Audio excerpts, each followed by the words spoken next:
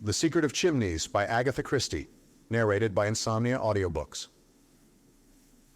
Chapter 1. Anthony Cade signs on Gentleman Joe. Why, if it isn't old Jimmy McGrath.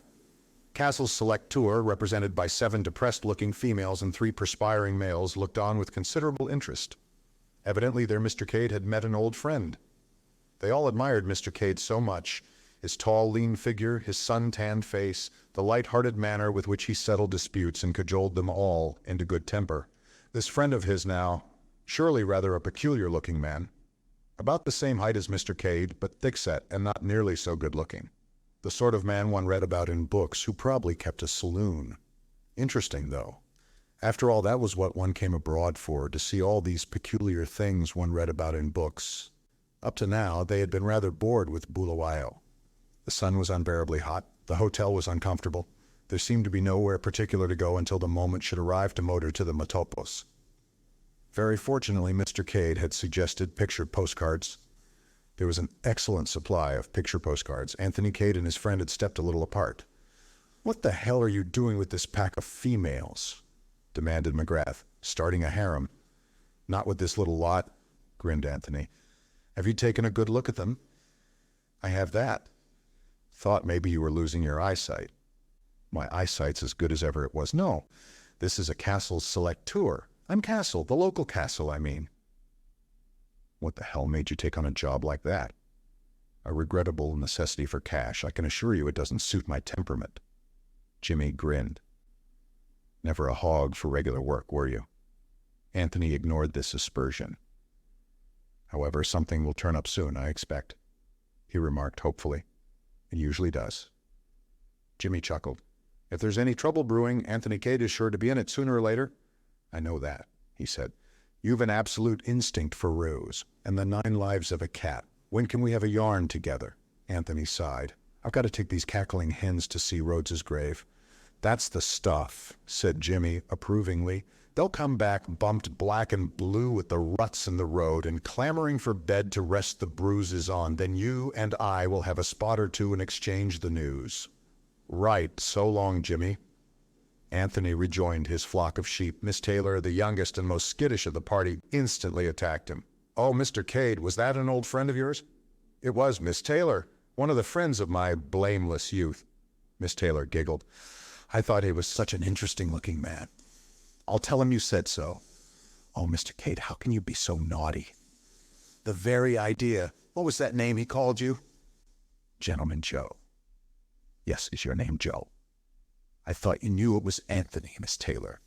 "Oh, go on with you," cried Miss Taylor coquettishly. Anthony had by now well mastered his duties. In addition to making the necessary arrangements of travel, they included soothing down irritable old gentlemen when their dignity was ruffled, seeing that elderly matrons had ample opportunities to buy picture postcards, and flirting with everything under a Catholic 40 years of age. The last task was rendered easier for him by the extreme readiness of the ladies in question to read a tender meaning into his most innocent remarks. Miss Taylor returned to the attack. "Why does he call you Joe, then?" "Oh, just because it isn't my name." "And why Gentleman Joe?" "The same kind of reason." "Oh, Mr. Cade," protested Miss Taylor, much distressed, "I'm sure you shouldn't say that. Papa was only saying last night what gentlemanly manners you had." "Very kind of your father, I'm sure, Miss Taylor. And we are all agreed that you are quite the gentleman." "I'm overwhelmed." "No, really, I mean it. Kind hearts are more than coronets," said Anthony vaguely, without a notion of what he meant by the remark, and wishing fervently it was lunchtime. "That's such a beautiful poem, I always think. Do you know much poetry, Mr. Cade?" "I might recite, 'The boy stood on the burning deck at a pinch. The boy stood on the burning deck, whence all but he had fled.' That's all I know, but I can do that bit with action if you like. 'The boy stood on the burning deck, whoosh, whoosh, whoosh, the flames, you see, whence all but he had fled. For that bit I run to and fro like a dog.'" Miss Taylor screamed with laughter. "Oh, do look at Mr. Cade. Isn't he funny?" "Time for morning tea," said Anthony briskly. "Come this way. There is an excellent cafe in the next street." "I presume," said Mrs. Caldecott in her deep voice, "that the expense is included in the tour?" "Morning tea, Mrs. Caldecott," said Anthony, assuming his professional manner, "is an extra." "Disgraceful. Life is full of trials, isn't it?" said Anthony cheerfully. Mrs. Caldicott's eyes gleamed, and she remarked with the air of one springing a mine, "I suspected as much, and in anticipation I poured off some tea into a jug at breakfast this morning. I can heat that up on the spirit lamp. Come, father." Mr. and Mrs. Caldicott sailed off triumphantly to the hotel, the ladies back complacent with successful forethought. "Oh, Lord," muttered Anthony. "What a lot of funny people it does take to make a world." He marshaled the rest of the party in the direction of the cafe. Miss Taylor kept by his side and resumed her catechism. "Is it a long time since you saw your friend?" "Just over 7 years. Was it in Africa you knew him?" "Yes, not this part, though. The first time I ever saw Jimmy McGrath, he was all trussed up, ready for the cooking pot. Some of the tribes in the interior are cannibals, you know. We got there just in time." "What happened?" "Very nice little shindy. We potted some of the beggars, and the rest took to their heels." "Oh, Mr. Cade, what an adventurous life you must have led." "Very peaceful, I assure you." But it was clear that the lady did not believe him. It was about 10 o'clock that night when Anthony Cade walked into the small room where Jimmy McGrath was busy manipulating various bottles. "Make it strong, James," he implored. "I can tell you I need it." "I should think you did, my boy. I wouldn't take on that job of yours for anything. Show me another, and I'll jump out of it fast enough." McGrath poured out his own drink, tossed it off with a practiced hand, and mixed a second one. Then he said slowly, "Are you in earnest about that, old son?" "About what?" "Chucking this job of yours if you could get another." "Why? You don't mean to say that you've got a job going begging. Why don't you grab it yourself?" "I have grabbed it, but I don't much fancy it. That's why I'm trying to pass it on to you." Anthony became suspicious. "What's wrong with it? They haven't engaged you to teach in a Sunday school, have they?" "Do you think anyone would choose me to teach in a Sunday school?" "Not if they knew you well, certainly." "It's a perfectly good job. Nothing wrong with it whatsoever." "Not in South America by any lucky chance? I've rather got my eye on South America. There's a very tidy little revolution coming off in one of those little republics soon." McGrath grinned. "You always were keen on revolutions. Anything to be mixed up in a really good row." "I feel my talents might be appreciated out there." "I tell you, Jimmy, I can be jolly useful in a revolution, to one side or the other.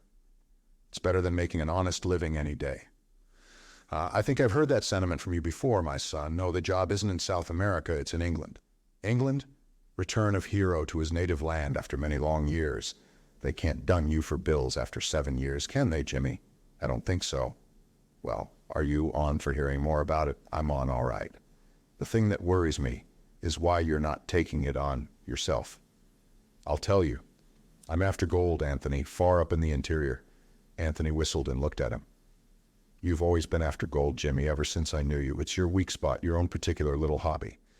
You've followed up more wild cat trails than anyone I know. And in the end, I'll strike it, you'll see." "Well, everyone his own hobby. Mine's rows, yours is gold. I'll tell you the whole story. I suppose you know all about Herzoslovakia." Anthony looked up sharply. "Herzoslovakia?" he said with a curious ring in his voice. "Yes, know anything about it." There was quite an appreciable pause before Anthony answered. Then he said slowly, "Only what everyone knows. It's one of the Balkan states, isn't it? Principal rivers unknown, principal mountains also unknown, but fairly numerous. Capital, Ekarest, population, chiefly brigands. Hobby, assassinating kings and having revolutions. Last king, Nicholas the Brute, assassinated about 7 years ago. Since then, it's been a republic, altogether a very likely spot.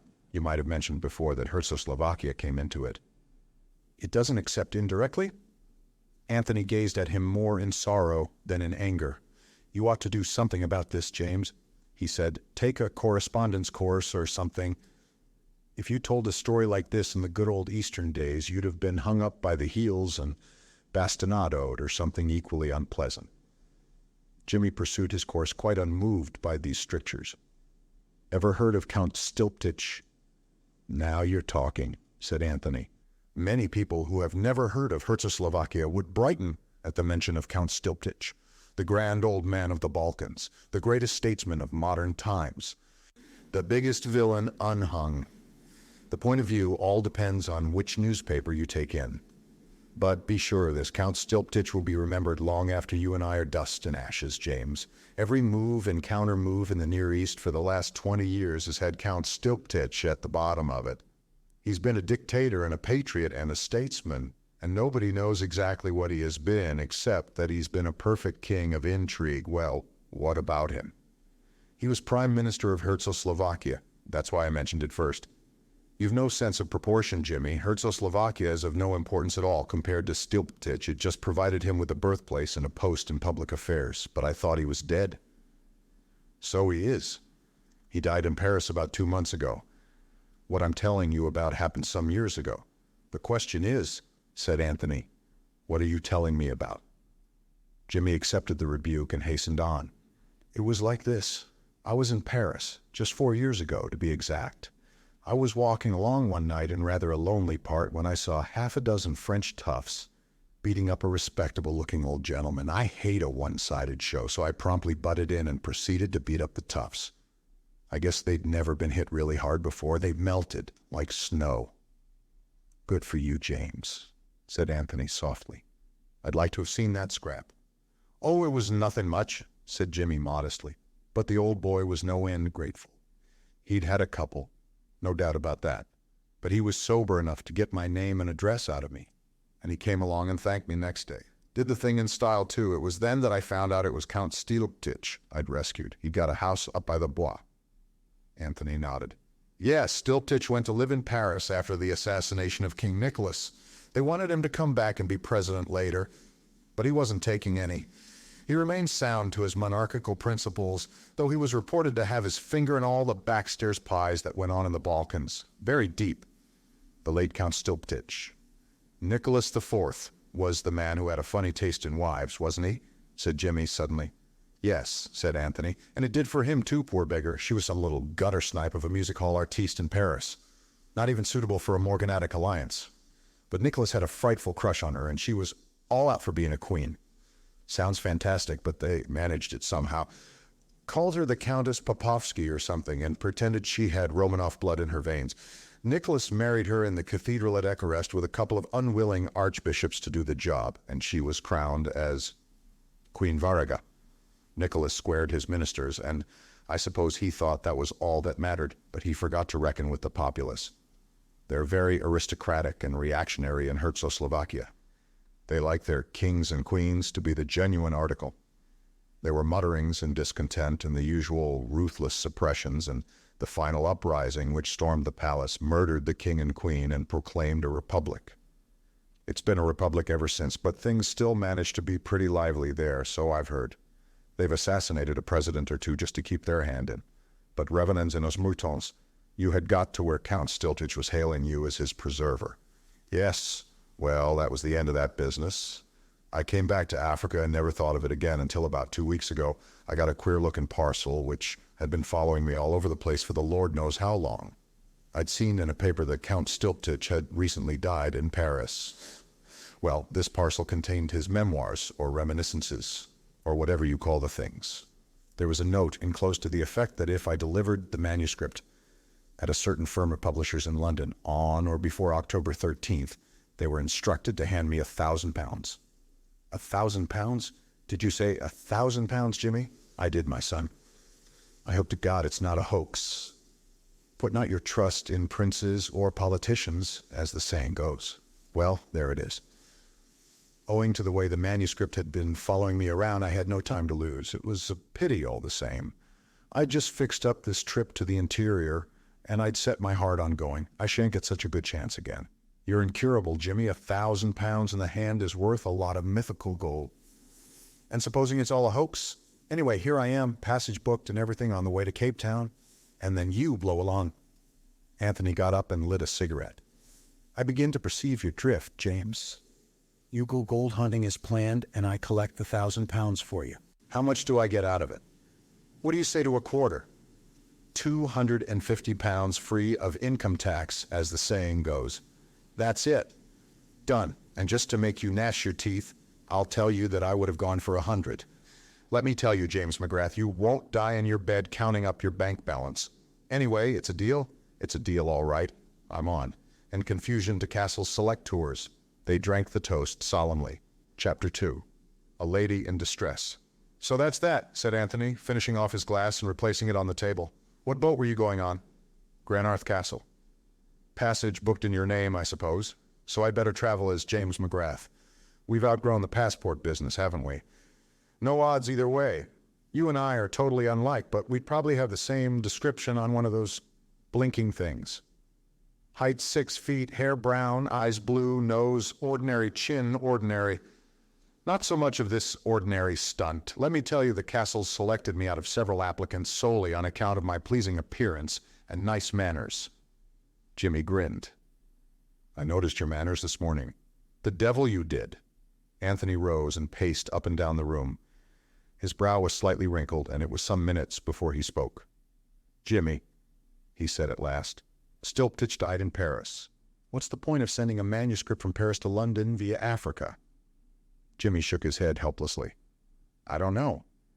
Why not do it up in a nice little parcel and send it by post? Sounds a damn sight more sensible, I agree. Of course, continued Anthony. I know that kings and queens and government officials are prevented by etiquette from doing anything in a simple, straightforward fashion, hence king's messengers and all that. In medieval days, you gave a fellow a signet ring as a sort of open sesame. The king's ring passed, my lord. And usually it was the other fellow who had stolen it. I always wonder why some bright lad never hit on the expedient of copying the ring, making a dozen or so, and selling them at 100 ducats apiece. They seem to have had no initiative in the Middle Ages. Jimmy yawned. My remarks on the Middle Ages don't seem to amuse you. Let us get back to Count Stylptitch. From France to England via Africa seems a bit thick even for a diplomatic personage. If he merely wanted to ensure that you should get £1,000, he could have left it you in his will. Thank God neither you nor I are too proud to accept a legacy. Stylptitch must have been balmy. You'd think so, wouldn't you? Anthony frowned and continued his pacing. Have you read the thing at all? He asked suddenly. Read what? The manuscript. Good Lord, no. What do you think I want to read a thing of that kind for? Anthony smiled. I just wondered, that's all. You know, a lot of trouble has been caused by memoirs. Indiscreet revelations, that sort of thing. People who have been closed as an oyster all their lives seem positively to relish causing trouble when they themselves shall be comfortably dead. It gives them a kind of malicious glee. Jimmy, what sort of a man was Count Stylptitch? You met him and talked to him, and you're a pretty good judge of raw human nature. Could you imagine him being a vindictive old devil? Jimmy shook his head. It's difficult to tell. You see, that first night he was distinctly canned, and the next day he was just a high-toned old boy with the most beautiful manners, overwhelming me with compliments till I didn't know where to look. And he didn't say anything interesting when he was drunk? Jimmy cast his mind back, wrinkling his brows as he did so. He said he knew where the Koh-i-Noor was, he volunteered doubtfully. Oh, well, said Anthony, we all know that. They keep it in the tower, don't they? Behind thick plate glass and iron bars with a lot of gentlemen in fancy dress standing around to see you don't pinch anything. That's right, agreed Jimmy. Did Stylptitch say anything else of the same kind? That he knew which city the Wallace collection was in, for instance? Jimmy shook his head. Said Anthony. He lit another cigarette and once more began pacing up and down the room. You never read the papers, I suppose, you heathen? He threw out presently. Not very often, said McGrath simply. They're not about anything that interests me as a rule. Thank heaven I'm more civilized. There have been several mentions of Herzoslovakia lately. Hints at a royalist restoration. Nicholas the IV didn't leave a son, said Jimmy. But I don't suppose for a minute that the Obolovich dynasty is extinct. There are probably shoals of young'uns knocking about, cousins and second cousins and third cousins once removed, so that there wouldn't be any difficulty in finding a king. Not in the least, I should say, replied Jimmy. You know, I don't wonder at their getting tired of Republican institutions. A full-blooded, virile people like that must find it awfully tame to pot at presidents after being used to kings. And talking of kings, that reminds me of something else old Stylptitch let out that night. He said he knew the gang that was after him. They were King Victor's people, he said. What? Anthony wheeled round suddenly. A slow grin widened on McGrath's face. Just a mite excited, aren't you, Gentleman Joe? He drawled. Don't be an ass, Jimmy. You've just said something rather important. He went over to the window and stood there looking out. Who is this King Victor anyway? Demanded Jimmy. Another Balkan monarch? No, said Anthony slowly. He isn't that kind of a king. What is he then? There was a pause, and then Anthony spoke. "He's a crook, Jimmy. The most notorious jewel thief in the world. A fantastic, daring fellow, not to be daunted by anything. King Victor was the nickname he was known by in Paris. Paris was the headquarters of his gang. They caught him there and put him away for 7 years on a minor charge. They couldn't prove the more important things against him. He'll be out soon, or he may be out already." "Do you think Count Stylptitch had anything to do with putting him away? Was that why the gang went for him? Out of revenge?" "I don't know," said Anthony. "It doesn't seem likely on the face of it. King Victor never stole the crown jewels of Herzoslovakia, as far as I've heard. But the whole thing seems rather suggestive, doesn't it? The death of Stylptitch, the memoirs, and the rumors in the papers, all vague but interesting. And there's a further rumor to the effect that they found oil in Herzoslovakia. I've a feeling in my bones, James, that people are getting ready to be interested in that unimportant little country." "What sort of people? Financiers and city offices? What are you driving at with all this?" "Trying to make an easy job difficult, that's all. You can't pretend there's going to be any difficulty in handing over a simple manuscript at a publisher's office?" "No," said Anthony regretfully. "I don't suppose there'll be anything difficult about that. But shall I tell you, James, where I propose to go with my pound 250? South America? No, my lad.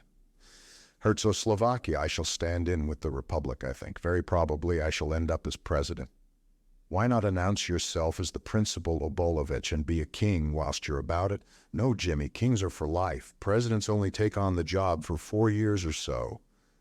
It would quite amuse me to govern a kingdom like Herzoslovakia for 4 years. The average for kings is even less, I should say," interpolated Jimmy. "It will probably be a serious temptation to me to embezzle your share of the £1,000. You won't want it, you know, when you get back way down with nuggets. I'll invest it for you in Herzoslovakian oil shares. You know, James, the more I think of it, the more pleased I am with this idea of yours. I should never have thought of Herzoslovakia if you hadn't mentioned it. I shall spend 1 day in London collecting the booty and then away by the Balkan Express. You won't get off quite as fast as that. I didn't mention it before, but I've got another little commission for you." Anthony sank into a chair and eyed him severely. "I knew all along that you were keeping something dark. This is where the catch comes in." "Not a bit. It's just something that's got to be done to help a lady. Once and for all, James, I refuse to be mixed up in your beastly love affairs." "It's not a love affair. I've never seen the woman. I'll tell you the whole story. If I've got to listen to more of your long, rambling stories, I shall have to have another drink." His host complied hospitably with this demand, then began the tale. "It was when I was up in Uganda. There was a Dago there whose life I had saved. If I were you, Jimmy, I should write a short book entitled, 'Lives I Have Saved.' This is the second I've heard of this evening." "Oh, well, I didn't really do anything this time. Just pulled the Dago out of the river. Like all Dagos, he couldn't swim." "Wait a minute. Has this story anything to do with the other business?" "Nothing whatever, though, oddly enough, now I remember it, the man was a Herzoslovakian. We always called him Dutch Pedro, though." Anthony nodded indifferently. "Any name's good enough for a Dago," he remarked. "Get on with the good work, James." "Well, the fellow was sort of grateful about it. Hung around like a dog. About 6 months later, he died of fever. I was with him.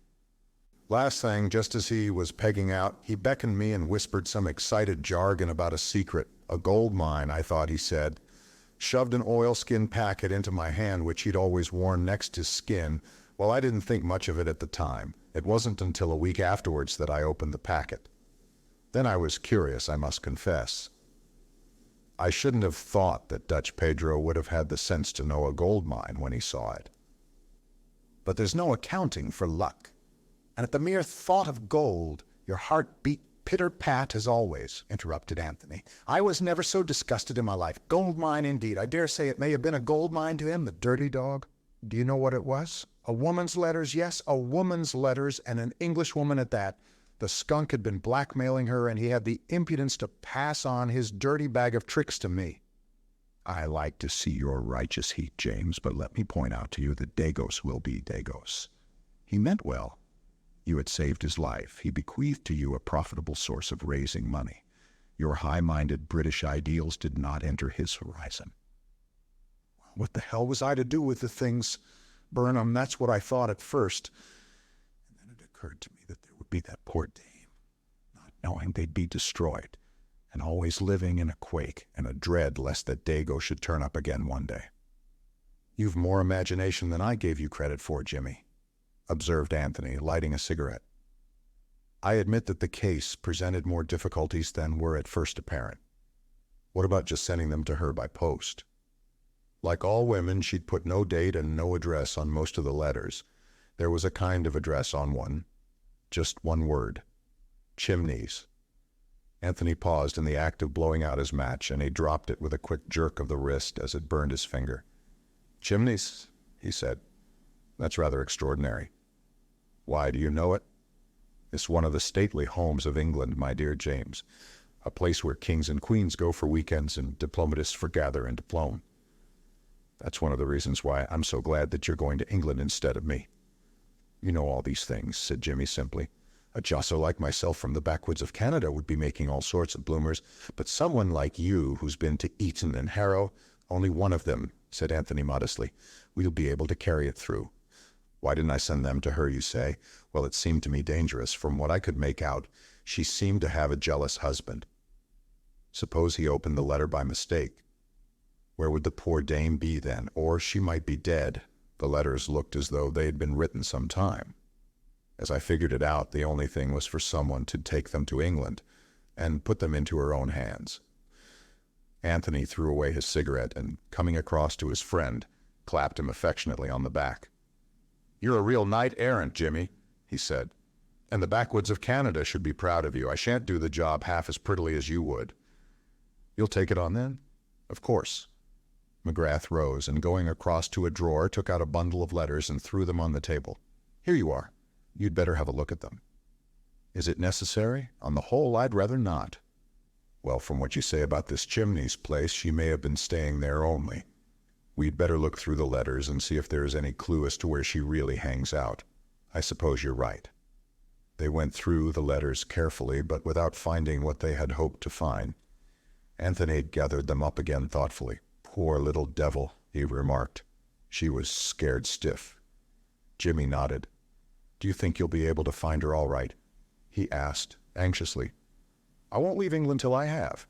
You're very concerned about this unknown lady, James. Jimmy ran his finger thoughtfully over the signature. It's a pretty name, he said apologetically.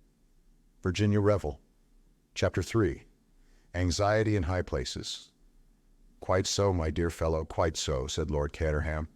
He had used the same words 3 times already, each time in the hope that they would end the interview and permit him to escape.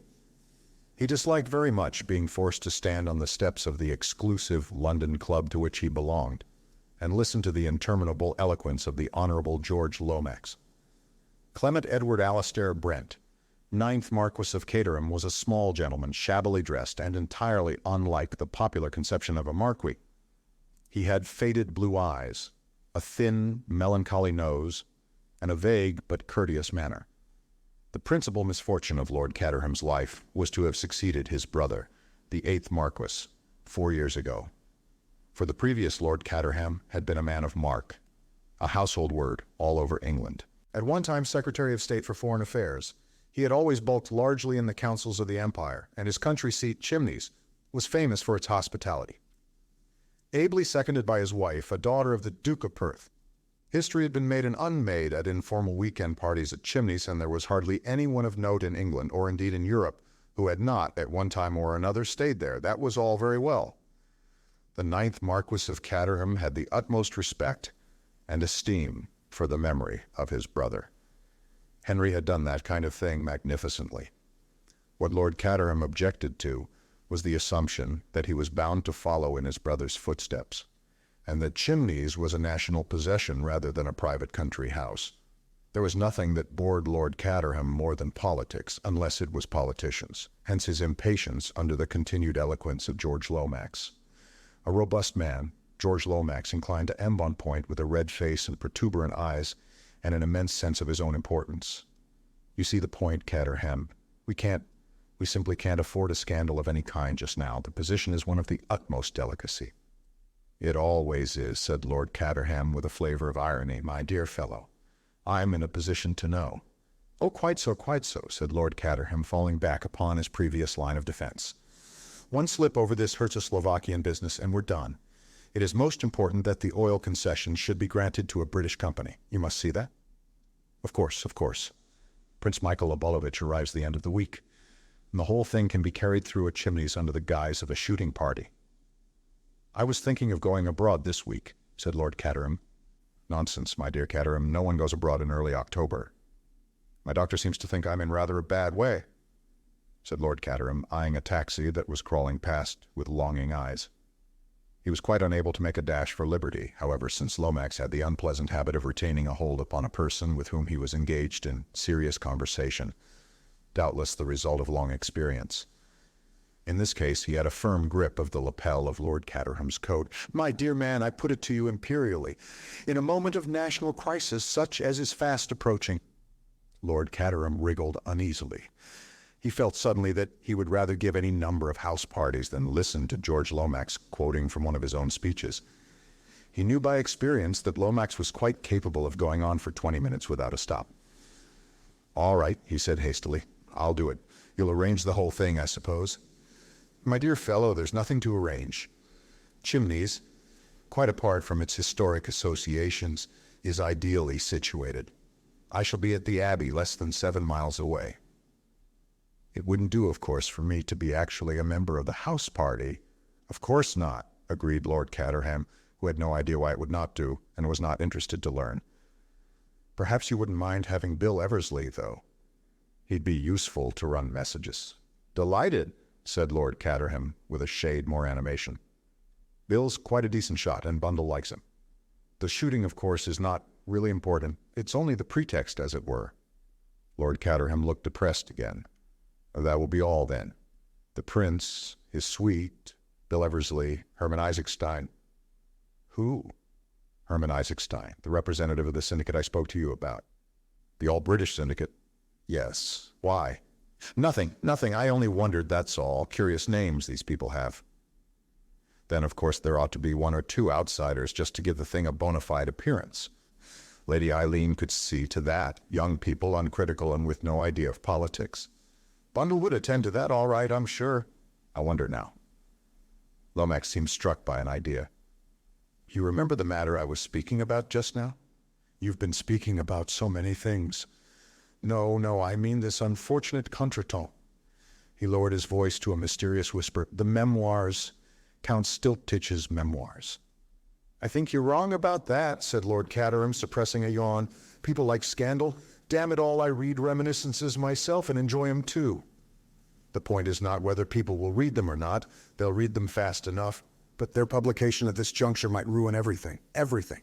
The people of Herzoslovakia wish to restore the monarchy and are prepared to offer the crown to Prince Michael, who has the support and encouragement of His Majesty's government, and who is prepared to grant concessions to Mr. Ike Hermanstein and company in return for the loan of $1 million or so to set him on the throne.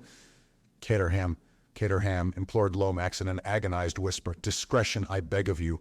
Above all things, discretion. And the point is, continued Lord Caterham with some relish, though he lowered his voice in obedience to the other's appeal, that some of Stylptitch's reminiscences may upset the apple cart. Tyranny and misbehavior of the Abolovich family generally, Questions asked in the House, why replace the present broad-minded and democratic form of government by an obsolete tyranny? Policy dictated by the blood-sucking capitalists. Down with the government. That kind of thing, Lomax nodded. And there might be worse still, he breathed. Only suppose that some reference should be made to that unfortunate disappearance. You know what I mean. Lord Caterham stared at him. No, I don't. What disappearance? You must have heard of it. Why, it happened while they were at Chimneys. Henry was terribly upset about it. It almost ruined his career. You interest me enormously, said Lord Caterham. Who or what disappeared? Lomax leant forward and put his mouth to Lord Caterham's ear. The latter withdrew it hastily. For God's sake, don't hiss at me. You heard what I said? Yes, I did, said Lord Caterham reluctantly. I remember now hearing something about it at the time. Very curious affair. I wonder who did it. It was never recovered. Never. Of course, we had to go about the matter with the utmost discretion. No hint of the loss could be allowed to leak out. But Stylptitch was there at the time. He knew something. Not all, but something. We were at loggerheads with him once or twice over the Turkish question. Suppose that in sheer malice he has set the whole thing down for the world to read. Think of the scandal, of the far-reaching results. Everyone would say, why was it hushed up? Of course they would, said Lord Caterham, with evident enjoyment. Lomax, whose voice had risen to a high pitch, took a grip on himself. I must keep calm, he murmured. I must keep calm. But I ask you this, my dear fellow. If he didn't mean mischief, why did he send the manuscript to London in this roundabout way? It's odd, certainly. You are sure of your facts? Absolutely. We, had our agents in Paris. The memoirs were conveyed away secretly some weeks before his death. Yes, it looks as though there's something in it, said Lord Caterham, with the same relish he had displayed before. We have found out that they were sent to a man called Jimmy, or James McGrath, a Canadian at present in Africa. Quite an imperial affair, isn't it? Said Lord Caterham cheerily. James McGrath is due to arrive by the Grandest Castle tomorrow, Thursday. What are you going to do about it? We shall, of course, approach him at once, point out the possibly serious consequences, and beg him to defer publication of the memoirs for at least a month, and in any case to permit them to be judiciously, edited. Supposing that he says no, sir. Or I'll god darn well see you in hell first. Or something bright and breezy like that, suggested Lord Caterham. That's just what I'm afraid of, said Lomax simply. That's why it suddenly occurred to me that it might be a good thing to ask him down to Chimneys as well. He'd be flattered, naturally, at being asked to meet Prince Michael, and it might be easier to handle him. I'm not going to do it, said Lord Caterham hastily. I don't get on with Canadians, never did, especially those that have lived much in Africa. You'd probably find him a splendid fellow, a rough diamond, you know. No, Lomax, I put my foot down there absolutely. Somebody else has got to tackle him. It has occurred to me, said Lomax, that a woman might be very useful here. Told enough, and not too much, you understand. A woman could handle the whole thing delicately and with tact. Put the position before him, as it were, without getting his back up. Not that I approve of women in politics. St. Stephen's is ruined, absolutely ruined nowadays. But woman in her own sphere can do wonders. Look at Henry's wife and what she did for him. Marcia was magnificent, unique, a perfect political hostess. You don't want me to ask Marcia down for this party, do you? Asked Lord Caterham, faintly, turning a little pale at the mention of his redoubtable sister-in-law. No, no, you misunderstand me. I was speaking of the influence of women in general. No, I suggest a young woman, a woman of charm, beauty, intelligence. Not Bundle. Bundle would be no use at all. She's a red-hot socialist if she's anything at all, and she'd simply scream with laughter at the suggestion. I was not thinking of Lady Eileen. Your daughter, Caterham, is charming, simply charming, but quite a child. We need someone with savoir-faire, poise, knowledge of the world. Ah, of course, the very person, my cousin Virginia. Mrs. Revel? Lord Caterham brightened up. He began to feel that he might possibly enjoy the party after all. A very good suggestion of yours, Lomax, the most charming woman in London. She is well up in Herzoslovakian affairs, too. Her husband was at the embassy there, you remember, and as you say, a woman of great personal charm.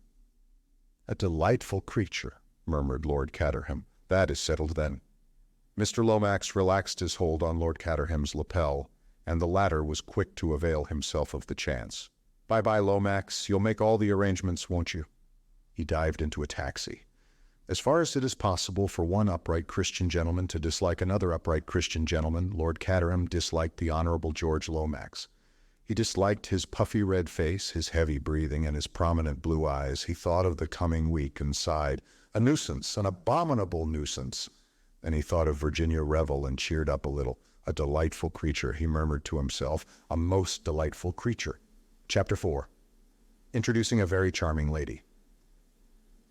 George Lomax returned straightway to Whitehall. As he entered the sumptuous apartment in which he transacted affairs of state, there was a scuffling sound. Mr. Bill Eversley was assiduously filing letters, but a large armchair near the window was still warm from contact with a human form. A very likable young man, Bill Eversley.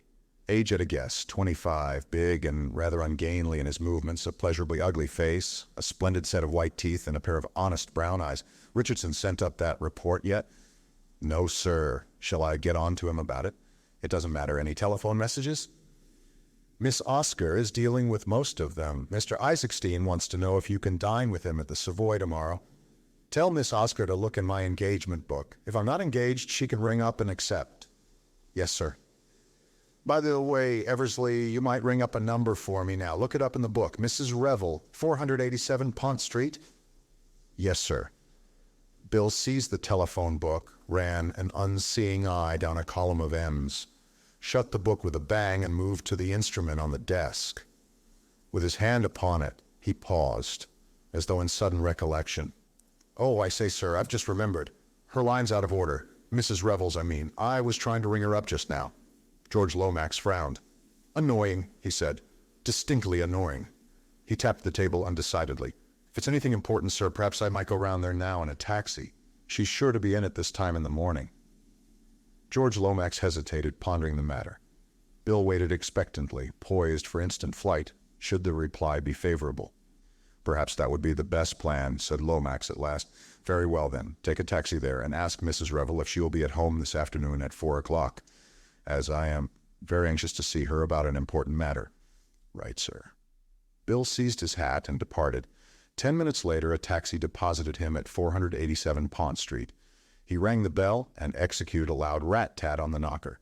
The door was opened by a grave functionary to whom Bill nodded with the ease of long acquaintance. Morning, Chilvers. Mrs. Revel in? I believe, sir, that she is just going out. Is that you, Bill? Called a voice over the banisters.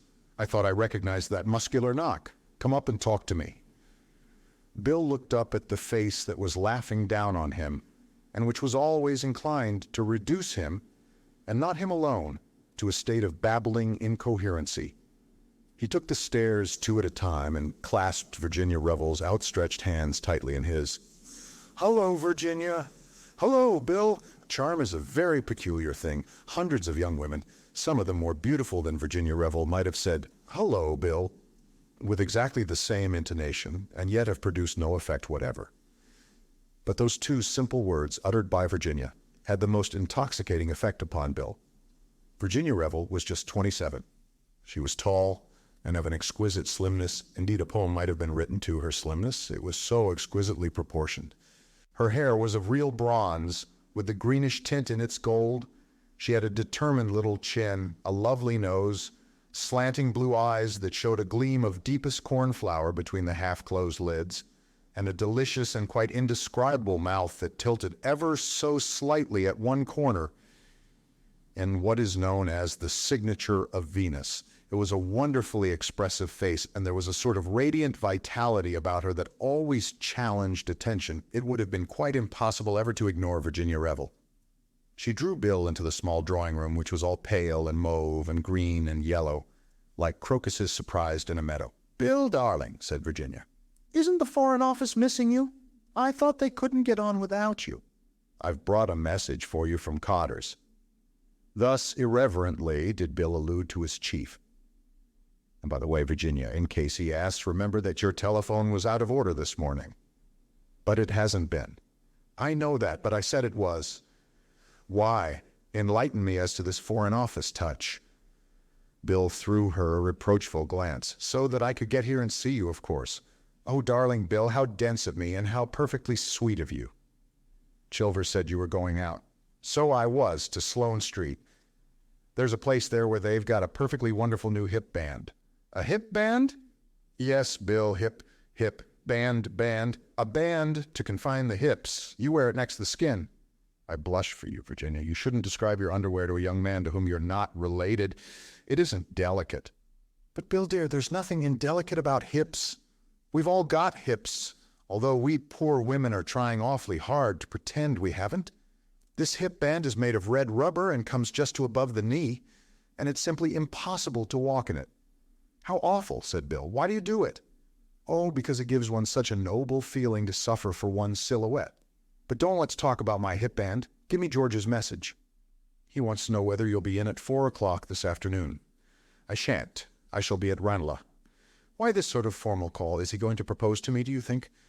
I shouldn't wonder. Because if so, you can tell him that I much prefer men who propose on impulse. Like me? It's not an impulse with you, Bill. It's habit. Virginia, won't you ever...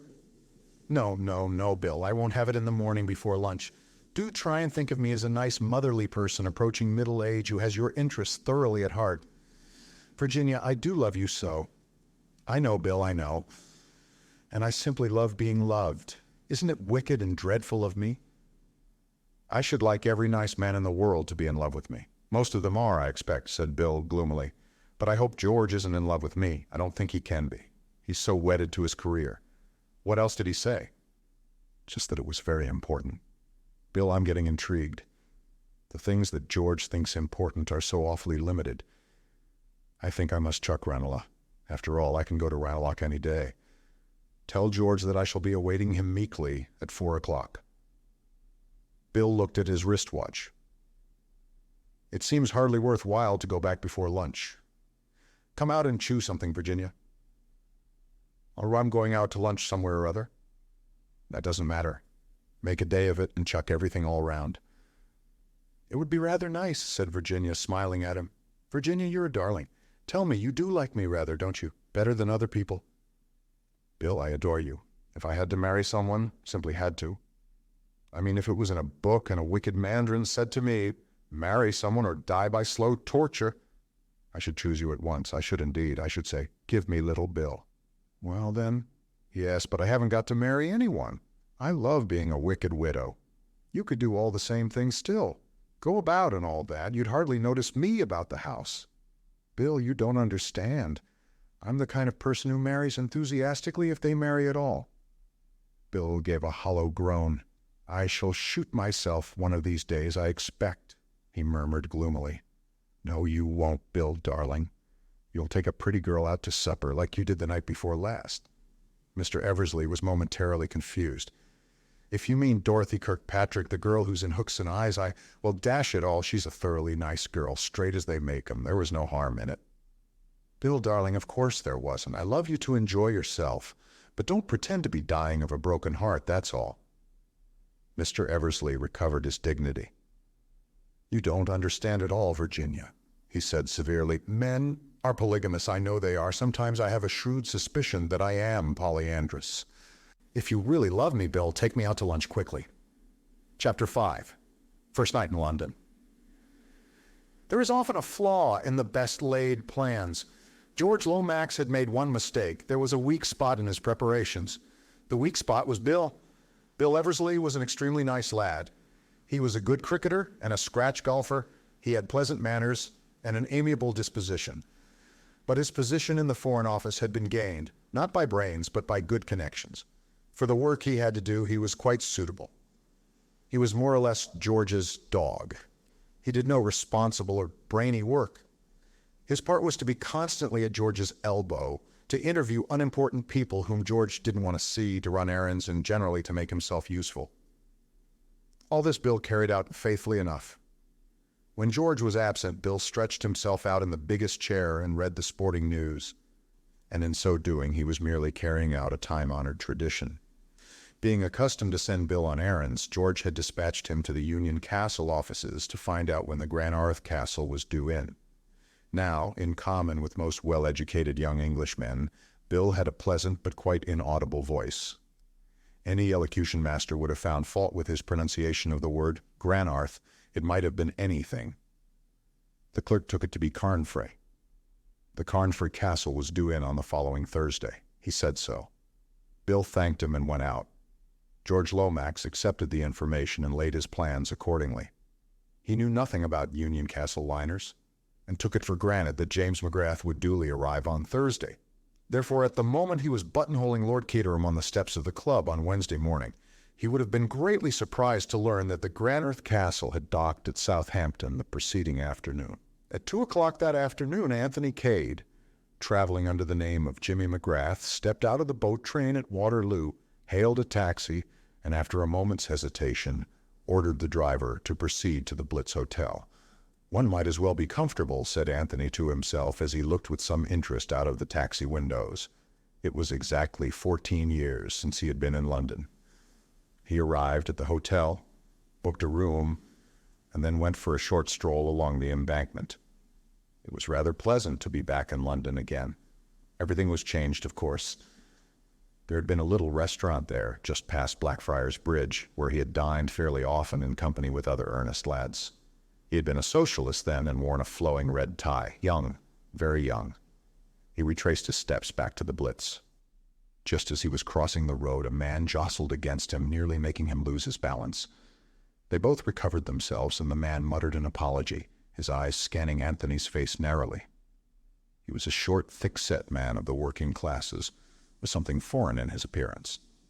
Anthony went on into the hotel, wondering as he did so, what had inspired that searching glance? Nothing in it, probably.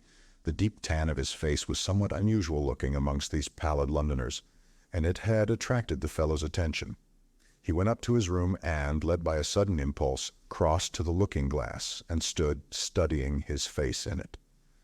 Of the few friends of the old days, just a chosen few, was it likely that any of them would recognize him now if they were to meet him face to face?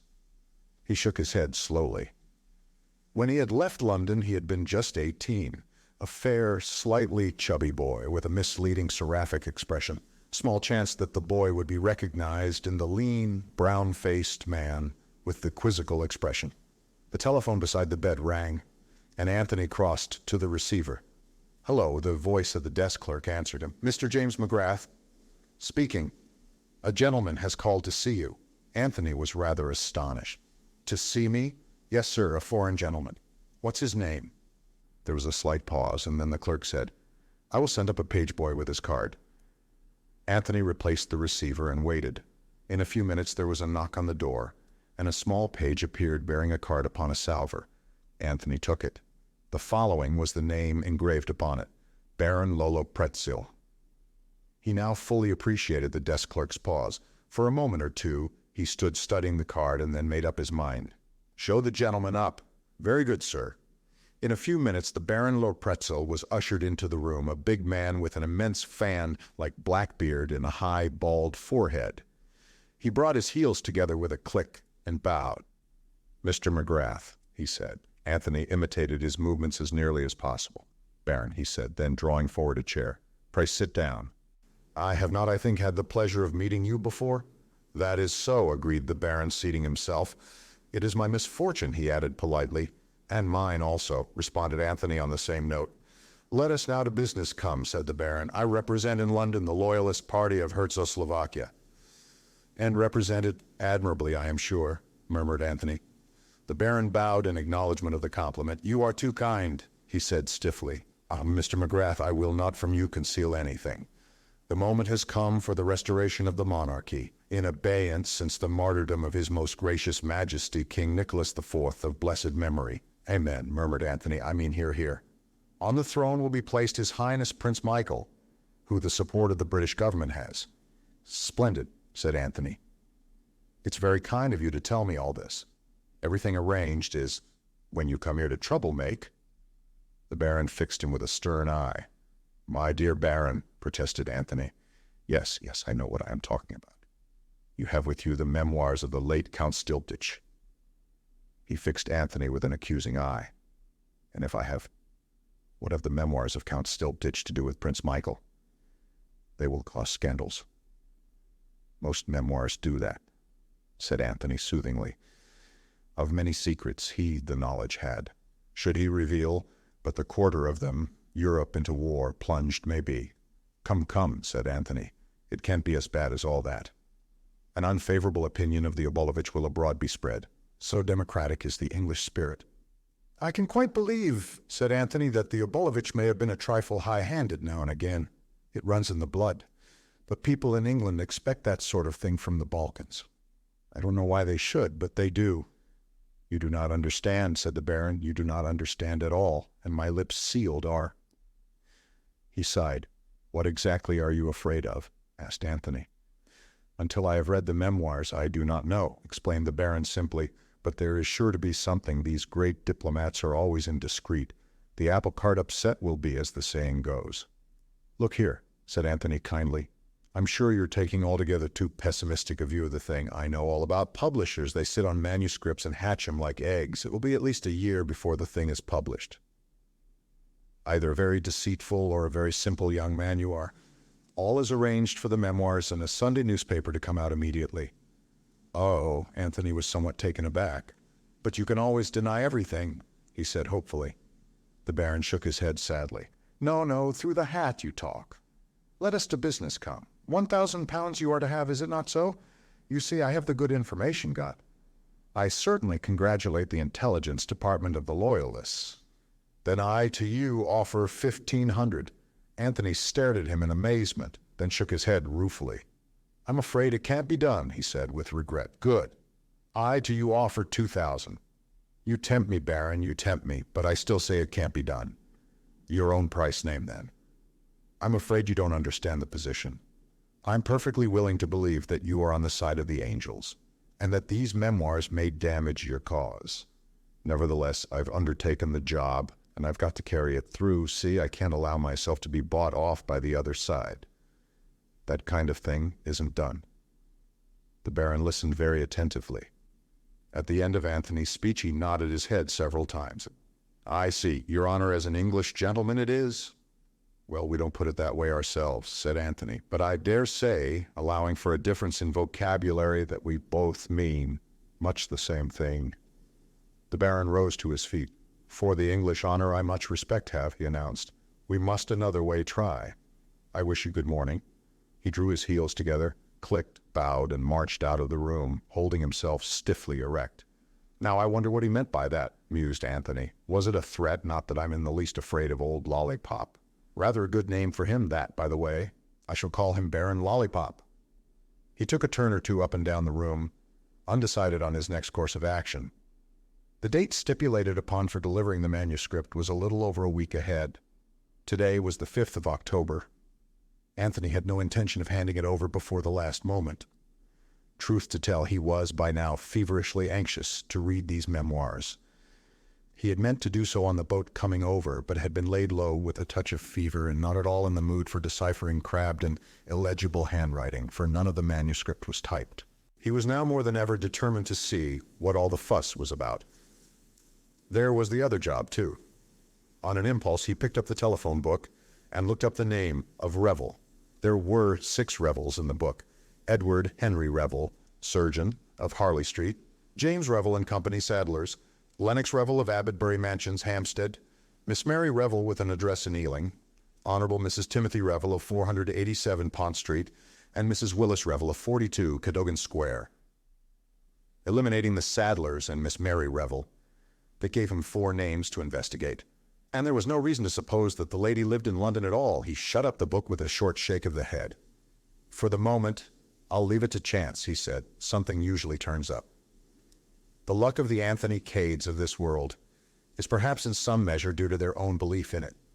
Anthony found what he was after not half an hour later, when he was turning over the pages of an illustrated paper. It was a representation of some tableau organized by the Duchess of Perth. Below the central figure, a woman in Eastern dress, was the inscription, "The Honorable Mrs. Timothy Revel as Cleopatra. Before her marriage, Mrs. Revel was the Honorable Virginia Cawthron, a daughter of Lord Edgbaston." Anthony looked at the picture some time, slowly pursing up his lips, as though to whistle. Then he tore out the whole page, folded it up, and put it in his pocket. He went upstairs again, unlocked his suitcase, and took out the packet of letters. He took out the folded page from his pocket and slipped it under the string that held them together. Then, at a sudden sound behind him, he wheeled round sharply. A man was standing in the doorway, the kind of man whom Anthony had fondly imagined existed only in the chorus of a comic opera. A sinister-looking figure, with a squat, brutal head and lips drawn back in an evil grin. "What the devil are you doing here?" asked Anthony. "And who let you come up?" "I pass where I please," said the stranger. His voice was guttural and foreign, though his English was idiomatic enough. "Another Dago," thought Anthony. "Well, get out, do you hear?" he went on aloud. The man's eyes were fixed on the packet of letters which Anthony had caught up. "I will get out when you have given me what I have come for." "And what's that, may I ask?" The man took a step nearer. "The memoirs of Count Stylptitch," he hissed. "It's impossible to take you seriously," said Anthony. "You're so completely the stage villain. I like your get-up very much. Who sent you here? Baron Lollipop? Baron—" The man jerked out a string of harsh-sounding consonants. So that's how you pronounce it, is it? A cross between gargling and barking like a dog. I don't think I could say it myself. My throat's not made that way. I shall have to go on calling him Lollipop. So he sent you, did he? But he received a vehement negative. His visitor went so far as to spit upon the suggestion in a very realistic manner. Then he drew from his pocket a sheet of paper which he threw upon the table. "Look," he said. "Look and tremble, accursed Englishman." Anthony looked with some interest, not troubling to fulfill the latter part of the command. On the paper was traced the crude design of a human hand in red. "It looks like a hand," he remarked. "But if you say so, I'm quite prepared to admit that it's a cubist picture of sunset at the North Pole. It is the sign of the comrades of the Red Hand. I am a comrade of the Red Hand." "You don't say so," said Anthony, looking at him with much interest.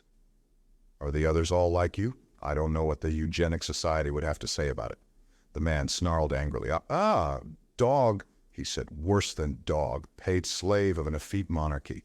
Give me the memoirs and you shall go unscathed. Such is the clemency of the Brotherhood." "It's very kind of them, I'm sure," said Anthony, "but I'm afraid that both they and you are laboring under a misapprehension. My instructions are to deliver the manuscript, not to your amiable society, but to a certain firm of publishers." "Pah!" laughed the other. "Do you think you will ever be permitted to reach that office alive? Enough of this fool's talk. Hand over the papers or I shoot." He drew a revolver from his pocket and brandished it in the air, but there he misjudged his Anthony Cade. He was not used to men who could act as quickly or quicker than they could think. Anthony did not wait to be covered by the revolver. Almost as soon as the other got it out of his pocket, Anthony had sprung forward and knocked it out of his hand. The force of the blow sent the man swinging round so that he presented his back to his assailant. The chance was too good to be missed. With one mighty, well-directed kick, Anthony sent the man flying through the doorway into the corridor, where he collapsed in a heap. Anthony stepped out after him, but the doughty comrade of the Red Hand had had enough. He got nimbly to his feet and fled down the passage. Anthony did not pursue him, but went back into his own room. "So much for the comrades of the Red Hand," he remarked. "Picturesque appearance, but easily routed by direct action. How the hell did that fellow get in, I wondered. There's one thing that stands out pretty clearly. This isn't going to be quite such a soft job as I thought. I've already fallen foul of both the Loyalist and the Revolutionary parties. Soon, I suppose, the Nationalists and the Independent Liberals will be sending up a delegation. One thing's fixed. I start on that manuscript tonight." Looking at his watch, Anthony discovered that it was nearly 9 o'clock, and he decided to dine where he was. He did not anticipate any more surprise visits, but he felt that it was up to him to be on his guard. He had no intention of allowing his suitcase to be rifled whilst he was downstairs in the grill room. He rang the bell and asked for the menu, selected a couple of dishes, and ordered a bottle of Bordeaux. The waiter took the order and withdrew. Whilst he was waiting for the meal to arrive, he got out the package of manuscript and put it on the table with the letters. There was a knock at the door, and the waiter entered with a small table and the accessories of the meal. Anthony had strolled over to the mantelpiece. Standing there with his back to the room, he was directly facing the mirror, and idly glancing in it, he noticed a curious thing. The waiter's eyes were glued on the parcel of manuscript. Shooting little glances sideways at Anthony's immovable back, he moved softly round the table. His hands were twitching, and he kept passing his tongue over his dry lips. Anthony observed him more closely.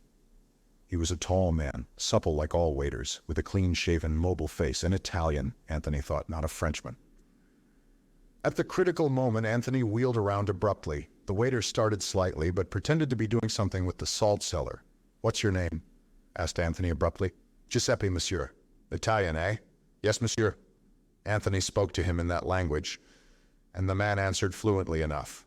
Finally, Anthony dismissed him with a nod. But all the while he was eating the excellent meal which Giuseppe served to him, he was thinking rapidly. Had he been mistaken? Was Giuseppe's interest in the parcel just ordinary curiosity? It might be so, but remembering the feverish intensity of the man's excitement, Anthony decided against that theory. All the same, he was puzzled. "Dash it all," said Anthony to himself. "Everyone can't be after the blasted manuscript. Perhaps I'm fancying things." Dinner concluded and cleared away. He applied himself to the perusal of the memoirs. Owing to the illegibility of the late Count's handwriting, the business was a slow one. Anthony's yawns succeeded one another with suspicious rapidity. At the end of the 4th chapter, he gave it up. So far, he had found the memoirs insufferably dull, with no hint of scandal of any kind. He gathered up the letters and the wrapping of the manuscript, which were lying in a heap together on the table, and locked them up in the suitcase.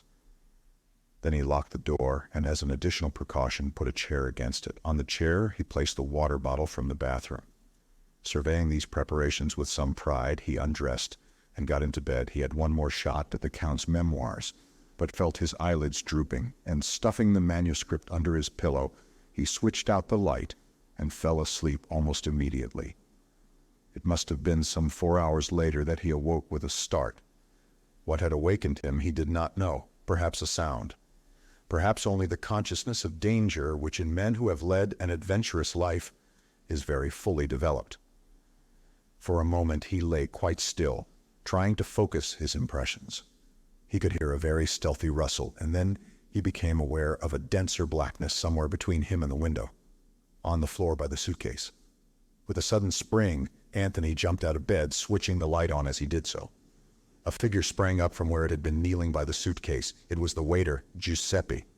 In his right hand gleamed a long, thin knife. He hurled himself straight upon Anthony, who was by now fully conscious of his own danger. He was unarmed, and Giuseppe was evidently thoroughly at home with his own weapon.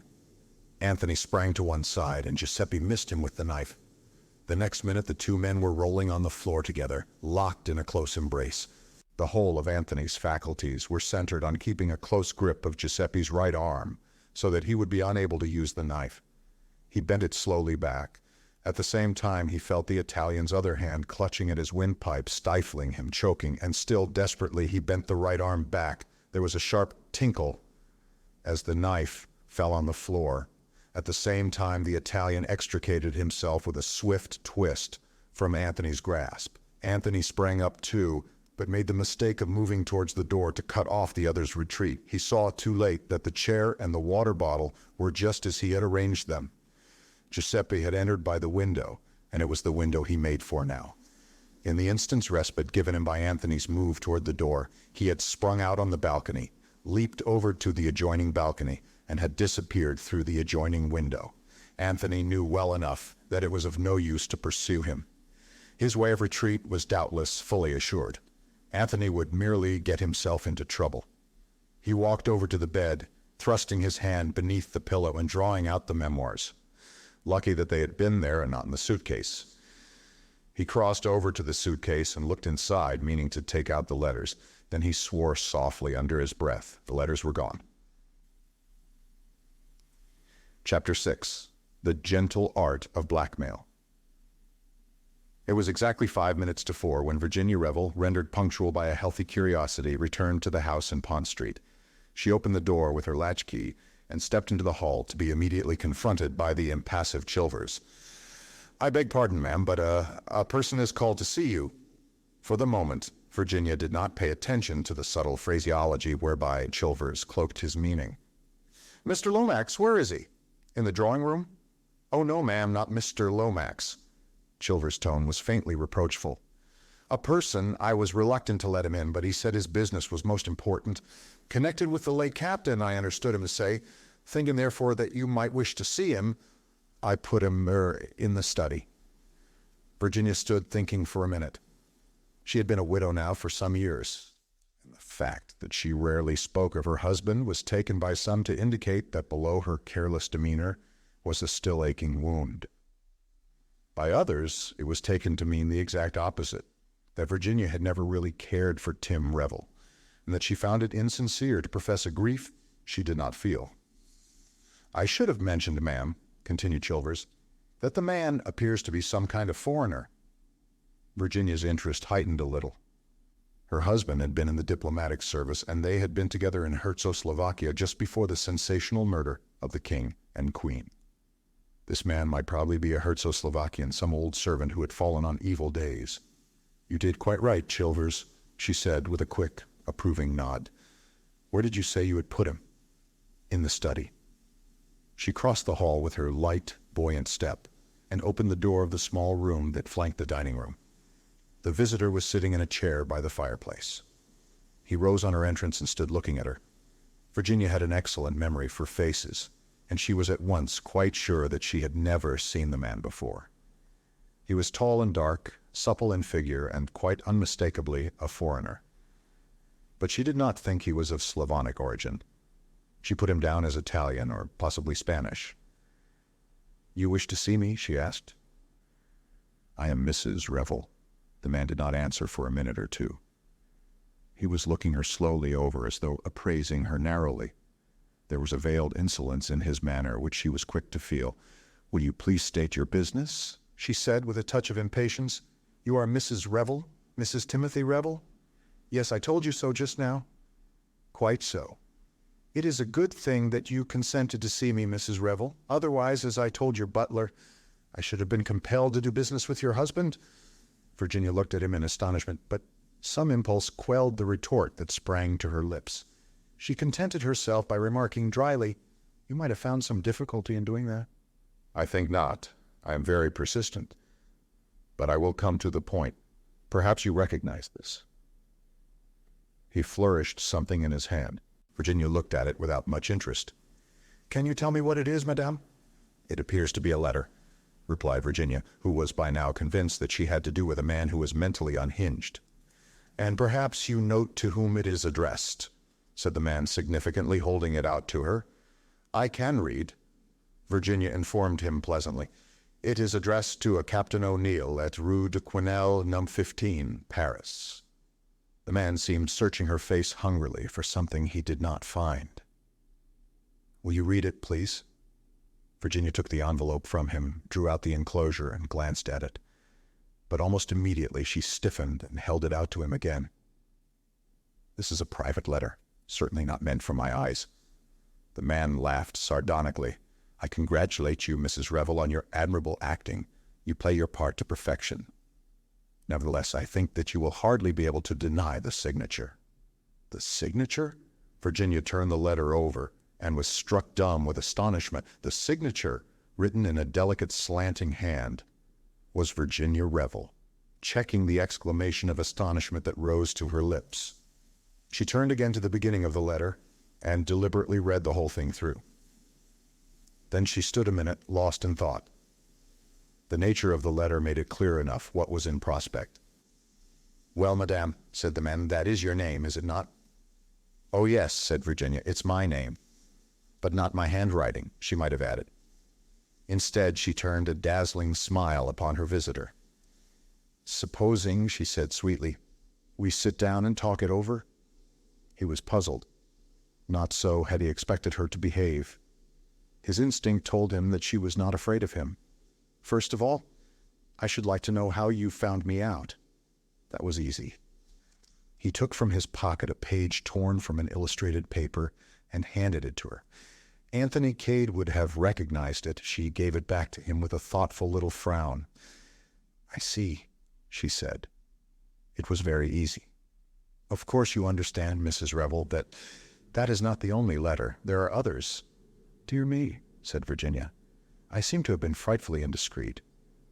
Again she could see that her light tone puzzled him. She was by now thoroughly enjoying herself. "At any rate," she said, smiling sweetly at him, "it's very kind of you to call and give them back to me." There was a pause as he cleared his throat. "I am a poor man, Mrs. Revel," he said at last, with a good deal of significance in his manner. "As such you will doubtless find it easier to enter the kingdom of heaven, or so I have always heard. I cannot afford to let you have these letters for nothing. I think you are under a misapprehension. Those letters are the property of the person who wrote them. That may be the law, madame, but in this country you have a saying. Possession is 9 points of the law. And in any case, are you prepared to invoke the aid of the law?" "The law is a severe one for blackmailers," Virginia reminded him. "Come, Mrs. Revel, I'm not quite a fool. I have read these letters, the letters of a woman to her lover, one and all breathing dread of discovery by her husband. Do you want me to take them to your husband?" "You have overlooked one possibility. Those letters were written some years ago, supposing that since then I have become a widow." He shook his head with confidence. In that case, if you had nothing to fear, you would not be sitting here making terms with me. Virginia smiled. What is your price? She asked in a businesslike manner. For £1,000 I will hand the whole packet over to you. It is very little that I am asking there, but you see, I do not like the business.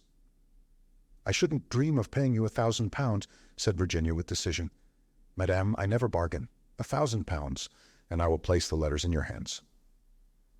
Virginia reflected. You must give me a little time to think it over. It will not be easy for me to get such a sum together. A few pounds on account, perhaps, say 50, and I will call again. Virginia looked up at the clock. It was 5 minutes past 4, and she fancied that she had heard the bell. Very well, she said hurriedly. Come back tomorrow, but later than this, about 6. She crossed over to a desk that stood against the wall, unlocked one of the drawers, and took out an untidy handful of notes. There is about £40 here. That will have to do for you. He snatched at it eagerly. And now go at once, please, said Virginia. He left the room obediently enough. Through the open door, Virginia caught a glimpse of George Lomax in the hall, just being ushered upstairs by Chilvers. As the front door closed, Virginia called to him. Come in here, George. Chilvers, bring us tea in here, will you, please? She flung open both windows, and George Lomax came into the room to find her standing erect, with dancing eyes and wind-blown hair. I'll shut them in a minute, George, but I felt the room ought to be aired. Did you fall over the blackmailer in the hall? The what? Blackmailer, George. Blackmailer. One who blackmails. My dear Virginia, you can't be serious. Oh, but I am, George. But who did he come here to blackmail? Me, George. But, my dear Virginia, what have you been doing? Well, just for once, as it happens, I hadn't been doing anything. The good gentleman mistook me for someone else. You rang up the police, I suppose? No, I didn't. I suppose you think I ought to have done so. Well, George considered weightily. No, perhaps not. Perhaps you acted wisely. You might be mixed up in some unpleasant publicity in connection with the case. You might even have had to give evidence. I should have liked that, said Virginia. I would love to be summoned, and I should like to see if judges really do make all the rotten jokes you read about. It would be most exciting. I was at Vine Street the other day to see about a diamond brooch I had lost, and there was the most perfectly lovely inspector, the nicest man I ever met. George, as was his custom, let all irrelevancies pass. But what did you do about this scoundrel? Well, George said, I'm afraid I let him do it. Do what? Blackmail me. George's face of horror was so poignant that Virginia had to bite her under lip. You mean, do I understand you to mean that you did not correct the misapprehension under which he was laboring? Virginia shook her head, shooting a sideways glance at him. Good heavens, Virginia, you must be mad. I suppose it would seem that way to you. But why? In God's name, why? Several reasons. To begin with, he was doing it so beautifully. Blackmailing me, I mean. I hate to interrupt an artist when he's doing his job really well. And then, you see, I'd never been blackmailed. I should hope not, indeed. And I wanted to see what it felt like. I'm quite at a loss to comprehend you, Virginia. I knew you wouldn't understand. You did not give him money, I hope. Just a trifle, said Virginia apologetically. How much? £40. Virginia. My dear George, it's only what I pay for an evening dress. It's just as exciting to buy a new experience as it is to buy a new dress. More so, in fact. George Lomax merely shook his head, and Chilvers appearing at that moment with the tea urn, he was saved from having to express his outraged feelings. When tea had been brought in and Virginia's deft fingers were manipulating the heavy silver teapot, she spoke again on the subject. I had another motive too, George, a brighter and better one. We women are usually supposed to be cats, but at any rate, I'd done another woman a good turn this afternoon. This man isn't likely to go off looking for another Virginia Revel. He thinks he's found his bird all right. Poor little devil, she was in a blue funk when she wrote that letter. Mr. Blackmailer would have had the easiest job of his life there. Now, though he doesn't know it, he's up against a tough proposition. Starting with the great advantage of having led a blameless life, I shall toy with him to his undoing. As they say in books, guile, George, lots of guile. George still shook his head. I don't like it, he persisted. I don't like it. Well, never mind, George, dear. You didn't come here to talk about blackmailers. What did you come here for, by the way? Correct answer. To see you. Accent on the U, and press her hand with significance, unless you happen to have been eating heavily buttered muffin, in which case it must all be done with the eyes. I did come to see you, replied George seriously, and I'm glad to find you alone. Oh, George, this is so sudden, says she, swallowing a currant. I wanted to ask a favor of you. I've always considered you, Virginia, as a woman of considerable charm. Oh, George, and also a woman of intelligence. Not really. How well the man knows me. My dear Virginia, there is a young fellow arriving in England tomorrow whom I should like you to meet. All right, George, but it's your party. Let that be clearly understood. You could, I feel sure, if you chose, exercise your considerable charm. Virginia cocked her head a little on one side. George, dear, I don't charm as a profession, you know. Often I like people, and then, well, they like me. But I don't think I could set out in cold blood to fascinate a helpless stranger. That sort of thing isn't done, George. It really isn't. There are professional sirens who would do it much better than I should. That is out of the question, Virginia. This young man, he is a Canadian, by the way, of the name of McGrath. A Canadian of Scotch descent, says she, deducing brilliantly, is probably quite unused to the higher walks of English society. I should like him to appreciate the charm and distinction of a real English gentlewoman, meaning me. Exactly. Why? I beg your pardon? I said, why? You don't boom the real English gentlewoman with every stray Canadian who sets foot upon our shores. What is the deep idea, George? To put it vulgarly, what do you get out of it? I cannot see that that concerns you, Virginia. I couldn't possibly go out for an evening and fascinate unless I knew all the whys and wherefores. You have a most extraordinary way of putting things, Virginia. Anyone would think, wouldn't they? Come on, George, part with a little more information. My dear Virginia, matters are likely to be a little strained shortly in a certain Central European nation. It is important, for reasons which are immaterial, that this Mr. McGrath should be brought to realize that the restoring of the monarchy in Herzoslovakia is imperative to the peace of Europe. The part about the peace of Europe is all bosh, said Virginia calmly, but I'm all for monarchies every time, especially for a picturesque people like the Herzoslovakians. So you're running a king in the Herzoslovakian states, are you? Who is he? George was reluctant to answer, but did not see his way to avoid the question. The interview was not going at all as he had planned. He had foreseen Virginia as a willing, docile tool, receiving his hints gratefully and asking no awkward questions. This was far from being the case. She seemed determined to know all about it. And this George, ever doubtful of female discretion, was determined at all costs to avoid. He had made a mistake. Virginia was not the woman for the part. She might indeed cause serious trouble. Her account of her interview with the blackmailer had caused him grave apprehension, a most undependable creature with no idea of treating serious matters seriously. Prince Michael Obolovich, he replied as Virginia was obviously waiting for an answer to her question. But please let that go no further. Don't be absurd, George. There are all sort of hints in the papers already and articles cracking up the Obolovich dynasty and talking about the murdered Nicholas IV as though he were a cross between a saint and a hero, instead of a stupid little man besotted by a third-rate actress. George winced. He was more than ever convinced that he had made a mistake in enlisting Virginia's aid. He must stave her off quickly. You are right, my dear Virginia, he said hastily as he rose to his feet to bid her farewell. I should not have made the suggestion I did to you. But we are anxious for the Dominions to see eye to eye with us on this Herzoslovakian crisis, and McGrath has, I believe, influence in journalistic circles. As an ardent monarchist and with your knowledge of the country, I thought it a good plan for you to meet him. So that's the explanation, is it? Yes, but I dare say you wouldn't have cared for him. Virginia looked at him for a second, and then she laughed. George, she said, you're a rotten liar. Virginia, rotten, absolutely rotten. If I had had your training, I could have managed a better one than that, one that had a chance of being believed. But I shall find out all about it, my poor George. Rest assured of that. The mystery of Mr. McGrath. I shouldn't wonder if I got a hint or two at Chimneys this weekend. At Chimneys, you are going to Chimneys. George could not conceal his perturbation. He had hoped to reach Lord Caterham in time for the invitation to remain unissued. Bundle rang up and asked me this morning. George made a last effort. Rather a dull party, I believe, he said. Hardly in your line, Virginia. My poor George, why didn't you tell me the truth and trust me? It's still not too late. George took her hand and dropped it again limply.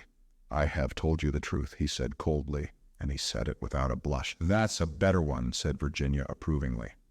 But it's still not good enough. Cheer up, George. I shall be at Chimneys all right, exerting my considerable charm, as you put it.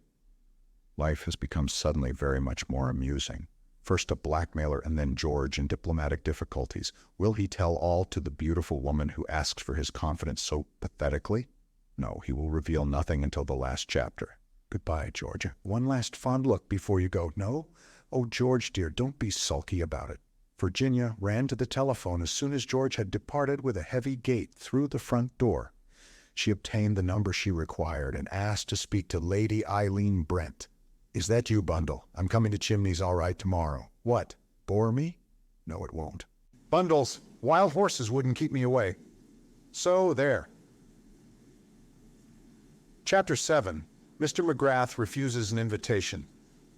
The letters were gone. Having once made up his mind to the fact of their disappearance, there was nothing to do but accept it. Anthony realized very well that he could not pursue Giuseppe through the corridors of the Blitz Hotel. To do so was to court undesired publicity, and in all probability to fail in his object all the same. He came to the conclusion that Giuseppe had mistaken the packet of letters enclosed as they were in the other wrappings for the memoirs themselves. It was likely, therefore, that when he discovered his mistake, he would make another attempt to get hold of the memoirs. For this attempt, Anthony intended to be fully prepared. Another plan that occurred to him was to advertise discreetly for the return of the package of letters. Supposing Giuseppe to be an emissary of the comrades of the Red Hand, or, which seemed to Anthony more probable, to be employed by the Loyalist party, the letters could have no possible interest for either employer, and he would probably jump at the chance of obtaining a small sum of money for their return. Having thought out all this, Anthony returned to bed and slept peacefully until morning. He did not fancy that Giuseppe would be anxious for a second encounter that night. Anthony got up with his plan of campaign fully thought out. He had a good breakfast, glanced at the papers, which were full of the new discoveries of oil in Herzoslovakia, and then demanded an interview with the manager, and being Anthony Cade, with a gift for getting his own way by means of quiet determination, he obtained what he asked for. The manager, a Frenchman with an exquisitely suave manner, received him in his private office. You wish to see me, I understand, Mr. McGrath? I did. I arrived at your hotel yesterday afternoon, and I had dinner served to me in my own rooms by a waiter whose name was Giuseppe. He paused. I dare say we have a waiter of that name, agreed the manager indifferently. I was struck by something unusual in the waiter's manner, but thought nothing more of it at the time. Later, in the night, I was awakened by the sound of someone moving softly about the room.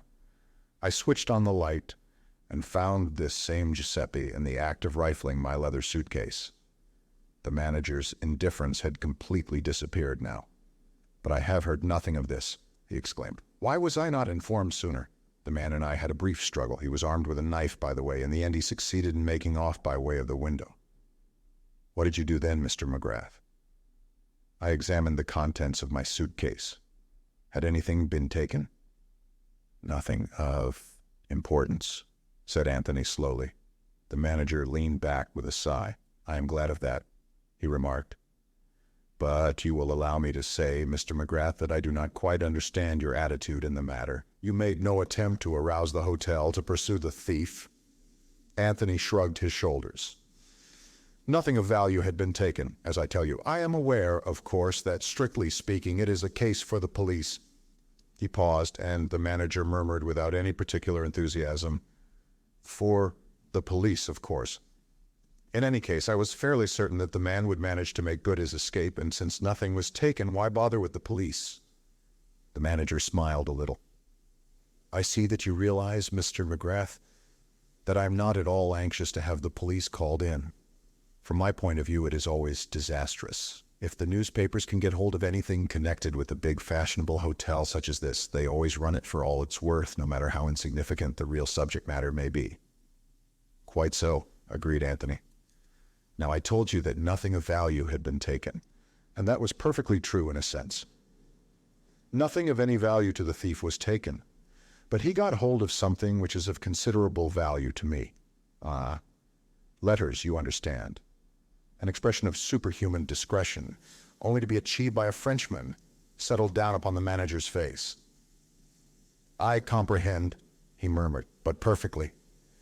Naturally, it is not a matter for the police. We are quite agreed upon that point. But you will understand that I have every intention of recovering these letters. In the part of the world where I come from, people are used to doing things for themselves. What I require from you, therefore, is the fullest possible information you can give me about this waiter, Giuseppe." "I see no objection to that," said the manager after a moment or two's pause. "I cannot give you the information offhand, of course, but if you will return in half an hour's time, I will have everything ready to lay before you." "Thank you very much." "That will suit me admirably."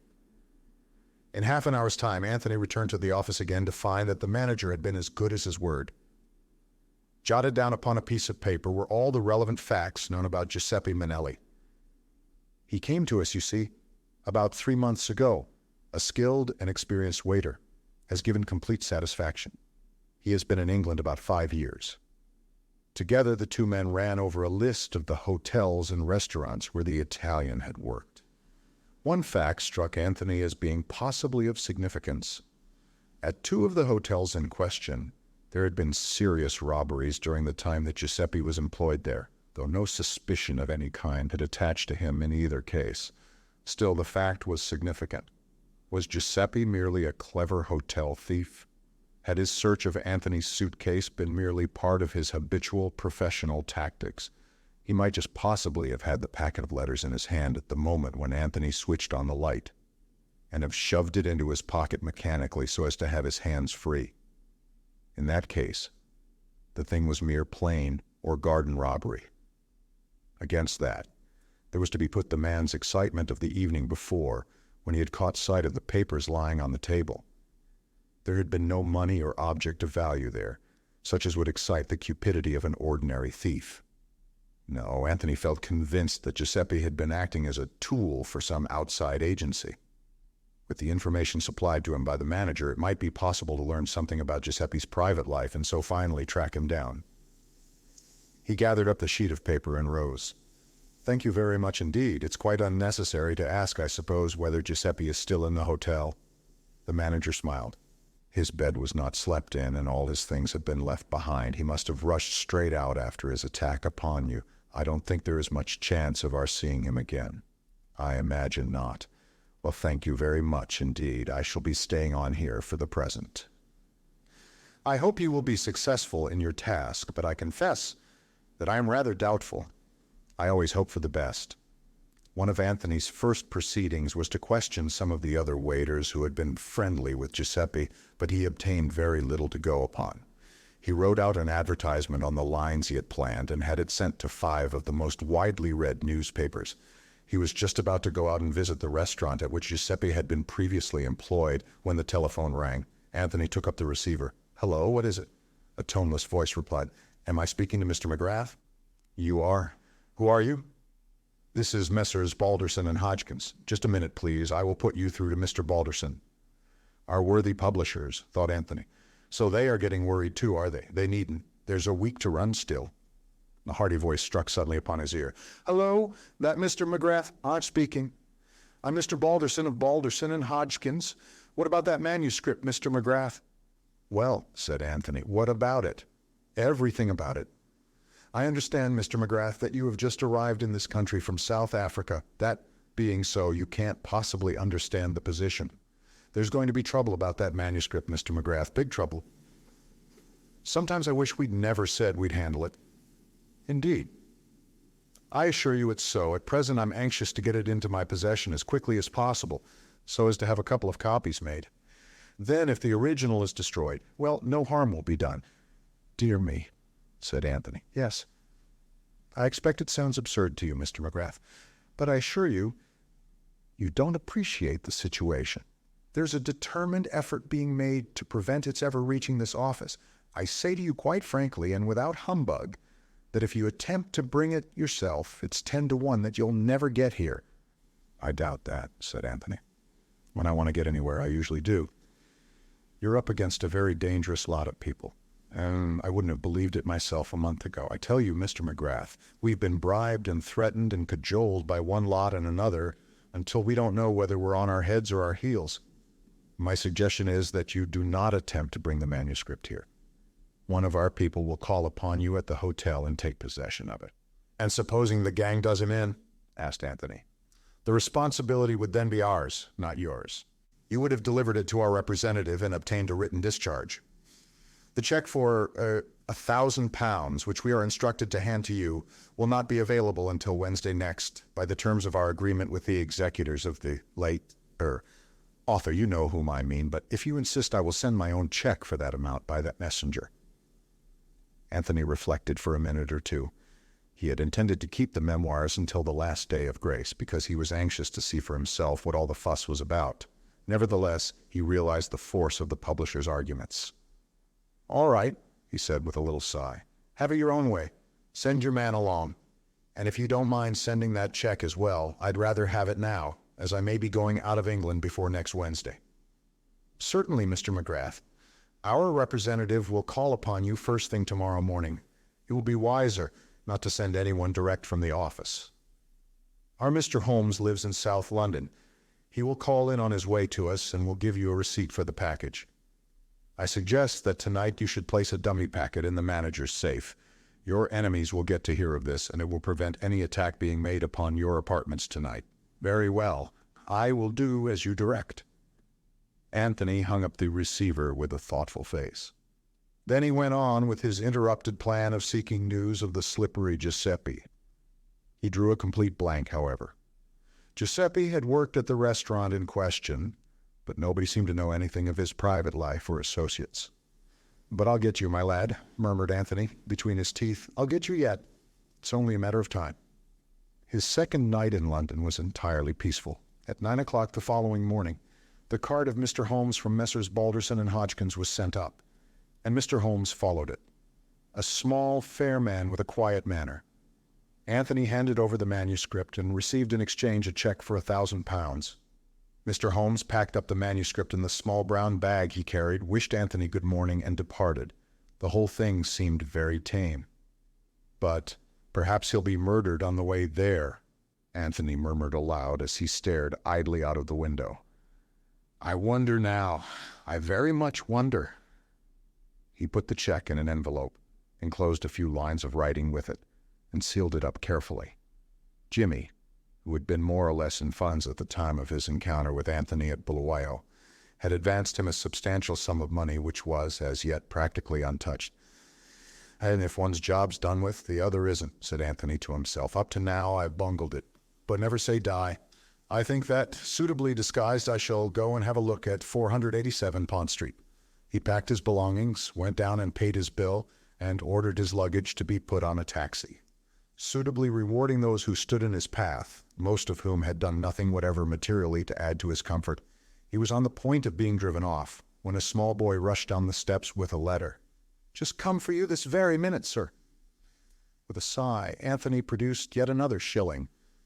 The taxi groaned heavily and jumped forward with a hideous crashing of gears, and Anthony opened the letter. It was rather a curious document. He had to read it 4 times before he could be sure of what it was all about. Put in plain English, the letter was not in plain English, but in the peculiar involved style common to missives issued by government officials. It presumed that Mr. McGrath was arriving in England from South Africa today. Thursday it referred obliquely to the memoirs of Count Stylptitch, and begged Mr. McGrath to do nothing in the matter until he had had a confidential conversation with Mr. George Lomax and certain other parties whose magnificence was vaguely hinted at. It also contained a definite invitation to go down to Chimneys as the guest of Lord Caterham on the following day, Friday, a mysterious and thoroughly obscure communication. Anthony enjoyed it very much. "Dear old England," he murmured affectionately. 2 days behind the times as usual, rather pity. Still, I can't go down to Chimneys under false pretenses. I wonder, though, if there's an inn handy. Mr. Anthony Cade might stay at the inn without anyone being the wiser. He leaned out of the window and gave new directions to the taxi driver, who acknowledged them with a snort of contempt. The taxi drew up before one of London's more obscure hostelries. The fare, however, was paid on a scale befitting its point of departure. Having booked a room in the name of Anthony Cade, Anthony passed into a dingy writing room, took out a sheet of notepaper stamped with the legend Hotel Blitz, and wrote rapidly.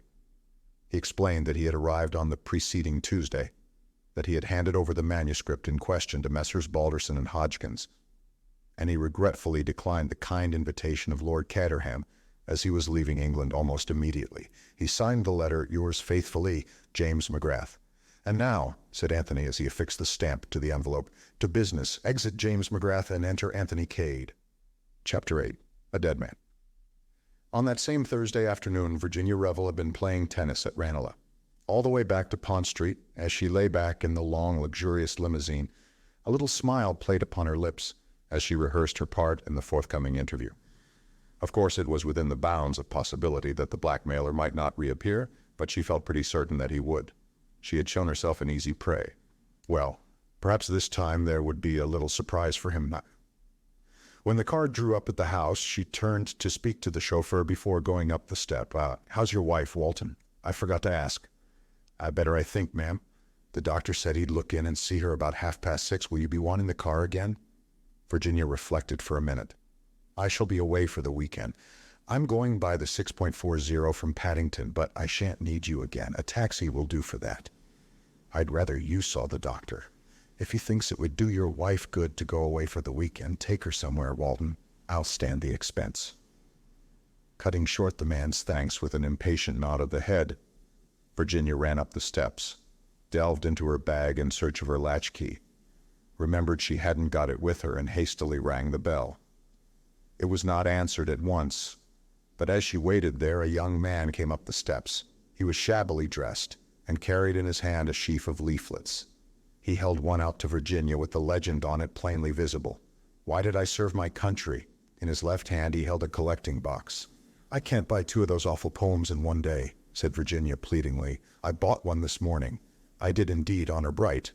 The young man threw back his head and laughed. Virginia laughed with him, running her eyes carelessly over him.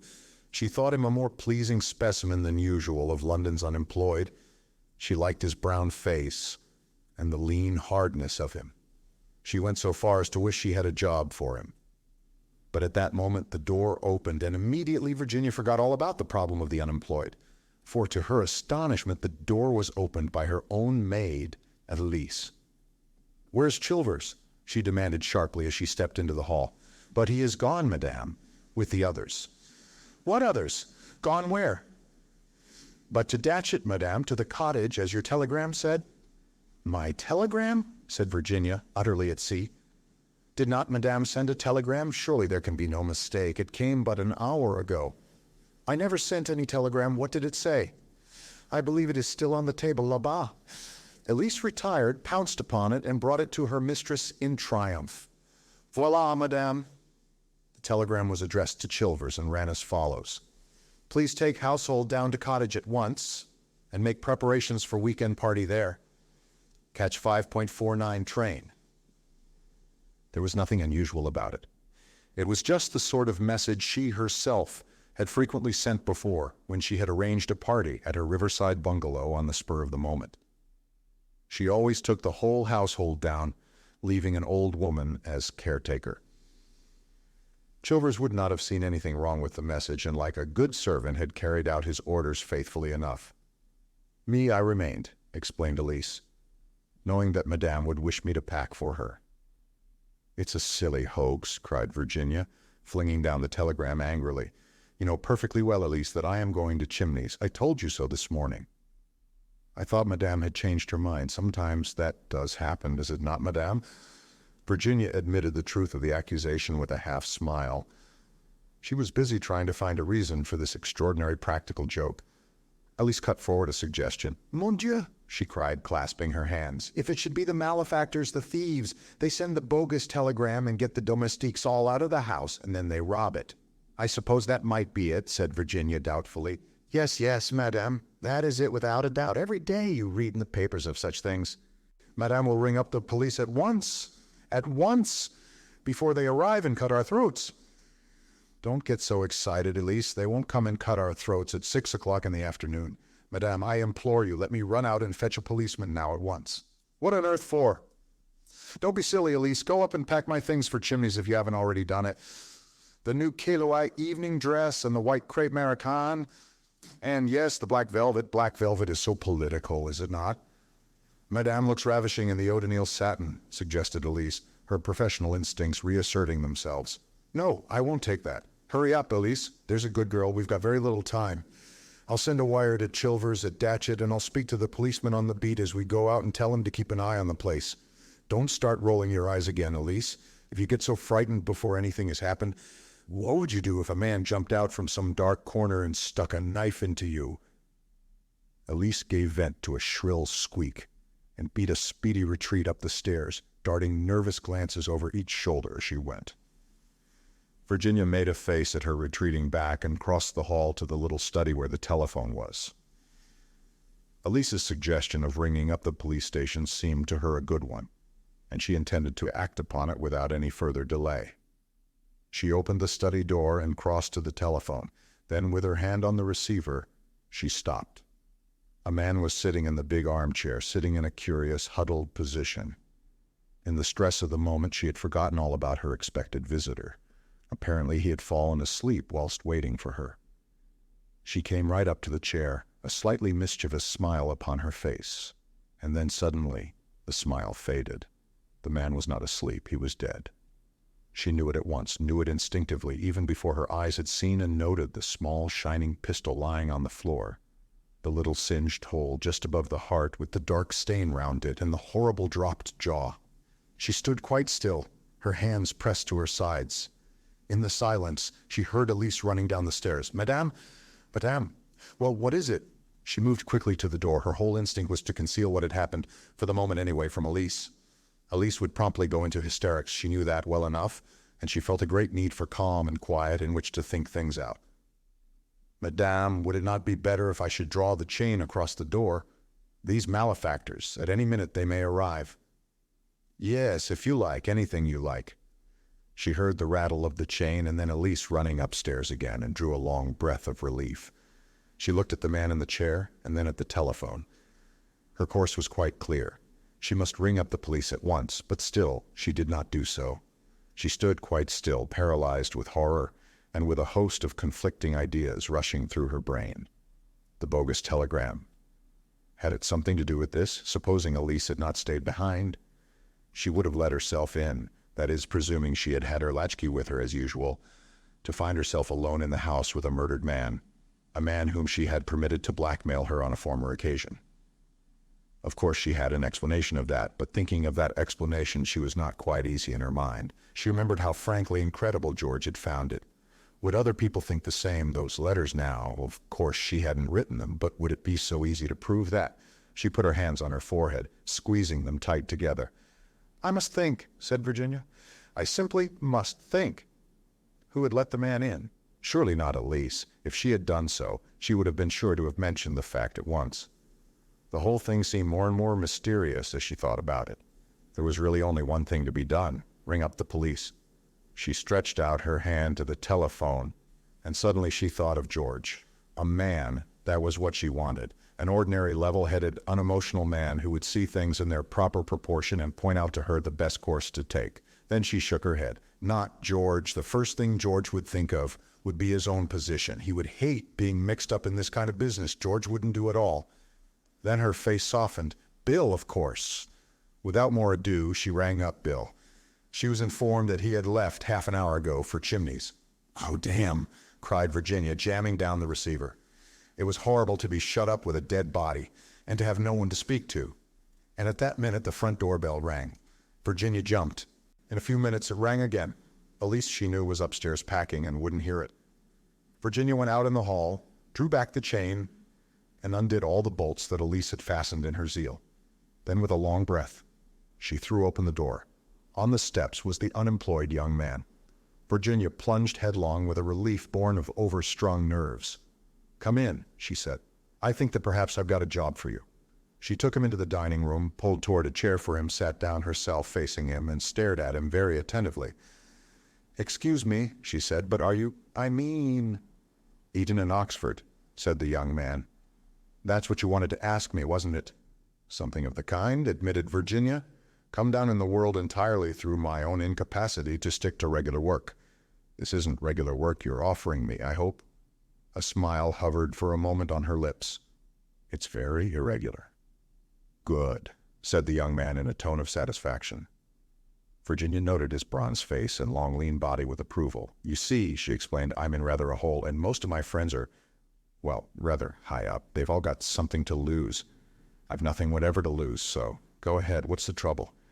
There's a dead man in the next room, said Virginia. He's been murdered, and I don't know what to do about it. She blurted out the words as simply as a child might have done. The young man went up enormously in her estimation by the way he accepted her statement. He might have been used to hearing a similar announcement made every day of his life. Excellent, he said with a trace of enthusiasm. I've always wanted to do a bit of amateur detective work. Shall we go and view the body? Or will you give me the facts first? I think I'd better give you the facts. She paused for a moment to consider how best to condense her story, and then began, speaking quietly and concisely. This man came to the house for the first time yesterday and asked to see me. He had certain letters with him. Love letters, signed with my name, but which weren't written by you, put in the young man quietly.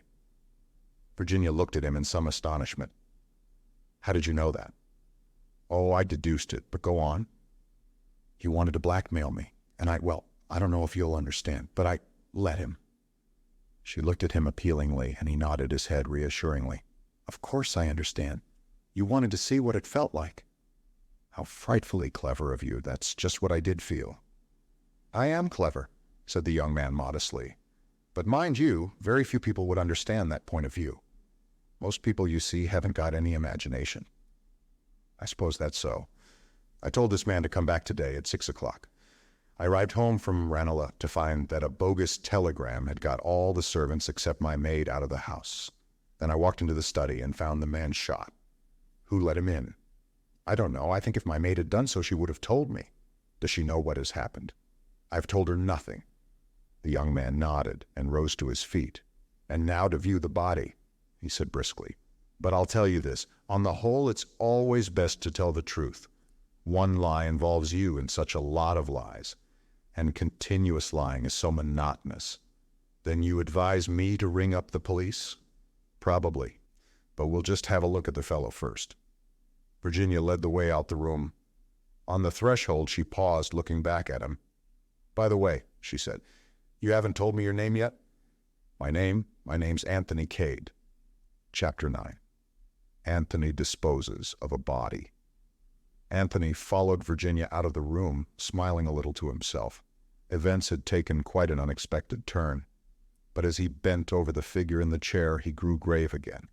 He's still warm, he said sharply. He was killed less than half an hour ago, just before I came in. Exactly. He stood upright, drawing his brows together in a frown. Then he asked a question of which Virginia did not at once see the drift. Your maid's not been in this room, of course? No. Does she know that you've been into it? Why, yes, I came to the door to speak to her. After you'd found the body. Yes. And you said nothing. Would it have been better if I had? I thought she would go into hysterics. She's French, and easily upset. I wanted to think over the best thing to do. Anthony nodded, but did not speak. You think it a pity, I can see? Well, it was rather unfortunate, Mrs. Revel. If you and the maid had discovered the body together immediately on your return, it would have simplified matters very much. The man would then definitely have been shot before your return to the house. Whilst now they might say he was shot after, I see. He watched her taking in the idea, and was confirmed in his first impression of her formed when she had spoken to him on the steps outside. Besides beauty, she possessed courage and brains. Virginia was so engrossed in the puzzle presented to her that it did not occur to her to wonder at this strange man's ready use of her name. Why didn't Elise hear the shot, I wonder? She murmured. Anthony pointed to the open window as a loud backfire came from a passing car. There you are. London's not the place to notice a pistol shot. Virginia turned with a little shudder to the body in the chair. He looks like an Italian, she remarked curiously. He is an Italian, said Anthony. I should say that his regular profession was that of a waiter. He only did blackmailing in his spare time. His name might very possibly be Giuseppe. Good heavens, cried Virginia. Is this Sherlock Holmes? No, said Anthony regretfully. I'm afraid it's just plainer garden cheating. I'll tell you all about it presently. Now you say this man showed you some letters and asked you for money. Did you give him any? Yes, I did. How much? £40. That's bad, said Anthony, but without manifesting any undue surprise. Now let's have a look at the telegram. Virginia picked it up from the table and gave it to him. She saw his face grow grave as he looked at it. What's the matter? He held it out, pointing silently to the place of origin. Barnes, he said, and you were at Ranelagh this afternoon. What's to prevent you having sent it off yourself? Virginia felt fascinated by his words. It was as though a net was closing tighter and tighter round her. He was forcing her to see all the things which she had felt dimly at the back of her mind. Anthony took out his handkerchief and wound it round his hand. Then he picked up the pistol. We criminals have to be so careful, he said apologetically. Fingerprints, you know. Suddenly she saw his whole figure stiffen. His voice, when he spoke, had altered. It was terse and curt. Mrs. Revel, he said, have you ever seen this pistol before? No, said Virginia wonderingly. Are you sure of that? Quite sure. Have you a pistol of your own? No. Have you ever had one? No, never. You are sure of that? Quite sure. He stared at her steadily for a minute, and Virginia stared back in complete surprise at his tone. Then, with a sigh, he relaxed. That's odd, he said. How do you account for this? He held out the pistol. It was a small, dainty article, almost a toy, though capable of doing deadly work. Engraved on it was the name Virginia. Oh, it's impossible, cried Virginia. Her astonishment was so genuine that Anthony could but believe in it.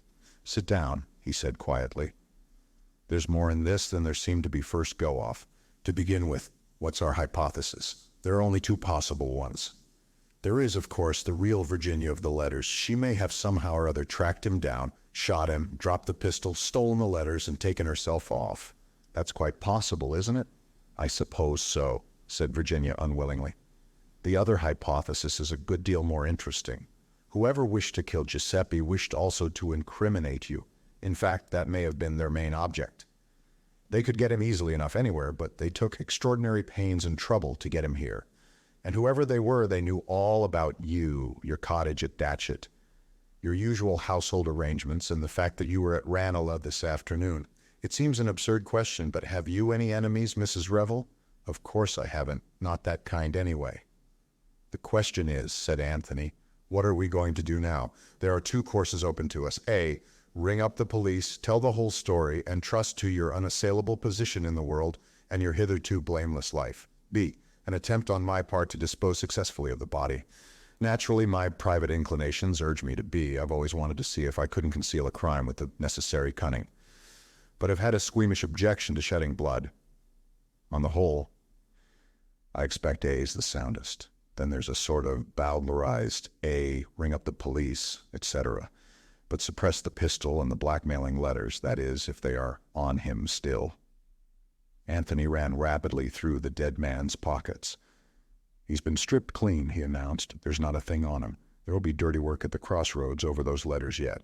Hello, what's this? Hole in the lining. Something got caught there, torn roughly out, and a scrap of paper left behind. He drew out the scrap of paper as he spoke and brought it over to the light. Virginia joined him.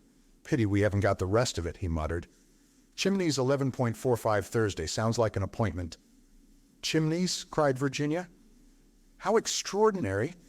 Why extraordinary? Rather high tone for such a low fellow. I'm going to Chimneys this evening. At least I was. Anthony wheeled round on her. What's that? Say that again.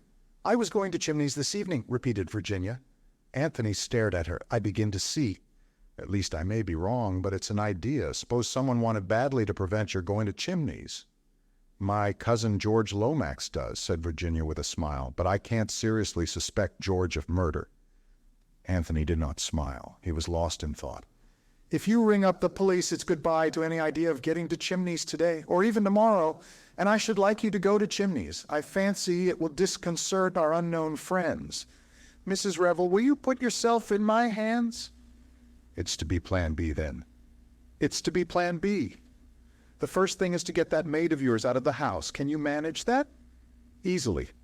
Virginia went out in the hall and called up the stairs. Elise, Elise, Madame? Anthony heard a rapid colloquy, and then the front door opened and shut. Virginia came back into the room. She's gone. I sent her for some special scent, told her the shop in question was open until 8. It won't be, of course. She's to follow after me by the next train without coming back here. Good, said Anthony approvingly. We can now proceed to the disposal of the body. It's a time-worn method, but I'm afraid I shall have to ask you if there's such a thing in the house as a trunk. Of course there is. Come down to the basement and take your choice. There was a variety of trunks in the basement. Anthony selected a solid affair of suitable size. I'll attend to this part of it, he said tactfully. You go upstairs and get ready to start. Virginia obeyed. She slipped out of her tennis kit, put on a soft brown traveling dress and a delightful little orange hat, and came down to find Anthony waiting in the hall with a neatly strapped trunk beside him. I should like to tell you the story of my life, he remarked, but it's going to be rather a busy evening. Now this is what you've got to do. Call a taxi, have your luggage put on it, including the trunk, drive to Paddington. There have the trunk put in the left luggage office. I shall be on the platform. As you pass me, drop the cloakroom ticket. I will pick it up and pretend to return it to you, but in reality I shall keep it. Go on to Chimneys and leave the rest to me. It's awfully good of you, said Virginia. It's really dreadful of me saddling a perfect stranger with a dead body like this. I like it, returned Anthony nonchalantly. If one of my friends, Jimmy McGrath, were here, he'd tell you that anything of this kind suits me down to the ground. Virginia was staring at him. What name did you say? Jimmy McGrath? Anthony returned her glance keenly. Yes, why? Have you heard of him? Yes, and quite lately. She paused irresolutely and then went on. Mr. Cade, I must talk to you. Can't you come down to Chimneys? You'll see me before very long, Mrs. Revel, I'll tell you that. Now, exit conspirator A by back door slinkingly. Exit conspirator B in blaze of glory by front door to taxi. The plan went through without a hitch. Anthony, having picked up a second taxi, was on the platform and duly retrieved the fallen ticket. He then departed in search of a somewhat battered second-hand Morris Cowley, which he had acquired earlier in the day in case it should be necessary to his plans. Returning to Paddington in this, he handed the ticket to the porter, who got the trunk out of the cloakroom and wedged it securely at the back of the car. Anthony drove off. His objective now was out of London, through Notting Hill, Shepherd's Bush, down Goldhawk Road, through Brentford and Hounslow, till he came to the long stretch of road midway between Hounslow and Staines. It was a well-frequented road, with motors passing continually. No footmarks or tire marks were likely to show. Anthony stopped the car at a certain spot. Getting down, he first obscured the number plate with mud.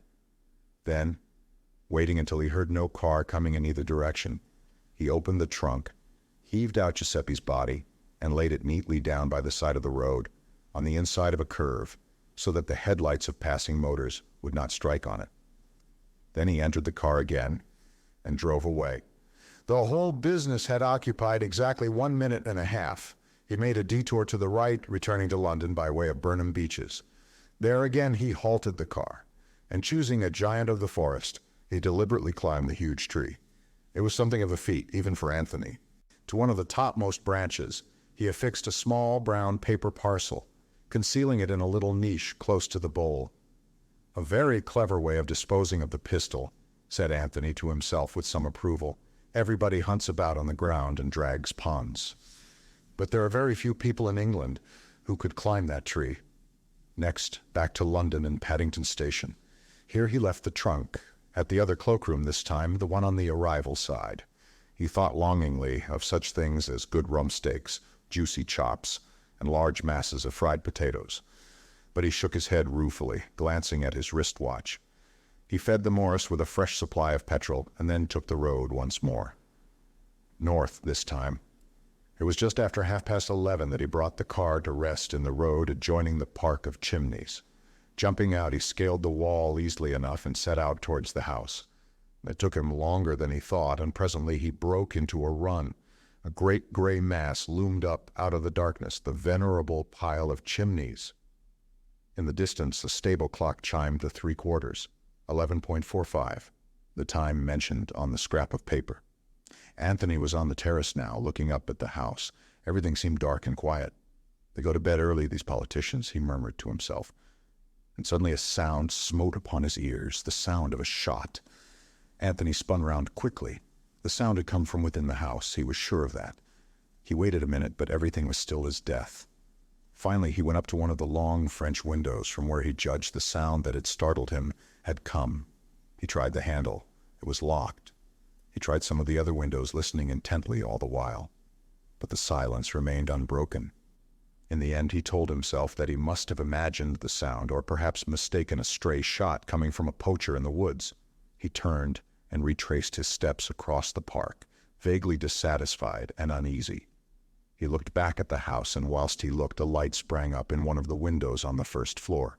In another minute, it went out again, and the whole place was in darkness once more. Chapter 10. Chimneys Inspector Badgeworthy in his office. Time, 8:30 a.m. A tall, portly man, Inspector Badgeworthy, with a heavy regulation tread, inclined to breathe hard in moments of professional strain. In attendance, Constable Johnson, very new to the force, with a downy, unfledged look about him like a human chicken. The telephone on the table rang sharply, and the inspector took it up with his usual portentous gravity of action. Yes, Police Station Market Basing. Inspector Badgeworthy speaking. What? Slight alteration in the inspector's manner. As he is greater than Johnson, so others are greater than Inspector Badgeworthy. Speaking, my lord. I beg your pardon, my lord. I didn't quite hear what you said. Long pause, during which the inspector listens, quite a variety of expressions passing over his usually impassive countenance. Finally, he lays down the receiver after a brief, "At once, my lord." He turned to Johnson, seeming visibly swelled with importance. "From his lordship, at Chimneys murder." "Murder," echoed Johnson, suitably impressed. "Murder it is," said the inspector with great satisfaction. "Why, there's never been a murder here, not that I've ever heard of, except the time that Tom Pierce shot his sweetheart."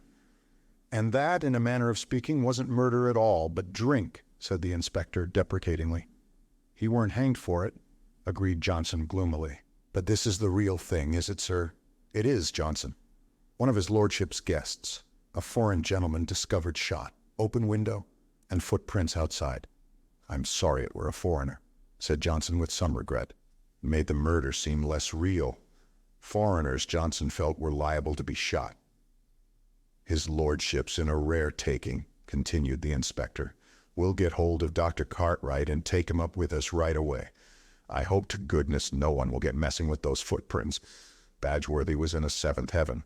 A murder at Chimneys. Inspector Badgeworthy in charge of the case. The police have a clue. Sensational arrest, promotion, and kudos for the aforementioned inspector." "That is," said Inspector Badgeworthy to himself, "if Scotland Yard doesn't come butting in." The thought damped him momentarily. It seemed so extremely likely to happen under the circumstances. They stopped at Dr. Cartwright's, and the doctor, who was a comparatively young man, displayed a keen interest. His attitude was almost exactly that of Johnson. "I bless my soul," he exclaimed. "We haven't had a murder here since the time of Tom Pierce." All three of them got into the doctor's little car and started off briskly for Chimneys. As they passed the local inn, the Jolly Cricketers, the doctor noticed a man standing in the doorway. "Stranger," he remarked, "rather a nice-looking fellow. Wonder how long he's been here, and what he's doing staying at the Cricketers. I haven't seen him about at all. He must have arrived last night." "He didn't come by train," said Johnson. Johnson's brother was the local railway porter, and Johnson was therefore always well up in arrivals and departures. "Who was there for Chimneys yesterday?" asked the inspector. "Lady Eileen. She come down by the 3.40, and two gentlemen with her, an American gent and a young army chap, neither of them with valets. His lordship come down with a foreign gentleman, the one that's been shot as likely as not, by the 5.40, and the foreign gentleman's valet. Mr. Eversley come by the same train. Mrs. Revel came by the 7.25, and another foreign-looking gentleman came by it too, one with a bald head and a hook nose, and Mrs. Revel's maid came by the 8.56. Johnson paused, out of breath, and there was no one for the Cricketers. Johnson shook his head. "He must have come by car then," said the inspector. "Johnson, make a note to institute inquiries at the Cricketers on your way back. We want to know all about any strangers. He was very sunburnt, that gentleman." Likely as not, he's come from foreign parts too. The inspector nodded his head with great sagacity, as though to imply that that was the sort of wide-awake man he was, not to be caught napping under any consideration. The car passed in through the park gates of Chimneys. Descriptions of that historic place can be found in any guidebook. It is also number 3 in Historic Homes of England, price 21s. On Thursdays, chars of banks come over from Midlingham and view those portions of it which are open to the public. In view of all these facilities, to describe Chimneys would be superfluous. They were received at the door by a white-headed butler whose demeanor was perfect. "We are not accustomed," it seemed to say, "to having murder committed within these walls. But these are evil days. Let us meet disaster with perfect calm and pretend with our dying breath that nothing out of the usual has occurred." "His lordship," said the butler, "is expecting you. This way, if you please." He led them to a small, cozy room, which was Lord Caterham's refuge from the magnificence elsewhere, and announced them. "The police, my lord, and Dr. Cartwright." Lord Caterham was pacing up and down in a visibly agitated state. "Ha, Inspector, you've turned up at last. I'm thankful for that. How are you, Cartwright? This is the very devil of a business, you know, the very devil of a business." And Lord Caterham, running his hands through his hair in a frenzied fashion until it stood upright in little tufts, looked even less like a peer of the realm than usual. "Where's the body?" asked the doctor in curt, businesslike fashion. Lord Caterham turned to him as though relieved at being asked a direct question. "In the council chamber, just where it was found. I wouldn't have it touched. I believe, that was the correct thing to do." "Quite right, my lord," said the inspector approvingly. He produced a notebook and pencil. "And who discovered the body, did you?" "Good Lord, no," said Lord Caterham.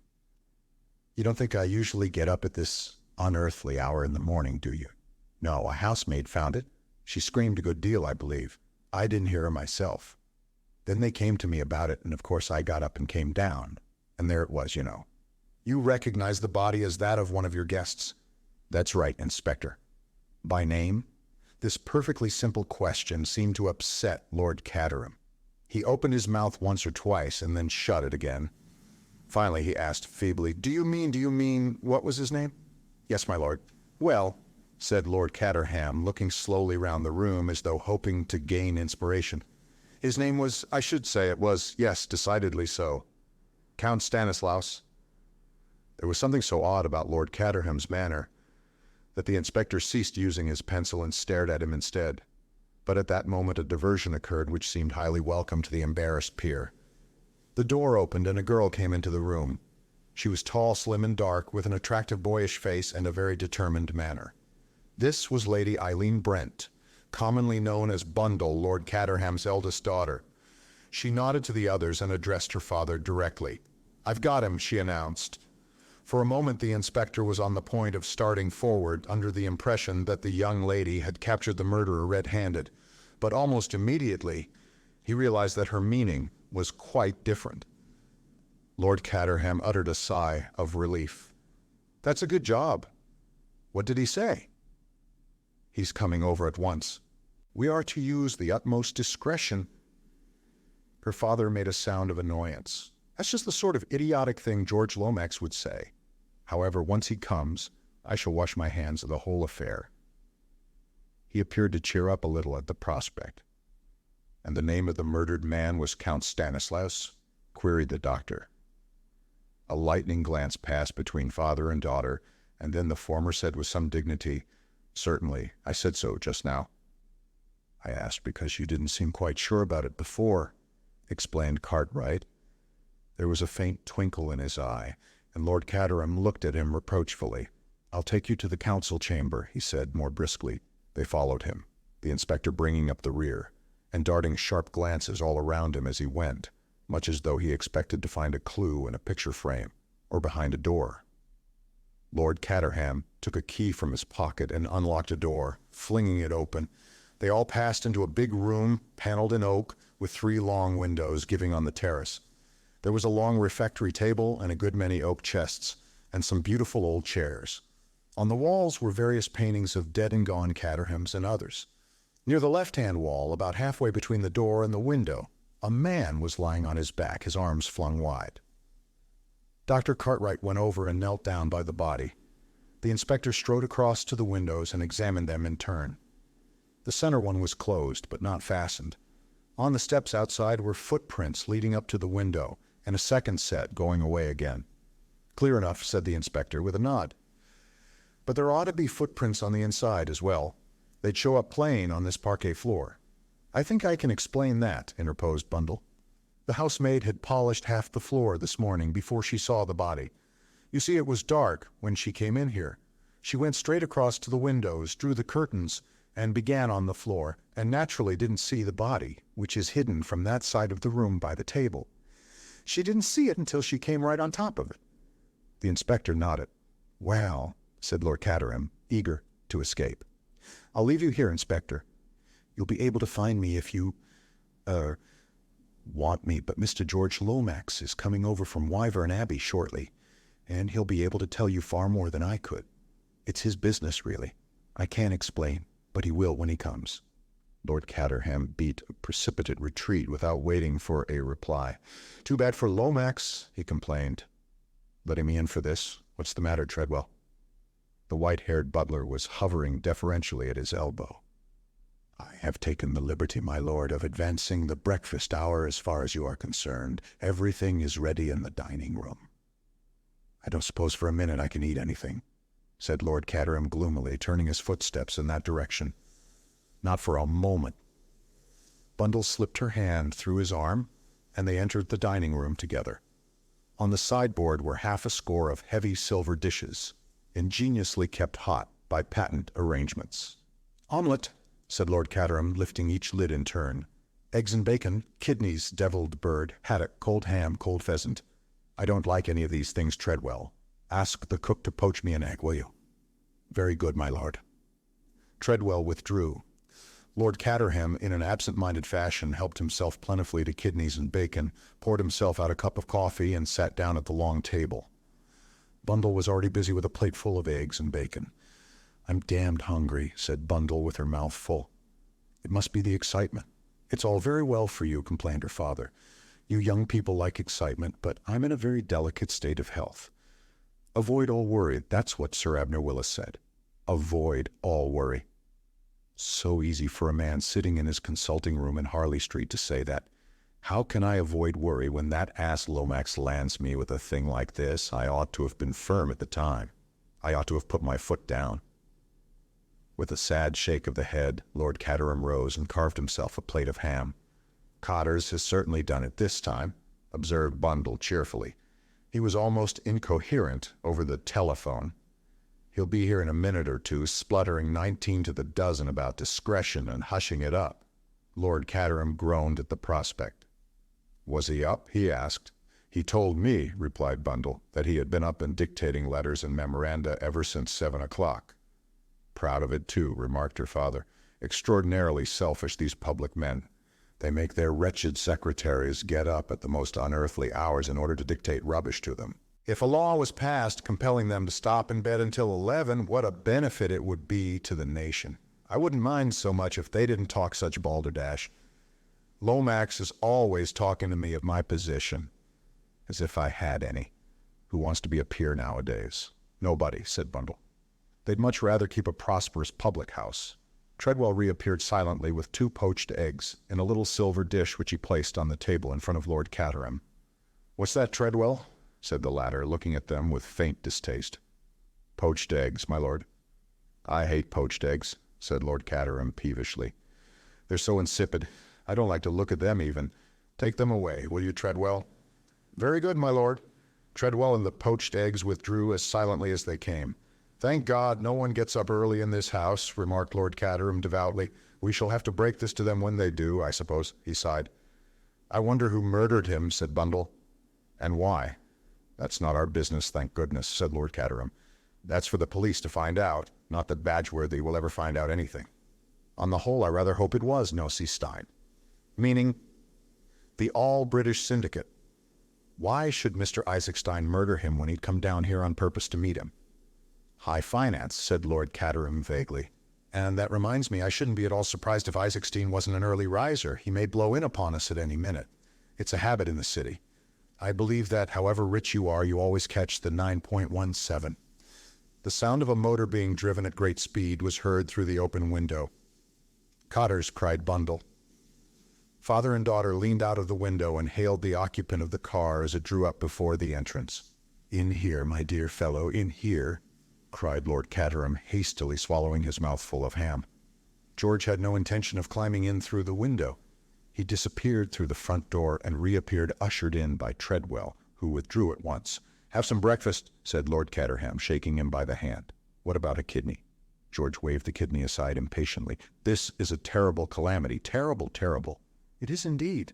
Some haddock?" "No, no, it must be hushed up. At all costs it must be hushed up." As Bundle had prophesied, George began to splutter. "I understand your feelings," said Lord Caterham sympathetically. "Try an egg and bacon or some haddock. A totally unforeseen contingency. National calamity. Concessions jeopardized." "Take time," said Lord Caterham, "and take some food. What you need is some food to pull you together. Poached eggs now?" "There were some poached eggs here a minute or two ago." "I don't want any food," said George. "I've had breakfast. And even if I hadn't had any, I shouldn't want it. We must think what is to be done." "You have told no one as yet?" "Well, this Bundle and myself, and the local police, and Cartwright. And all the servants, of course." George groaned. "Pull yourself together, my dear fellow," said Lord Caterham kindly. "I wish you'd have some breakfast. You don't seem to realize that you can't hush up a dead body. It's got to be buried and all that sort of thing. Very unfortunate, but there it is." George became suddenly calm. "You are right, Caterham. You have called in the local police, you say? That will not do. We must have battle." "Battle, murder, and sudden death?" inquired Lord Caterham with a puzzled face. "No, no, you misunderstand me. I referred to Superintendent Battle of Scotland Yard, a man of the utmost discretion. He worked with us in that deplorable business of the party funds." "What was that?" asked Lord Caterham with some interest. But George's eye had fallen upon Bundle as she sat half in and half out of the window, and he remembered discretion just in time. He rose. "We must waste no time. I must send off some wires at once. If you write them out, Bundle will send them through the telephone." George pulled out a fountain pen and began to write with incredible rapidity. He handed the first one to Bundle, who read it with a great deal of interest. "God, what a name," she remarked. "Baron how much?" "Baron Lolapritzil." Bundle blinked. "I've got it, but it will take some conveying to the post office." George continued to write. Then he handed his labors to Bundle and addressed the master of the house. "The best thing that you can do, Caterham." "Yes," said Lord Caterham apprehensively, "is to leave everything in my hands." "Certainly," said Lord Caterham with alacrity. "Just what I was thinking myself. You'll find the police and Dr. Cartwright in the council chamber. With the body, you know. My dear Lomax, I place Chimneys unreservedly at your disposal." "Do anything you like?" "Thank you," said George. "If I should want to consult you—" But Lord Caterham had faded unobtrusively through the farther door. Bundle had observed his retreat with a grim smile. "I'll send off those telegrams at once," she said. "You know your way to the council chamber?" "Thank you, Lady Eileen." George hurried from the room. Chapter 11, Superintendent Battle arrives. So apprehensive was Lord Caterham of being consulted by George that he spent the whole morning making a tour of his estate. Only the pangs of hunger drew him homeward. He also reflected that by now the worst would surely be over. He sneaked into the house quietly by a small side door. From there he slipped neatly into his sanctum. He flattered himself that his entrance had not been observed, but there he was mistaken. The watchful Treadwell let nothing escape him. He presented himself at the door. "You'll excuse me, my lord." "What is it, Treadwell?" "Mr. Lomax, my lord, is anxious to see you in the library as soon as you return." By this delicate method, Treadwell conveyed that Lord Caterham had not yet returned unless he chose to say so.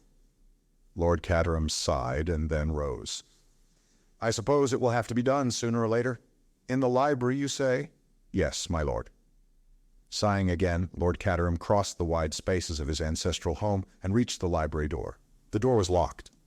As he rattled the handle, it was unlocked from inside, opened a little way, and the face of George Lomax appeared, peering out suspiciously. His face changed when he saw who it was. "Ah, Caterham, come in. We were just wondering what had become of you."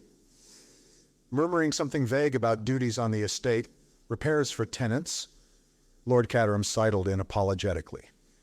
There were two other men in the room. One was Colonel Melrose, the chief constable. The other was a squarely built, middle-aged man with a face so singularly devoid of expression as to be quite remarkable. Superintendent Battle arrived half an hour ago, explained George. He has been round with Inspector Badgeworthy and seen Dr. Cartwright. He now wants a few facts from us.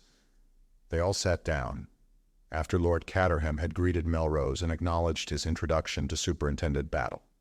"I need hardly tell you, Battle," said George, "that this is a case in which we must use the utmost discretion."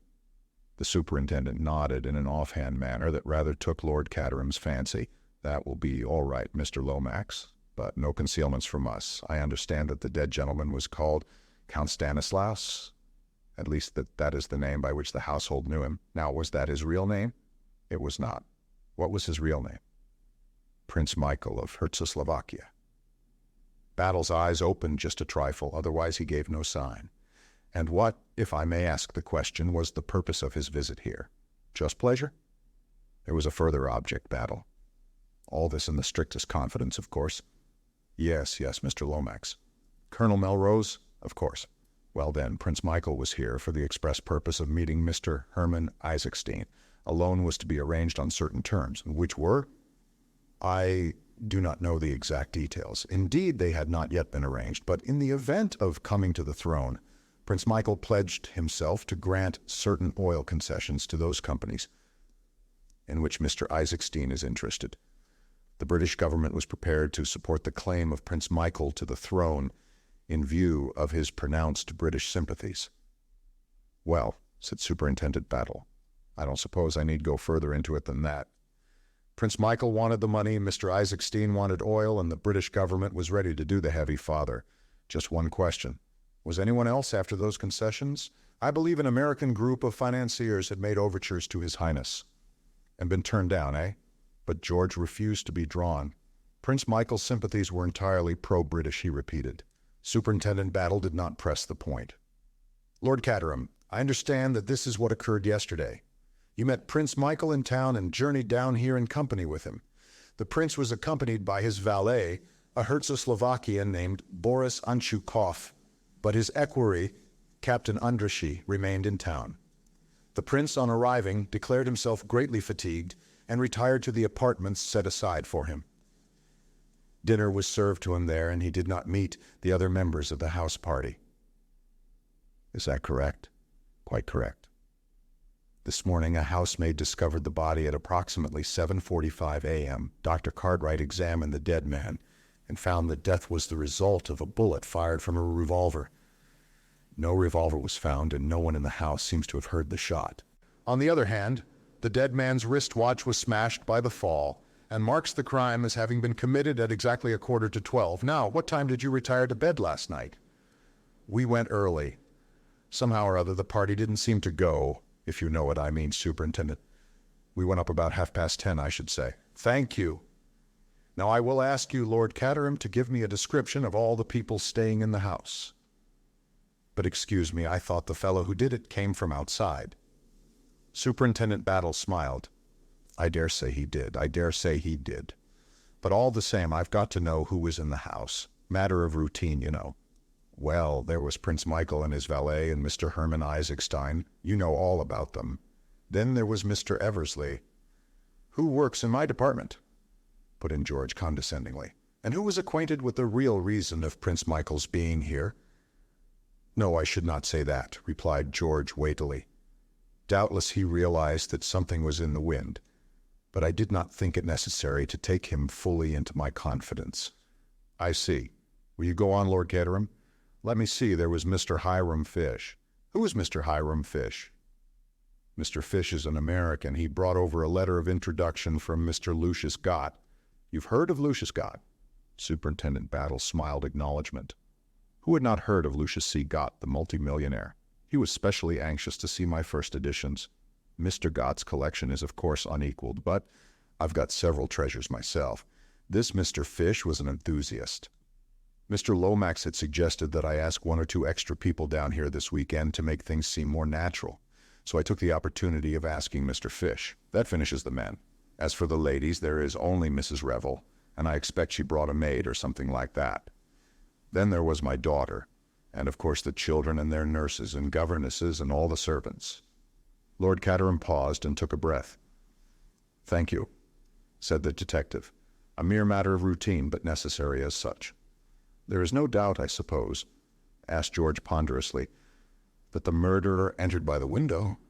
Battle paused for a minute before replying slowly. There were footsteps leading up to the window and footsteps leading away from it. A car stopped outside the park at 11:40 last night. At 12 o'clock, a young man arrived at the Jolly Cricketers in a car and engaged a room. He put his boots outside to be cleaned. They were very wet and muddy, as though he had been walking through the long grass in the park. George leant forward eagerly. Could not the boots be compared with the footprints? They were. Well, they exactly correspond. "That settles it," cried George. "We have the murderer, the young man. What is his name, by the way?" At the inn he gave the name of Anthony Cade. "This Anthony Cade must be pursued at once and arrested." "You won't need to pursue him," said Superintendent Battle. "Why?" "Because he's still there." "What?" "Curious, isn't it?" Colonel Melrose eyed him keenly. "What's in your mind, Battle? Out with it." "I just say it's curious, that's all. Here's a young man who ought to cut and run, but he doesn't cut and run. He stays here and gives us every facility for comparing footmarks." "What do you think, then?" "I don't know what to think, and that's a very disturbing state of mind." "Do you imagine—" began Colonel Melrose, but broke off as a discreet knock came at the door. George rose and went to it. Treadwell, inwardly suffering from having to knock at doors in this low fashion, stood dignified upon the threshold and addressed his master. "Excuse me, my lord, but a gentleman wishes to see you on urgent and important business. Connected, I understand, with this morning's tragedy." "What's his name?" asked Battle suddenly. "His name, sir, is Mr. Anthony Cade, but he said it wouldn't convey anything to anybody." It seemed to convey something to the 4 men present. They all sat up in varying degrees of astonishment. Lord Caterham began to chuckle. "I'm really beginning to enjoy myself. Show him in, Treadwell. Show him in at once." Chapter 12. Anthony tells his story. "Mr. Anthony Cade," announced Treadwell. "Enter a suspicious stranger from village inn," said Anthony. He made his way toward Lord Caterham with a kind of instinct rare in strangers. At the same time, he summed up the other 3 men in his own mind thus: 1, Scotland Yard; 2, local dignitary, probably chief constable; 3, harassed gentleman on the verge of apoplexy, possibly connected with the government. "I must apologize," continued Anthony, still addressing Lord Caterham, "for forcing my way in like this, I mean. But it was rumored around the Jolly Dog, or whatever the name of your local pub may be, that you had had a murder up here, and as I thought I might be able to throw some light upon it, I came along." For a moment or two, no one spoke. Superintendent Battle, because he was a man of ripe experience who knew how infinitely better it was to let everyone else speak if they could be persuaded upon to do so; Colonel Melrose, because he was habitually taciturn; George, because he was in the habit of having notice given him of the question; Lord Caterham, because he had not the least idea of what to say. The silence of the other 3, however, and the fact that he had been directly addressed, finally forced speech upon the last name. Quite so," he said nervously. "Won't you sit down?" "Thank you," said Anthony. George cleared his throat portentously.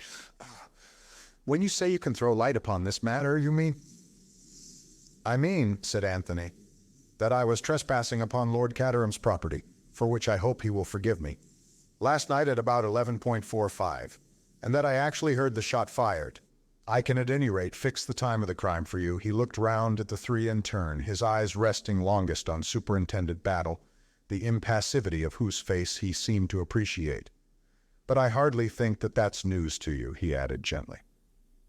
"Meaning by that, Mr. Cade?" asked Battle.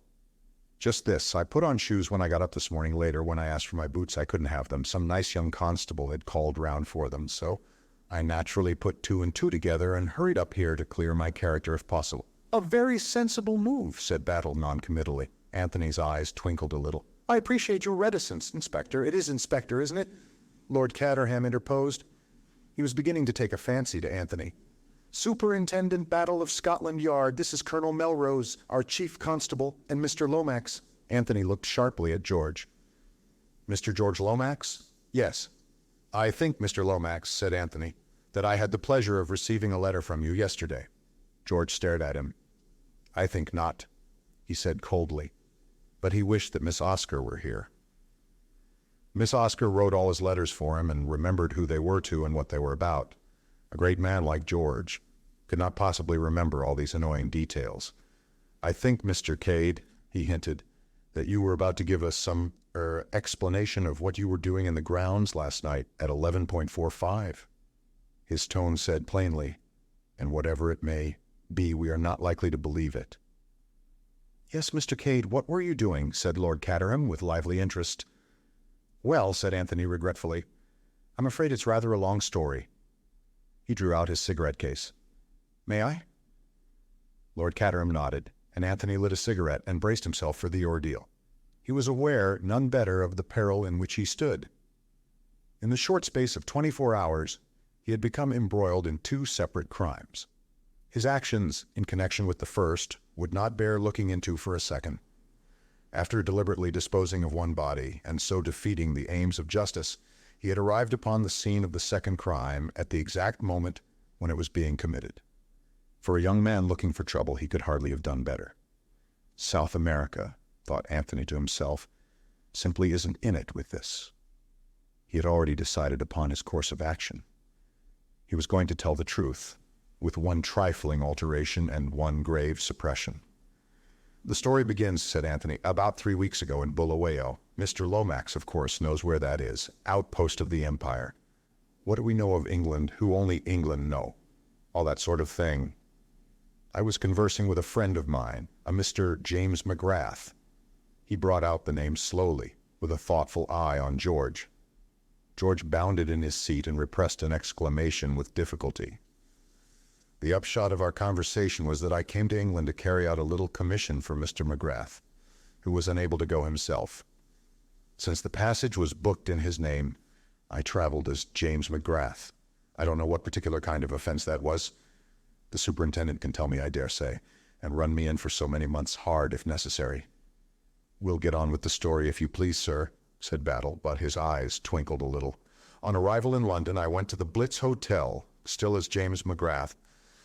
My business in London was to deliver a certain manuscript to a firm of publishers, but almost immediately I received deputations from the representatives of 2 political parties of a foreign kingdom. The methods of one were strictly constitutional, the methods of the other were not. I dealt with them both accordingly, but my troubles were not over. That night my room was broken into, and an attempt at burglary was made by one of the waiters at the hotel. That was not reported to the police, I think, said Superintendent Battle. You are right, it was not. Nothing was taken, you see. But I did report the occurrence to the manager of the hotel, and he will confirm my story and tell you that the waiter in question decamped rather abruptly in the middle of the night. The next day, the publishers rang me up and suggested that one of their representatives would call upon me and receive the manuscript. I agreed to this, and the arrangement was duly carried out on the following morning. Since I have heard nothing further, I presume the manuscript reached them safely. Yesterday, still as James McGrath, I received a letter from Mr. Lomax. Anthony paused. He was by now beginning to enjoy himself. George shifted uneasily. I remember, he murmured. Such a large correspondence, the name, of course, being different, I could not be expected to know. And I may say, George's voice rose a little, firm in the assurance of moral stability, that I consider this masquerading as another man in the highest degree improper. I have no doubt whatever, that you have incurred a severe legal penalty. In this letter, continued Anthony unmoved, Mr. Lomax made various suggestions concerning the manuscript in my charge. He also extended an invitation to me from Lord Caterham to join the house party here. Delighted to see you, my dear fellow, said that nobleman. Better late than never, eh? George frowned at him. Superintendent Battle bent an unmoved eye upon Anthony. And is that your explanation of your presence here last night, sir? He asked. Certainly not, said Anthony warmly. When I am asked to stay at a country house, I don't scale the wall late at night, tramp across the park, and try the downstairs windows. I drive up to the front door, ring the bell, and wipe my feet on the mat. I will proceed. I replied to Mr. Lomax's letter, explaining that the manuscript had passed out of my keeping, and therefore regretfully declining Lord Caterham's kind invitation. But after I had done so, I remembered something which had, up till then, escaped my memory. He paused. The moment had come for skating over thin ice. I must tell you that in my struggle with the waiter Giuseppe, I had wrested from him a small bit of paper with some words scribbled on it. They had conveyed nothing to me at the time, but I still had them, and the mention of chimneys recalled them to me. I got the torn scrap out and looked at it. It was as I had thought. Here is the piece of paper, gentlemen. You can see for yourselves. The words on it are Chimneys 11.45 Thursday. Battle examined the paper attentively. Of course, continued Anthony, the word chimneys might have nothing whatever to do with this house. On the other hand, it might. And undoubtedly this Giuseppe was a thieving rascal. I made up my mind to motor down here last night, satisfy myself that all was as it should be, put up at the inn, and call upon Lord Caterham in the morning, and put him on his guard in case some mischief should be intended during the weekend. Quite so, said Lord Caterham encouragingly. Quite so. I was late in getting here. Had not allowed enough time. Consequently, I stopped the car, climbed over the wall, and ran across the park. When I arrived on the terrace, the whole house was dark and silent. I was just turning away when I heard a shot. I fancied that it came from inside the house, and I ran back, crossed the terrace, and tried the windows. But they were fastened, and there was no sound of any kind from inside the house. I waited a while, but the whole place was still as the grave, so I made up my mind that I had made a mistake, and that what I had heard was a stray poacher. Quite a natural conclusion to come to under the circumstances, I think. Quite natural, said Superintendent Battle expressionlessly. I went on to the inn, put up as I said, and heard the news this morning. I realized, of course, that I was a suspicious character, bound to be under the circumstances, and came up here to tell my story, hoping it wasn't going to be handcuffs for one. There was a pause. Colonel Melrose looked sideways at Superintendent Battle. I think the story seems clear enough, he remarked. Yes, said Battle. I don't think we'll be handing out any handcuffs this morning. Any questions, Battle? There's one thing I'd like to know. What was this manuscript? He looked across at George, and the latter replied with a trace of unwillingness. The memoirs of the late Count Stylptitch. You see, you needn't say anything more, said Battle. I see perfectly. He turned to Anthony.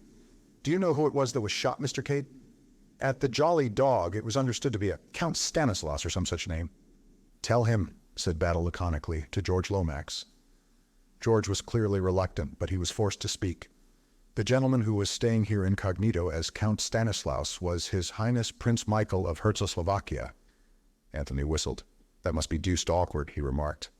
Superintendent Battle, who had been watching Anthony closely, gave a short grunt as though satisfied of something, and rose abruptly to his feet. There are one or two questions I'd like to ask Mr. Cade, he announced. I'll take him into the council chamber with me if I may. Certainly, certainly, said Lord Caterham. Take him anywhere you like. Anthony and the detective went out together. The body had been removed from the scene of the tragedy. There was a dark stain on the floor where it had lain, but otherwise there was nothing to suggest that a tragedy had ever occurred. The sun poured in through the 3 windows, flooding the room with light and bringing out the mellow tone of the old paneling. Anthony looked around him with approval. Very nice, he commented. Nothing much to beat old England, is there? Did it seem to you at first it was in this room the shot was fired? Asked the superintendent, not replying to Anthony's eulogium. Let me see. Anthony opened the window and went out on the terrace, looking up at the house. Yes, that's the room all right, he said. It's built out and occupies all the corner. If the shot had been fired anywhere else, it would have sounded from the left, but this was from behind me, or to the right, if anything. That's why I thought of poachers. It's at the extremity of the wing, you see. He stepped back across the threshold and asked suddenly, as though the idea had just struck him, "But why do you ask? You know he was shot here, don't you?" "Ah," said the superintendent. "We never know as much as we'd like to know. But yes, he was shot here, all right. Now, you said something about trying the windows, didn't you?" "Yes, they were fastened from the inside." "How many of them did you try?" All three of them. Sure of that, sir. I'm in the habit of being sure. Why do you ask? That's a funny thing, said the superintendent. What's a funny thing? When the crime was discovered this morning, the middle one was open, not latched, that is to say. Whew, said Anthony, sinking down on the window seat and taking out his cigarette case. That's rather a blow. That opens up quite a different aspect of the case. It leaves us two alternatives. Either he was killed by someone in the house and that someone unlatched the window after I had gone to make it look like an outside job, incidentally with me as Little Willie, or else, not to mince matters, I'm lying. I dare say you incline to the second possibility, but upon my honor, you're wrong. Nobody's going to leave this house until I'm through with them, I can tell you that, said Superintendent Battle grimly. Anthony looked at him keenly. How long have you had the idea that it might be an inside job? He asked. Battle smiled. I've had a notion that way all along. Your trail was a bit too flaring, if I may put it that way. As soon as your boots fitted the footmarks, I began to have my doubts. I congratulate Scotland Yard, said Anthony lightly, but at that moment, the moment when Battle apparently admitted Anthony's complete absence of complicity in the crime, Anthony felt more than ever the need of being upon his guard. Superintendent Battle was a very astute officer. It would not do to make any slip with Superintendent Battle about. That's where it happened, I suppose, said Anthony, nodding towards the dark patch upon the floor. Yes. What was he shot with, a revolver? Yes, but we shan't know what make until they get the bullet out at the autopsy. It wasn't found then. No, it wasn't found. No clues of any kind? Well, we've got this. Rather after the manner of a conjurer, Superintendent Battle produced a half sheet of notepaper, and as he did so, he again watched Anthony closely without seeming to do so. But Anthony recognized the design upon it without any sign of consternation. Comrades of the Red Hand again. If they're going to scatter this sort of thing about, they ought to have it lithographed. It must be a frightful nuisance doing everyone separately. Where was this found? Underneath the body. You've seen it before, sir. Anthony recounted to him in detail his short encounter with that public-spirited association. The idea is, I suppose, that the comrades did him in. Do you think it likely, sir? Well, it would be in keeping with their propaganda. But I've always found that those who talk most about blood have never actually seen it run. I shouldn't have said the comrades had the guts myself. And they're such picturesque people, too. I don't see one of them disguising himself as a suitable guest for a country house. Still, one never knows. Quite right, Mr. Cade. One never knows. Anthony looked suddenly amused. I see the big idea now. Open window, trail of footprints, suspicious stranger at village inn. But I can assure you, my dear Superintendent, that whatever I am not the local agent of the Red Hand. Superintendent Battle smiled a little. Then he played his last card. Would you have any objection to seeing the body? He shot out suddenly. None whatever, rejoined Anthony. Battle took a key from his pocket and, preceding Anthony down the corridor, paused at a door and unlocked it. It was one of the smaller drawing rooms. The body lay on a table covered with a sheet. Superintendent Battle waited until Anthony was beside him, and then whisked away the sheet suddenly. An eager light sprang into his eyes at the half-uttered exclamation and the start of surprise which the other gave. So you do recognize him, Mr. Cade, he said, in a voice that he strove to render devoid of triumph. I've seen him before, yes, said Anthony, recovering himself. But not as Prince Michael Obolovich. He purported to come from Messrs. Balderson and Hodgkins, and he called himself Mr. Holmes. Chapter 13. The American visitor Superintendent Battle replaced the sheet with the slightly crestfallen air of a man whose best point has fallen flat. Anthony stood with his hands in his pockets, lost in thought. So that's what old Lollipop meant when he talked about other means, he murmured at last. I beg your pardon, Mr. Cade. Nothing, Superintendent. Forgive my abstraction. You see, or rather, my friend, Jimmy McGrath, has been very neatly done out of £1,000. £1,000 is a nice sum of money, said Battle.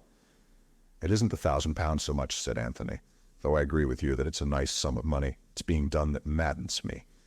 I handed over that manuscript like a little woolly lamb. It hurts, Superintendent, indeed it hurts. The detective said nothing.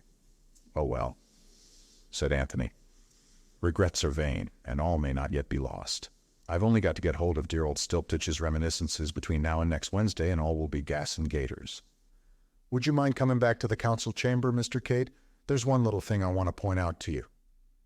Back in the council chamber, the detective strode over at once to the middle window. I have been thinking, Mr. Cade.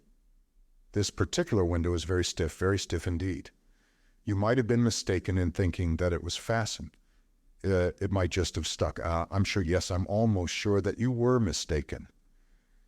Anthony eyed him keenly. Supposing I say that I'm quite sure I was not. Don't you think you could have been? Said Battle, looking at him very steadily. Well, to oblige you, Superintendent, yes. Battle smiled in a satisfied fashion. You're quick in the uptake, sir, and you'll have no objection to saying so careless-like at a suitable moment. None whatever. He paused as Battle gripped his arm. The superintendent was bent forward, listening. Enjoining silence on Anthony with a gesture, he tiptoed noiselessly to the door and flung it suddenly open. On the threshold stood a tall man with black hair neatly parted in the middle, china blue eyes with a particularly innocent expression, and a large, placid face. "Your pardon, gentlemen," he said in a slow, drawling voice with a pronounced transatlantic accent, "but is it permitted to inspect the scene of the crime? I take it that you are both gentlemen from Scotland Yard?" "I have not that honor," said Anthony, "but this gentleman is Superintendent Battle of Scotland Yard." "Is that so?" said the American gentleman with a great appearance of interest. "Pleased to meet you, sir. My name is Hiram P. Fish of New York City." "What was it you wanted to see, Mr. Fish?" asked the detective. The American walked gently into the room and looked with much interest at the dark patch on the floor. "I am interested in crime, Mr. Battle. It is one of my hobbies. I have contributed a monograph to one of our weekly periodicals on the subject, Degeneracy and the Criminal." As he spoke, his eyes went gently round the room, seeming to note everything in it. They rested just a shade longer on the window. "The body," said Superintendent Battle, stating a self-evident fact, "has been removed." "Surely," said Mr. Fish. His eyes went onto the paneled walls. "Some remarkable pictures in this room, gentlemen. A Holbein, 2 Van Dycks, and if I am not mistaken, a Velasquez. I am interested in pictures, and likewise in first editions. It was to see his first editions that Lord Caterham was so kind as to invite me down here." He sighed gently. "I guess that's all off now. It would show a proper feeling, I suppose, for the guests to return to town immediately." "I'm afraid that can't be done, sir," said Superintendent Battle. "Nobody must leave the house until after the inquest." "Is that so? And when is the inquest?" "Maybe tomorrow, may not be until Monday. We've got to arrange for the autopsy and see the coroner." "I get you," said Mr. Fish. "Under the circumstances, though, it will be a melancholy party." Battle led the way to the door. "We'd best get out of here," he said. "We're keeping it locked still." He waited for the other two to pass through, and then turned the key and removed it. "I opine," said Mr. Fish, "that you are seeking for fingerprints." "Maybe," said the superintendent laconically. "I should say to that, on a night such as last night, an intruder would have left footprints on the hardwood floor." "None inside, plenty outside." "Mine," explained Anthony cheerfully. The innocent eyes of Mr. Fish swept over him.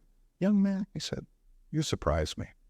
They turned a corner and came out into the big wide hall, paneled like the council chamber in old oak, and with a wide gallery above it.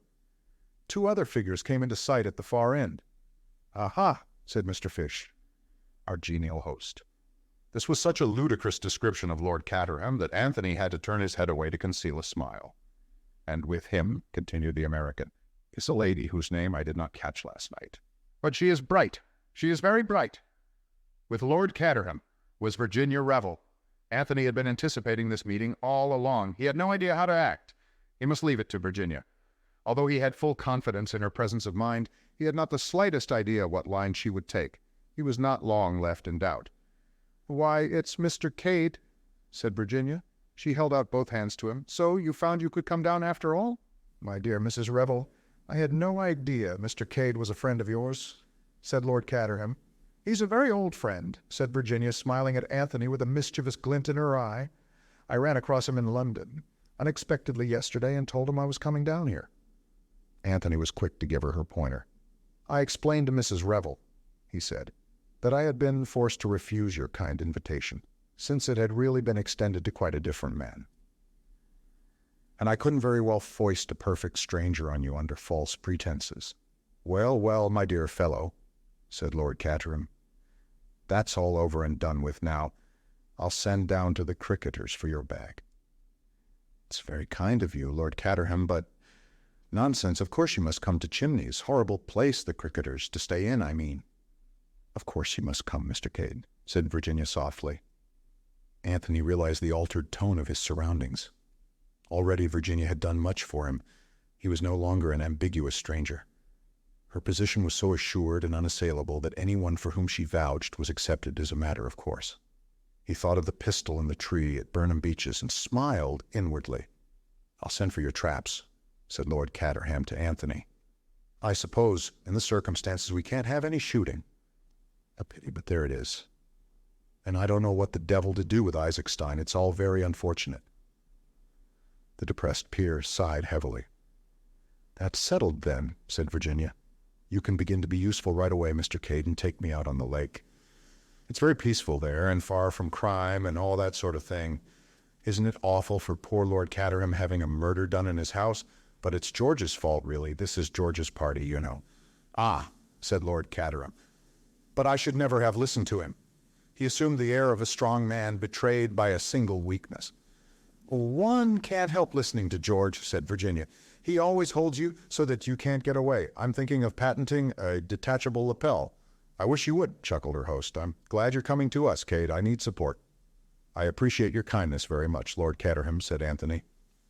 Especially, he added, when I am such a suspicious character. But my staying here makes it easier for battle. In what way, sir? Asked the superintendent. Shh. It won't be so difficult to keep an eye on me, explained Anthony gently. And by the momentary flicker of the superintendent's eyelids, he knew that his shot had gone home. Chapter 14. Mainly political and financial. Except for that involuntary twitch of the eyelids, Superintendent Battle's impassivity was unimpaired.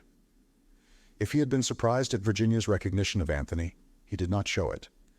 He and Lord Caterham stood together and watched those two go out through the garden door. Mr. Fish also watched them. Nice young fellow, that, said Lord Caterham. Very nice for Mrs. Revel to meet an old friend, murmured the American. They have been acquainted some time, presumably? Seems so, said Lord Caterham, but I've never heard her mention him before. Oh, by the way, Battle, Mr. Lomax has been asking for you. He's in the blue morning room. Very good, Lord Caterham. I'll go there at once. Battle found his way to the blue morning room without difficulty. He was already familiar with the geography of the house. Ah, there you are, Battle, said Lomax. He was striding impatiently up and down the carpet. There was one other person in the room, a big man sitting in a chair by the fireplace. He was dressed in very correct English shooting clothes, which nevertheless sat strangely upon him. He had a fat yellow face and black eyes, as impenetrable as those of a cobra. There was a generous curve to the big nose and power in the square lines of the vast jaw. Come in, Battle, said Lomax irritably, and shut the door behind you. This is Mr. Herman Isaacstein. Battle inclined his head respectfully. He knew all about Mr. Herman Isaacstein, and though the great financier sat there silent, whilst Lomax strode up and down and talked, he knew who was the real power in the room. We can speak more freely now, said Lomax. Before Lord Caterham and Colonel Melrose, I was anxious not to say too much. You understand, Battle, these things mustn't get about. Ah, said Battle, but they always do. More's the pity. Just for a second he saw a trace of a smile on the fat yellow face. It disappeared as suddenly as it had come. Now what do you really think of this young fellow, this Anthony Cade? Continued George. Do you still assume him to be innocent? Battle shrugged his shoulders very slightly. He tells a straight story. Part of it we shall be able to verify. On the face of it, it accounts for his presence here last night. I shall cable to South Africa, of course, for information about his antecedents. Then you regard him as cleared of all complicity? Battle raised a large square hand. Not so fast, sir. I never said that. What is your own idea about the crime, Superintendent Battle? Asked Isaacstein, speaking for the first time. His voice was deep and rich, and had a certain compelling quality about it. It had stood him in good stead at board meetings in his younger days. It's rather too soon to have ideas, Mr. Isaacstein. I've not got beyond asking myself the first question. What is that? Oh, it's always the same. Motive. Who benefits by the death of Prince Michael? We've got to answer that before we can get anywhere. The Revolutionary Party of Herzoslovakia, began George. Superintendent Battle waved him aside with something less than his usual respect. It wasn't the comrades of the Red Hand, sir, if you're thinking of them. But the paper with the scarlet hand on it, put there to suggest the obvious solution. George's dignity was a little ruffled. Really, Battle? I don't see how you can be so sure of that. Bless you, Mr. Lomax. We know all about the comrades of the Red Hand. We've had our eye on them ever since Prince Michael landed in England. That sort of thing is the elementary work of the department. They'd never be allowed to get within a mile of him. I agree with Superintendent Battle, said Isaacstein. We must look elsewhere. You see, sir, said Battle, encouraged by his support, we do know a little about the case. If we don't know who gains by his death, we do know who loses by it. Meaning? Said Isaacstein. His black eyes were bent upon the detective. More than ever, he reminded Battle of a hooded cobra. You and Mr. Lomax, not to mention the Loyalist Party of Herzoslovakia. If you'll pardon the expression, sir, you're in the soup. Really, Battle, interposed George, shocked to the core. Go on, Battle, said Isaacstein. In the soup describes the situation very accurately. You're an intelligent man.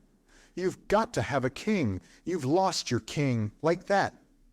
He snapped his large fingers. You've got to find another in a hurry, and that's not an easy job.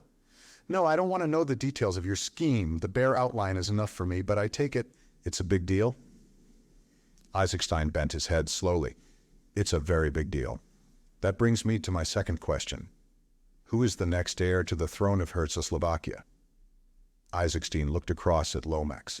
The latter answered the question with a certain reluctance and a good deal of hesitation. That would be, I should say, yes, in all probability, Prince Nicholas would be the next heir. Ah, said Battle. And who is Prince Nicholas? A first cousin of Prince Michael's. Ah, said Battle. I should like to hear all about Prince Nicholas, especially where he is at present. Nothing much is known of him, said Lomax. As a young man, he was most peculiar in his ideas, consorted with socialists and republicans, and acted in a way highly unbecoming to his position. He was sent down from Oxford, I believe, for some wild escapade. There was a rumor of his death 2 years later in the Congo, but it was only a rumor. He turned up a few months ago, when news of the royalist reaction got about. Indeed, said Battle. Where did he turn up? In America. America! Battle turned to Isaacstein with one laconic word. Oil? The financier nodded. He represented that if the Herzoslovakians chose a king, they would prefer him to Prince Michael as being more in sympathy with modern enlightened ideas, and he drew attention to his early democratic views and his sympathy with republican ideals. In return for financial support, he was prepared to grant concessions to a certain group of American financiers. Superintendent Battle so far forgot his habitual impassivity as to give vent to a prolonged whistle. So, that is it, he muttered. In the meantime, the Loyalist Party supported Prince Michael, and you felt sure you'd come out on top. And then this happens. You surely don't think, began George. It was a big deal, said Battle. Mr. Isaacstein says so. And I should say that what he calls a big deal is a big deal. There are always unscrupulous tools to be got hold of, said Isaacstein quietly. For the moment, Wall Street wins. But they've not done with me yet. Find out who killed Prince Michael. Superintendent Battle, if you want to do your country a service. One thing strikes me as highly suspicious, put in George. Why did the equerry, Captain Andraschi, not come down with the prince yesterday? I've inquired into that, said Battle. It's perfectly simple. He stayed in town to make arrangements with a certain lady on behalf of Prince Michael for next weekend. The Baron rather frowned on such things, thinking them injudicious at the present stage of affairs, so His Highness had to go about them in a hole-and-corner manner. He was, if I may say so, inclined to be a rather dissipated young man. I'm afraid so, said George ponderously. Yes, I'm afraid so. There's one other point we ought to take into account, I think, said Battle, speaking with a certain amount of hesitation. King Victor's supposed to be in England. King Victor. Lomax frowned in an effort at the recollection. Notorious French crook, sir. We've had a warning from the Sûreté in Paris. Of course, said George. I remember now. Jewel thief, isn't he? Why, that's the man. He broke off abruptly. Isaacstein, who had been frowning abstractedly at the fireplace, looked up just too late to catch the warning glance telegraphed from Superintendent Battle to the other. But, being a man sensitive to vibrations in the atmosphere, he was conscious of a sense of strain. "You don't want me any longer, do you, Lomax?" he inquired. "No, thank you, my dear fellow." "Would it upset your plans if I returned to London, Superintendent Battle?" "I'm afraid so, sir," said the superintendent civilly. "You see, if you go, there will be others who'll want to go also, and that would never do." "Quite so." The great financier left the room, closing the door behind him. "Splendid fellow, Isaacstein," murmured George Lomax perfunctorily. "Very powerful personality," agreed Superintendent Battle. George began to pace up and down again. "What you say disturbs me greatly," he began. "King Victor, I thought he was in prison. Came out a few months ago. French police meant to keep on his heels, but he managed to give them the slip straight away. He would too. One of the coolest customers that ever lived. For some reason or other, they believe he's in England and have notified us to that effect." "But what should he be doing in England?" "That's for you to say, sir," said Battle significantly. "You mean, you think, you know the story, of course." "Ah, yes, I can see you do. I was not in office, of course, at the time, but I heard the whole story from the late Lord Caterham. An unparalleled catastrophe." "The Koh-i-Noor," said Battle reflectively. "Hush, Battle." George glanced suspiciously round him. "I beg of you, mention no names. Much better not. If you must speak of it, call it the K." The superintendent looked wooden again. "You don't connect King Victor with this crime, do you, Battle?" "It's just a possibility, that's all." If you'll cast your mind back, sir, you'll remember that there were 4 places where a certain royal visitor might have concealed the jewel. Chimneys was one of them. King Victor was arrested in Paris 3 days after the disappearance, if I may call it that, of the K. It was always hoped that he would someday lead us to the jewel. But Chimneys has been ransacked and overhauled a dozen times. "Yes," said Battle sapiently, "but it's never much good looking when you don't know where to look. Only suppose now that this King Victor came here to look for the thing, was surprised by Prince Michael, and shot him." "It's possible," said George, "a most likely solution of the crime." "I wouldn't go as far as that. It's possible, but not much more." "Why is that?" "Because King Victor has never been known to take a life," said Battle seriously. "Oh, but a man like that, a dangerous criminal—" But Battle shook his head in a dissatisfied manner. "Criminals always act true to type, Mr. Lomax. It's surprising, all the same." "Yes? I'd rather like to question the prince's servant. I've left him purposely to the last. We'll have him in here, sir, if you don't mind." George signified his assent.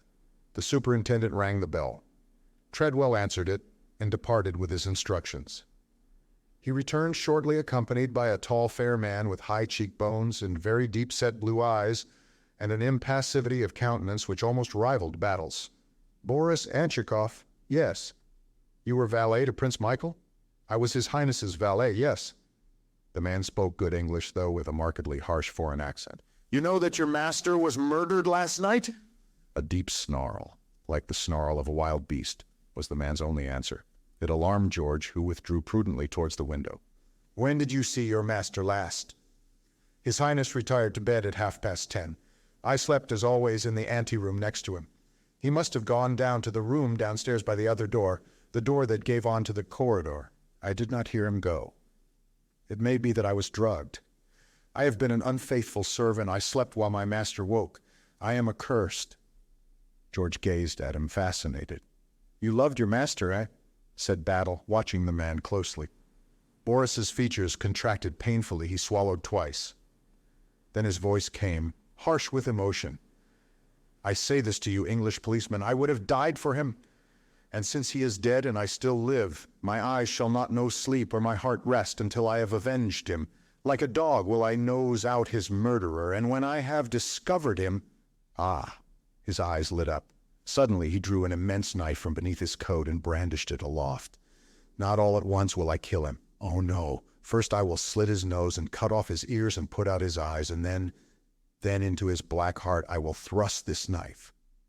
Swiftly he replaced the knife and, turning, left the room. George Lomax, his eyes always protuberant but now goggling almost out of his head, stared at the closed door.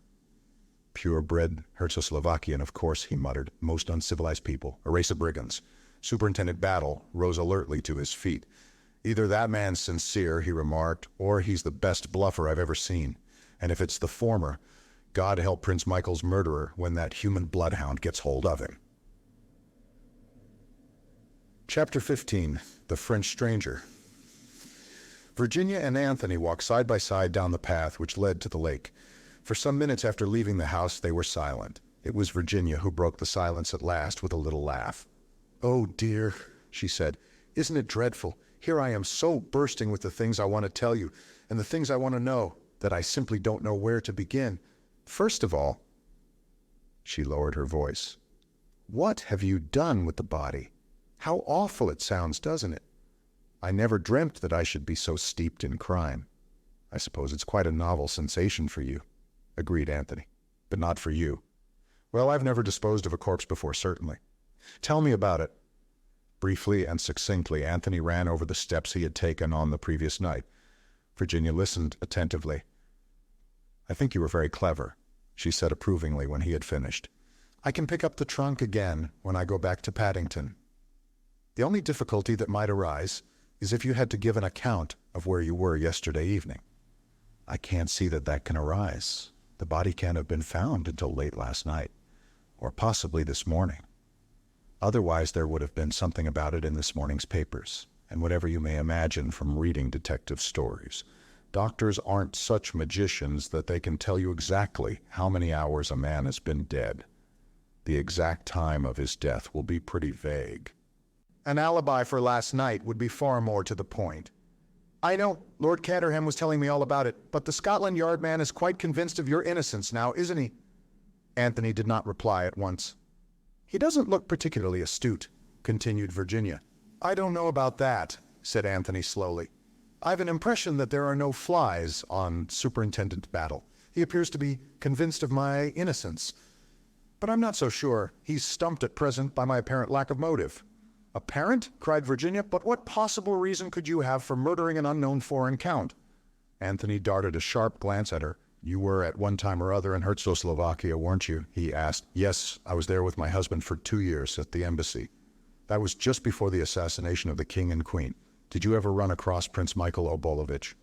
"Michael? Of course I did, horrid little wretch. He suggested, I remember, that I should marry him morganatically." "Did he really? And what did he suggest you should do about your existing husband?" "Oh, he had a sort of David and Uriah scheme all made out." "And how did you respond to this amiable offer?"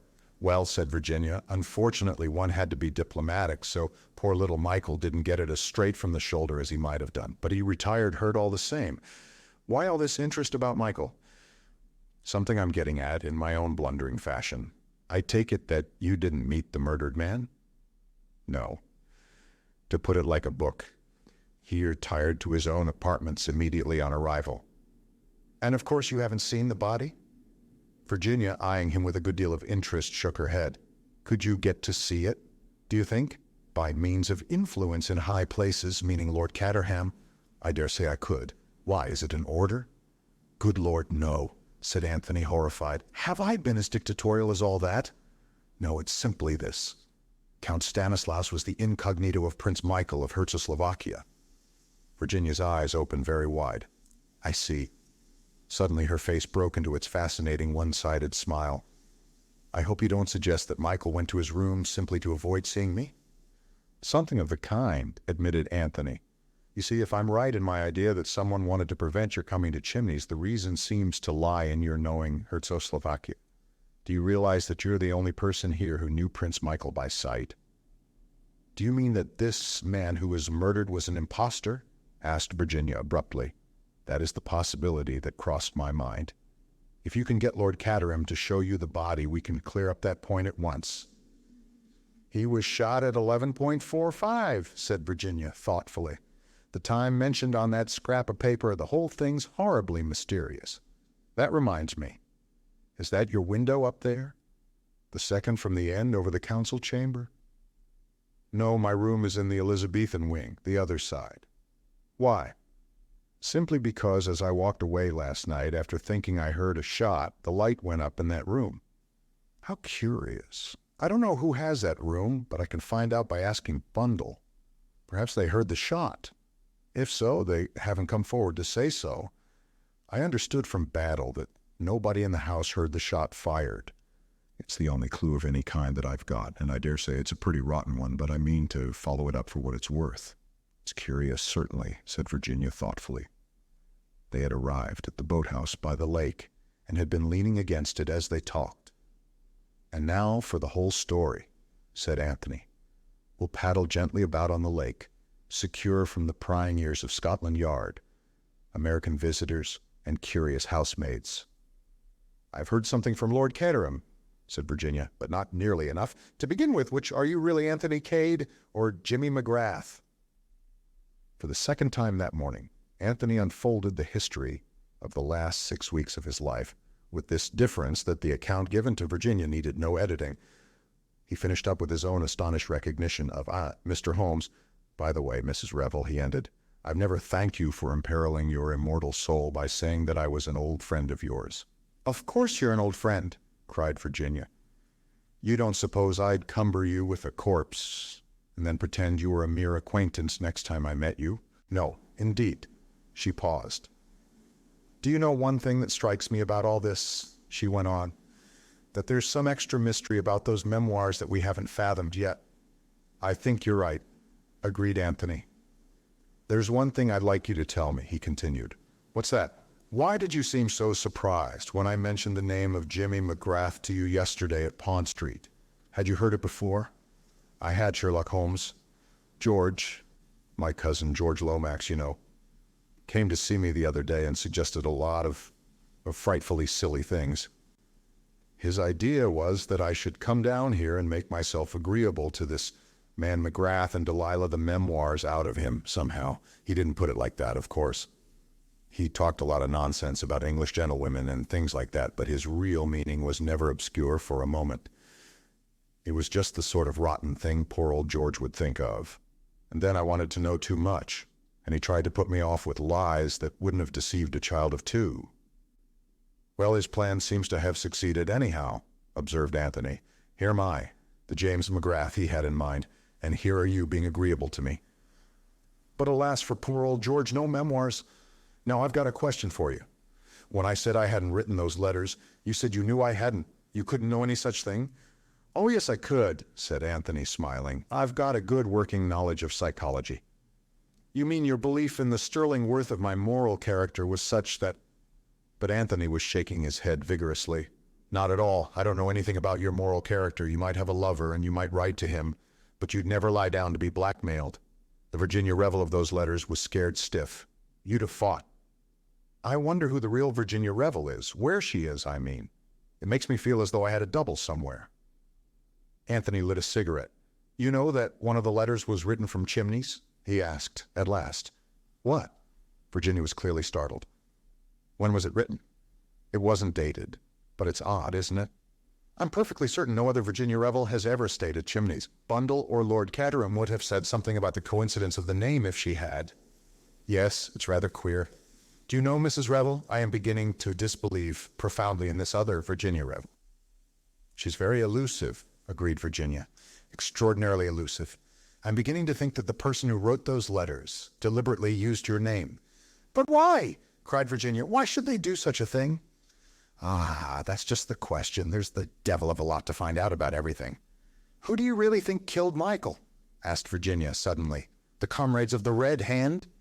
I suppose they might have done so, said Anthony in a dissatisfied voice. Pointless killing would be rather characteristic of them. Let's get to work, said Virginia. I see Lord Caterham and Bundle strolling together. The first thing to do is to find out definitely whether the dead man is Michael or not. Anthony paddled to shore, and a few moments later they had joined Lord Caterham and his daughter. Lunch is late, said his lordship in a depressed voice. Battle has insulted the cook, I expect. This is a friend of mine, Bundle, said Virginia. Be nice to him. Bundle looked earnestly at Anthony for some minutes, and then addressed a remark to Virginia, as though he had not been there. Where do you pick up these nice-looking men, Virginia? How do you do it? Says she enviously. You can have him, said Virginia generously. I want Lord Caterham. She smiled upon the flattered peer, slipped her hand through his arm, and they moved off together. "Do you talk?" asked Bundle. "Or are you just strong and silent?" "Talk?" said Anthony. "I babble. I murmur. I gurgle. Like the running brook, you know. Sometimes I even ask questions. As for instance, who occupies the second room on the left from the end?" He pointed to it as he spoke. "What an extraordinary question," said Bundle. "You intrigue me greatly. Let me see. Yes, that's Mademoiselle Brun's room, the French governess. She endeavors to keep my young sisters in order, Dulcie and Daisy.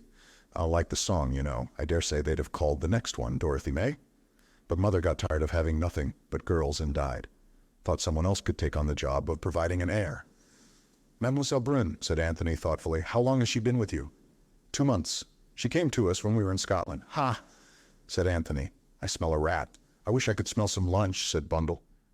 "Do I ask the Scotland Yard man to have lunch with us, Mr. Cade? You're a man of the world. You know about the etiquette of such things."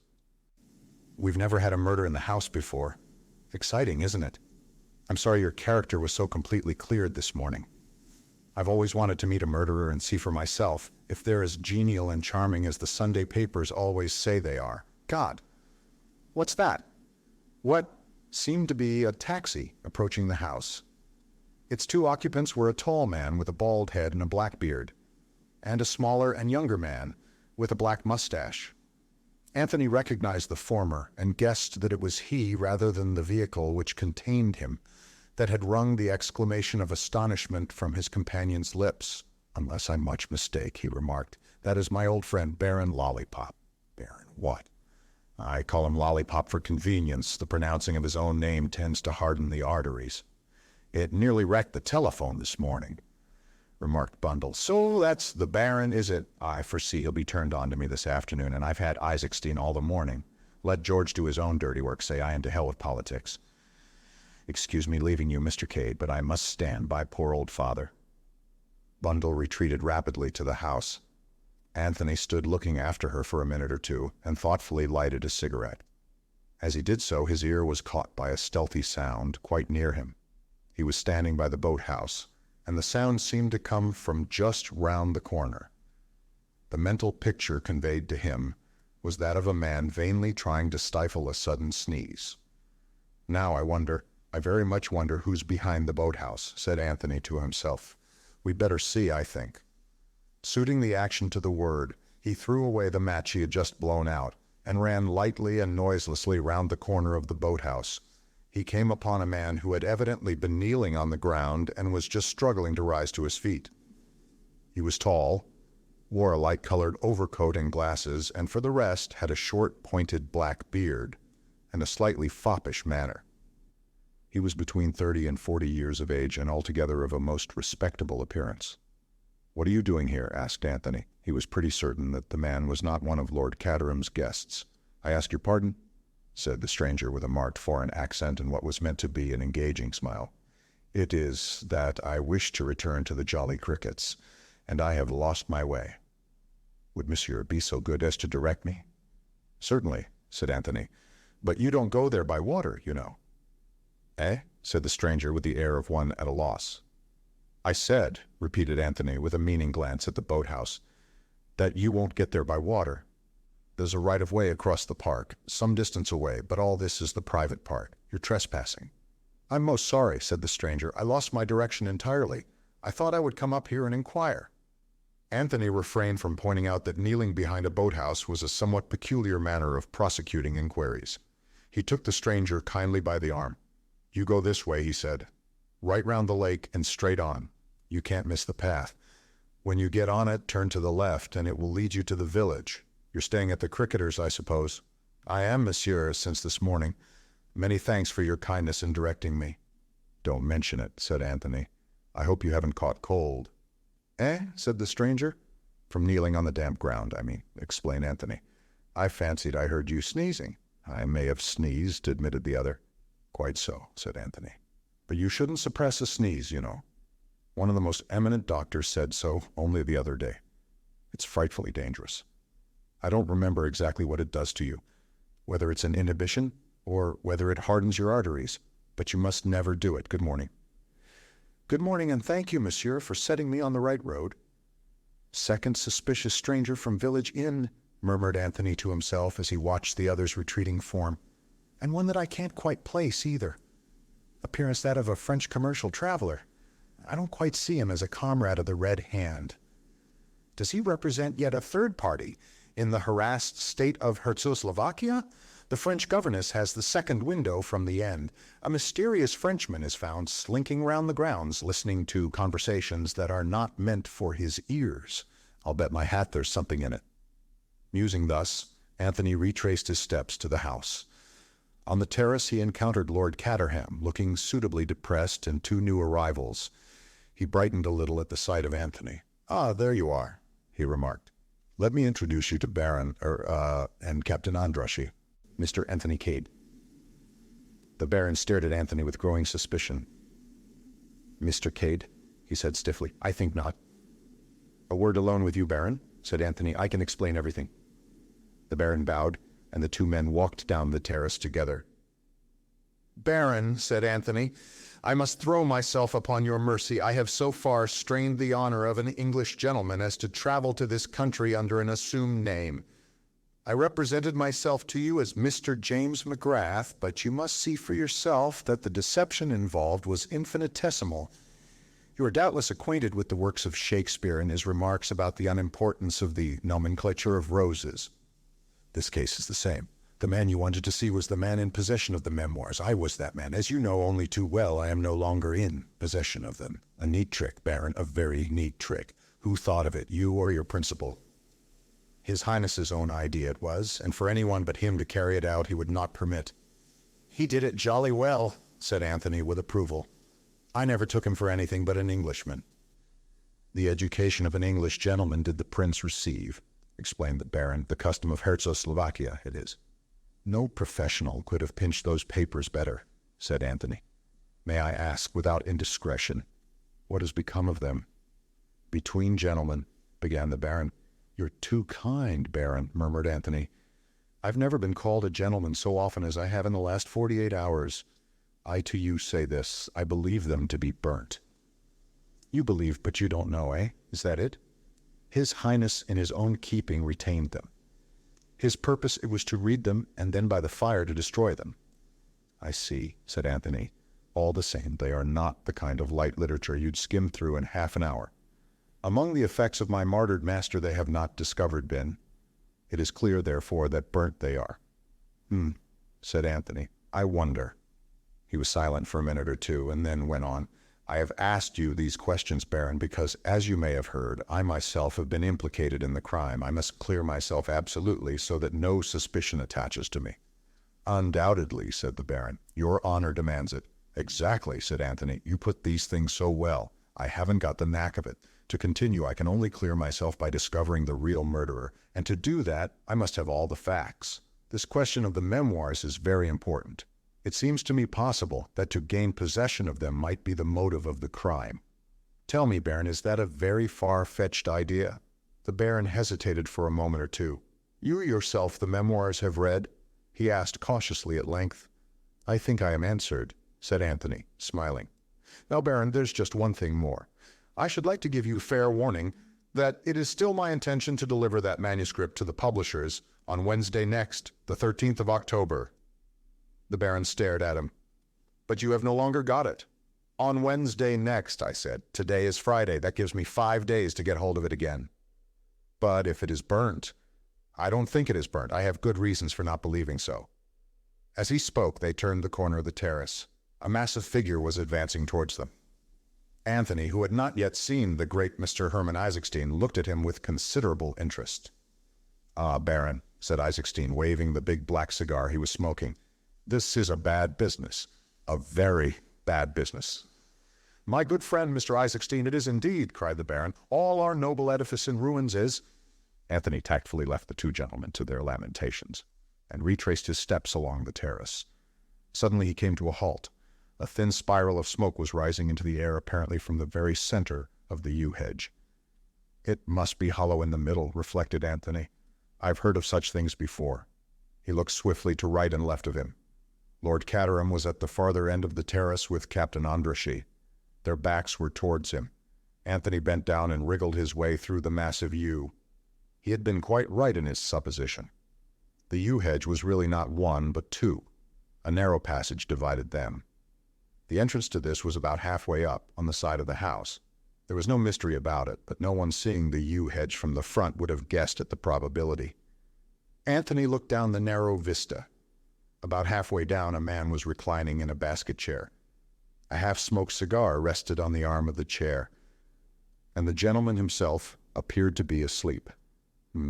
Said Anthony to himself. Evidently, Mr. Hiram Fish prefers sitting in the shade. Chapter 16. Tea in the schoolroom. Anthony regained the terrace with the feeling uppermost in his mind that the only safe place for private conversations was the middle of the lake. The resonant boom of a gong sounded from the house, and Treadwell appeared in a stately fashion from a side door. "Luncheon is served, my lord." "Ah," said Lord Caterham, brisking up a little. Lunch. At that moment 2 children burst out of the house. They were high-spirited young women of 12 and 10, and though their names might be Dulcie and Daisy, as Bundle had affirmed, they appeared to be more generally known as Guggle and Winkle. They executed a kind of war dance, interspersed with shrill whoops till Bundle emerged and quelled them. "Where's Mademoiselle?" she demanded. "She's got the migraine, the migraine, the migraine," chanted Winkle. "Hurrah!" said Guggle, joining in. Lord Caterham had succeeded in shepherding most of his guests into the house. Now he laid a restraining hand on Anthony's arm. "Come to my study," he breathed. "I've got something rather special there." Slinking down the hall, far more like a thief than like the master of the house, Lord Caterham gained the shelter of his sanctum. Here he unlocked a cupboard and produced various bottles. "Talking to foreigners always makes me so thirsty," he explained apologetically. "I don't know why it is." There was a knock on the door, and Virginia popped her head round the corner of it. "Got a special cocktail for me?" she demanded. "Of course," said Lord Caterham hospitably. "Come in." The next few minutes were taken up with serious rites. "I needed that," said Lord Caterham with a sigh, as he replaced his glass on the table. "As I said just now, I find talking to foreigners particularly fatiguing. I think it's because they're so polite. Come along. Let's have some lunch." He led the way to the dining room. Virginia put her hand on Anthony's arm and drew him back a little. "I've done my good deed for the day," she whispered. "I got Lord Caterham to take me to see the body." "Well?" demanded Anthony eagerly. One theory of his was to be proved or disproved. Virginia was shaking her head. "You were wrong," she whispered. "It's Prince Michael, all right." "Oh." Anthony was deeply chagrined. "And Mademoiselle has the migraine," he added aloud in a dissatisfied tone. "What has that got to do with it?" "Probably nothing, but I wanted to see her. You see, I found out that Mademoiselle has the second room from the end, the one where I saw the light last night." "That's interesting." "Probably there's nothing in it. All the same, I mean to see Mademoiselle before the day is out." Lunch was somewhat of an ordeal. Even the cheerful impartiality of Bundle failed to reconcile the heterogeneous assembly. The Baron and Andrushy were correct, formal, full of etiquette, and had the air of attending a meal in a mausoleum. Lord Caterham was lethargic and depressed. Bill Eversley stared longingly at Virginia. George, very mindful of the trying position in which he found himself, conversed weightily with the Baron and Mr. Isaacstein. Guggle and Winkle, completely beside themselves with joy of having a murder in the house, had to be continually checked and kept under, whilst Mr. Hiram Fish slowly masticated his food and drawled out dry remarks in his own peculiar idiom. Superintendent Battle had considerately vanished, and nobody knew what had become of him. "Thank God that's over," murmured Bundle to Anthony as they left the table. "And George is taking the foreign contingent over to the Abbey this afternoon to discuss state secrets." "That will possibly relieve the atmosphere," agreed Anthony. "I don't mind the American so much," continued Bundle. "He and Father can talk first editions together quite happily in some secluded spot. Mr. Fish," as the object of their conversation drew near, "I'm planning a peaceful afternoon for you." The American bowed. "That's too kind of you, Lady Eileen." "Mr. Fish," said Anthony, "had quite a peaceful morning." Mr. Fish shot a quick glance at him. "Ah, sir, you observed me then in my secluded retreat?" "There are moments, sir," when far from the madding crowd is the only motto for a man of quiet tastes. Bundle had drifted on, and the American and Anthony were left together. The former dropped his voice a little. I opine, he said, that there is considerable mystery about this little dust-up. Any amount of it, said Anthony. That guy with the bald head was perhaps a family connection. Something of the kind. These Central European nations beat the band, declared Mr. Fish. It's kind of being rumored around that the deceased gentleman was a royal highness. Is that so, do you know? He was staying here as Count Stanislaus, replied Anthony evasively. To this, Mr. Fish offered no further rejoinder than the somewhat cryptic, "Oh boy," after which he relapsed into silence for some moments. This police captain of yours, he observed at last, Battle or whatever his name is he the goods all right? Scotland Yard thinks so, replied Anthony dryly. He seems kind of hidebound to me, remarked Mr. Fish. No hustle to him. This big idea of his letting no one leave the house, what is there to it? He darted a very sharp look at Anthony as he spoke. Everyone's got to attend the inquest tomorrow morning, you see. That's the idea, is it? No more to it than that? No question of Lord Caterham's guests being suspected? My dear Mr. Fish, I was getting a mite uneasy, being a stranger in this country, but of course it was an outside job, I remember now. Window found unfastened, wasn't it? It was, said Anthony, looking straight in front of him. Mr. Fish sighed. After a minute or two, he said in a plaintive tone, Young man, do you know how they get the water out of a mine? How? By pumping, but it's almighty hard work. I observe the figure of my genial host detaching itself from the group over yonder. I must join him. Mr. Fish walked gently away, and Bundle drifted back again. Funny fish, isn't he? She remarked. He is. It's no good looking at Virginia, said Bundle sharply. I wasn't. You were? I don't know how she does it. It isn't what she says. I don't even believe it's what she looks, but oh boy, she gets there every time. Anyway, she's on duty elsewhere for the time. She told me to be nice to you, and I'm going to be nice to you, by force if necessary. No force required, Anthony assured her. But if it's all the same to you, I'd rather you were nice to me on the water, in a boat. It's not a bad idea, said Bundle meditatively. They strolled down to the lake together. There's just one question I'd like to ask you, said Anthony as he paddled gently out from the shore. Before we turn to really interesting topics. Business before pleasure. Whose bedroom do you want to know about now? Asked Bundle with weary patience. Nobody's bedroom for the moment, but I would like to know where you got your French governess from. The man's bewitched, said Bundle. I got her from an agency, and I pay her £100 a year, and her Christian name is Genevieve. Anything more you want to know? We'll assume the agency, said Anthony. What about her references? Oh, glowing. She'd lived for 10 years with the Countess of Whatnot. Whatnot being? The Comtesses de Breteuil, Chateau de Breteuil, Dinard. You didn't actually see the Comtesse yourself. It was all done by letter? Exactly. Said Anthony. You intrigue me, said Bundle. You intrigue me enormously. Is it love or crime? Probably sheer idiocy on my part. Let's forget it. Let's forget it, said he negligently, having extracted all the information he wants. Mr. Cade, who do you suspect? I rather suspect Virginia as being the most unlikely person, or possibly Bill. What about you? Member of the aristocracy joins in secret the comrades of the Red Hand. It would create a sensation, all right, Anthony laughed. He liked Bundle, though he was a little afraid of the shrewd penetration of her sharp gray eyes. You must be proud of all this, he said suddenly, waving his hand towards the great house in the distance. Bundle screwed up her eyes and tilted her head on one side.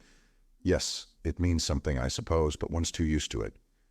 Anyway, we're not here very much, too deadly dull. We've been at Cowes and Deauville all the summer, after town, and then up to Scotland. Chimneys has been swathed in dust sheets for about 5 months. Once a week they take the dust sheets off, and jars of banks full of tourists come and gape and listen to Treadwell. On your right is the portrait of the 4th Marchioness of Caterham, painted by Sir Joshua Reynolds, etc. And Ed, or Bert, the humorist of the party, nudges his girl and says, Gladys, they've got 2 pennyworth of pictures here, right enough. And then they go and look at more pictures, and yawn and shuffle their feet and wish it was time to go home. Yet history has been made here once or twice, by all accounts. You've been listening to George, said Bundle sharply. That's the kind of thing he's always saying. But Anthony had raised himself on his elbow and was staring at the shore. "Is that a third suspicious stranger I see standing disconsolately by the boathouse? Or is it one of the house party?" Bundle lifted her head from the scarlet cushion. "It's Bill," she said. "He seems to be looking for something." "He's probably looking for me," said Bundle, without enthusiasm. "Shall we row quickly in the opposite direction?" "That's quite the right answer, but it should be delivered with more enthusiasm." "I shall row with double vigor after that rebuke." "Not at all," said Bundle. "I have my pride. Row me to where that young ass is waiting. Somebody's got to look after him, I suppose. Virginia must have given him the slip. One of these days, inconceivable as it seems, I might want to marry George, so I might as well practice being one of our well-known political hostesses." Anthony pulled obediently towards the shore. "And what's to become of me, I should like to know," he complained. "I refuse to be the unwanted third. Is that the children I see in the distance?" "Yes, be careful or they'll rope you in." "I'm rather fond of children," said Anthony. "I might teach them some nice, quiet, intellectual game." "Well, don't say I didn't warn you." Having relinquished Bundle to the care of her gallant captain, Anthony strolled off to where various shrill cries disturbed the peace of the afternoon. He was received with acclamation. "Are you any good at playing Red Indians?" asked Guggle sternly. "Rather," said Anthony. "You should hear the noise I make when I'm being scalped, like this." He illustrated. "Not so bad," said Winkle grudgingly. "Now do the scalpers yell." Anthony obliged with a blood-curdling noise. In another minute the game of Red Indians was in full swing. About an hour later, Anthony wiped his forehead and ventured to inquire after Mademoiselle's migraine. He was pleased to hear that that lady had entirely recovered. So popular had he become that he was urgently invited to come and have tea in the schoolroom. "And then you can tell us about the man you saw hung," urged Guggle. "Did you say you got a bit of the rope with you?" asked Winkle. "It's in my suitcase," said Anthony solemnly. "You shall each have a piece of it." Winkle immediately let out a wild Indian yell of satisfaction. "We'll have to go and get washed, I suppose," said Guggle gloomily. "You will come to tea, won't you? You won't forget."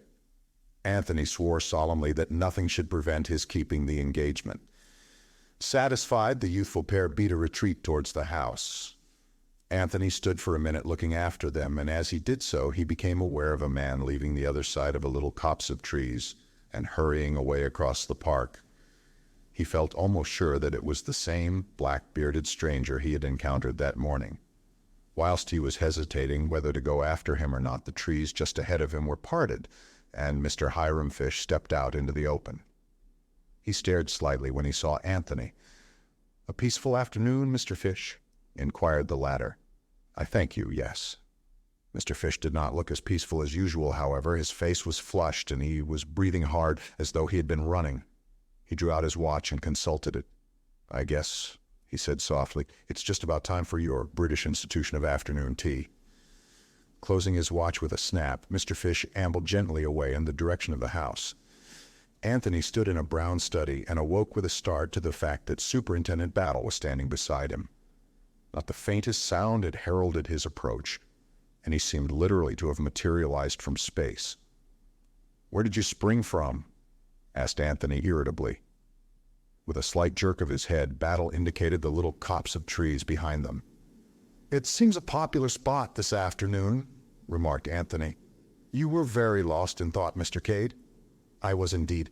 Do you know what I was doing, Battle? I was trying to put 2 and 1 and 5 and 3 together so as to make 4. "And it can't be done, Battle. It simply can't be done." "There's difficulties that way," agreed the detective. "But you're just the man I wanted to see.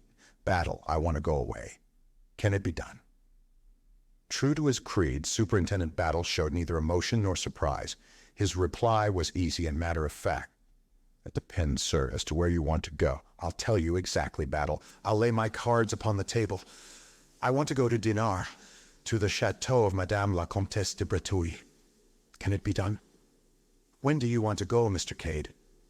"Say tomorrow after the inquest. I could be back here by Sunday evening." "I see," said the superintendent with peculiar solidity. "Well, what about it? I've no objection, provided you go where you say you're going and come straight back here. You're a man in 1,000, Battle. Either you have taken an extraordinary fancy to me, or else you're extraordinarily deep. Which is it?" Superintendent Battle smiled a little, but did not answer. Well, said Anthony. "I expect you'll take your precautions. Discreet minions of the law will follow my suspicious footsteps. So be it. But I do wish I knew what it was all about. I don't get you, Mr. Cade. The memoirs, what all the fuss is about. Were they only memoirs, or have you got something up your sleeve?" Battle smiled again. "Take it like this. I'm doing you a favor because you've made a favorable impression on me, Mr. Cade. I'd like you to work in with me over this case. The amateur and the professional, they go well together. The one has the intimacy, so to speak, and the other the experience." "Well," said Anthony slowly, "I don't mind admitting that I've always wanted to try my hand at unraveling a murder mystery." "Any ideas about the case at all, Mr. Cade?" "Plenty of them," said Anthony, "but they're mostly questions." "As, for instance?" "Who steps into the murdered Michael's shoes? It seems to me that is important." A rather wry smile came over Superintendent Battle's face. "I wondered if you'd think of that, sir. Prince Nicholas Obolovich is the next heir, first cousin of this gentleman." "And where is he at the present moment?" asked Anthony, turning away to light a cigarette. "Don't tell me you don't know, Battle, because I shan't believe you." "We've reason to believe that he's in the United States. He was until quite lately, at all events, raising money on his expectations." Anthony gave vent to a surprised whistle. "I get you," said Anthony. "Michael was backed by England, Nicholas by America. In both countries, a group of financiers are anxious to obtain the oil concessions. The Loyalist Party adopted Michael as their candidate. Now they'll have to look elsewhere. Gnashing of teeth on the part of Isaacstein and Company and Mr. George Lomax, rejoicings in Wall Street. Am I right?" "You're not far off," said Superintendent Battle. Said Anthony. "I almost dare swear that I know what you were doing in that copse." The detective smiled, but made no reply. "International politics are very fascinating," said Anthony, "but I fear I must leave you. I have an appointment in the schoolroom." He strode briskly away towards the house. Inquiries of the dignified Treadwell showed him the way to the schoolroom. He tapped on the door and entered, to be greeted by squeals of joy. Gogol and Winkle immediately rushed at him and bore him in triumph to be introduced to Mademoiselle. For the first time, Anthony felt a qualm. Mademoiselle Brun was a small, middle-aged woman with a sallow face, pepper and salt hair, and a budding mustache. As the notorious foreign adventuress, she did not fit into the picture at all. "I believe," said Anthony to himself, "I'm making the most utter fool of myself. Never mind, I must go through with it now." He was extremely pleasant to Mademoiselle, and she, on her part, was evidently delighted to have a good-looking young man invade her schoolroom. The meal was a great success, but that evening, alone in the charming bedchamber that had been allotted to him, Anthony shook his head several times. "I'm wrong," he said to himself. "For the second time, I'm wrong. Somehow or other, I can't get the hang of this thing." He stopped in his pacing of the floor. "What the devil—" began Anthony. The door was being softly opened. In another minute, a man had slipped into the room and stood deferentially by the door. He was a big, fair man, squarely built, with high Slavonic cheekbones and dreamy, fanatic eyes. "Who the devil are you?" asked Anthony, staring at him. The man replied in perfect English, "I am Boris Anchukov." "Prince Michael's servant, eh?" "That is so. I served my master. He is dead. Now I serve you." "It's very kind of you," said Anthony, "but I don't happen to want a valet." "You are my master now." "I will serve you faithfully." "Yes, but look here, I don't need a valet. I can't afford one." Boris Anchukov looked at him with a touch of scorn. "I do not ask for money. I serve my master, so will I serve you to the death." Stepping quickly forward, he dropped on one knee, caught Anthony's hand and placed it on his forehead. And then he rose swiftly and left the room as suddenly as he had come. Anthony stared after him, his face a picture of astonishment. "That's damned odd," he said to himself. "A faithful sort of dog. Curious the instincts these fellows have." He rose and paced up and down. "All the same," he muttered, "it's awkward, damned awkward, just at present." Chapter 17. A Midnight Adventure. The inquest took place on the following morning. It was extraordinarily unlike the inquests as pictured in sensational fiction. It satisfied even George Lomax in its rigid suppression of all interesting details. Superintendent Battle and the coroner, working together with the support of the chief constable, had reduced the proceedings to the lowest level of boredom. Immediately after the inquest, Anthony took an unostentatious departure. His departure was the one bright spot in the day for Bill Eversley, George Lomax, obsessed with the fear that something damaging to his department might leak out, had been exceedingly trying. Miss Oscar and Bill had been in constant attendance. Everything useful and interesting had been done by Miss Oscar. Bill's part had been to run to and fro with countless messages, to decode telegrams, and to listen by the hour to George repeating himself. It was a completely exhausted young man who retired to bed on Saturday night. He had had practically no chance to talk to Virginia all day, owing to George's exactions, and he felt injured and ill-used. Thank goodness that colonial fellow had taken himself off. He had monopolized far too much of Virginia's society anyway. And of course, if George Lomax went on making an ass of himself like this. His mind seething with resentment, Bill fell asleep, and in dreams came consolation, for he dreamt of Virginia. It was an heroic dream, a dream of burning timbers in which he played the part of the gallant rescuer. He brought down Virginia from the topmost story in his arms. She was unconscious. He laid her on the grass.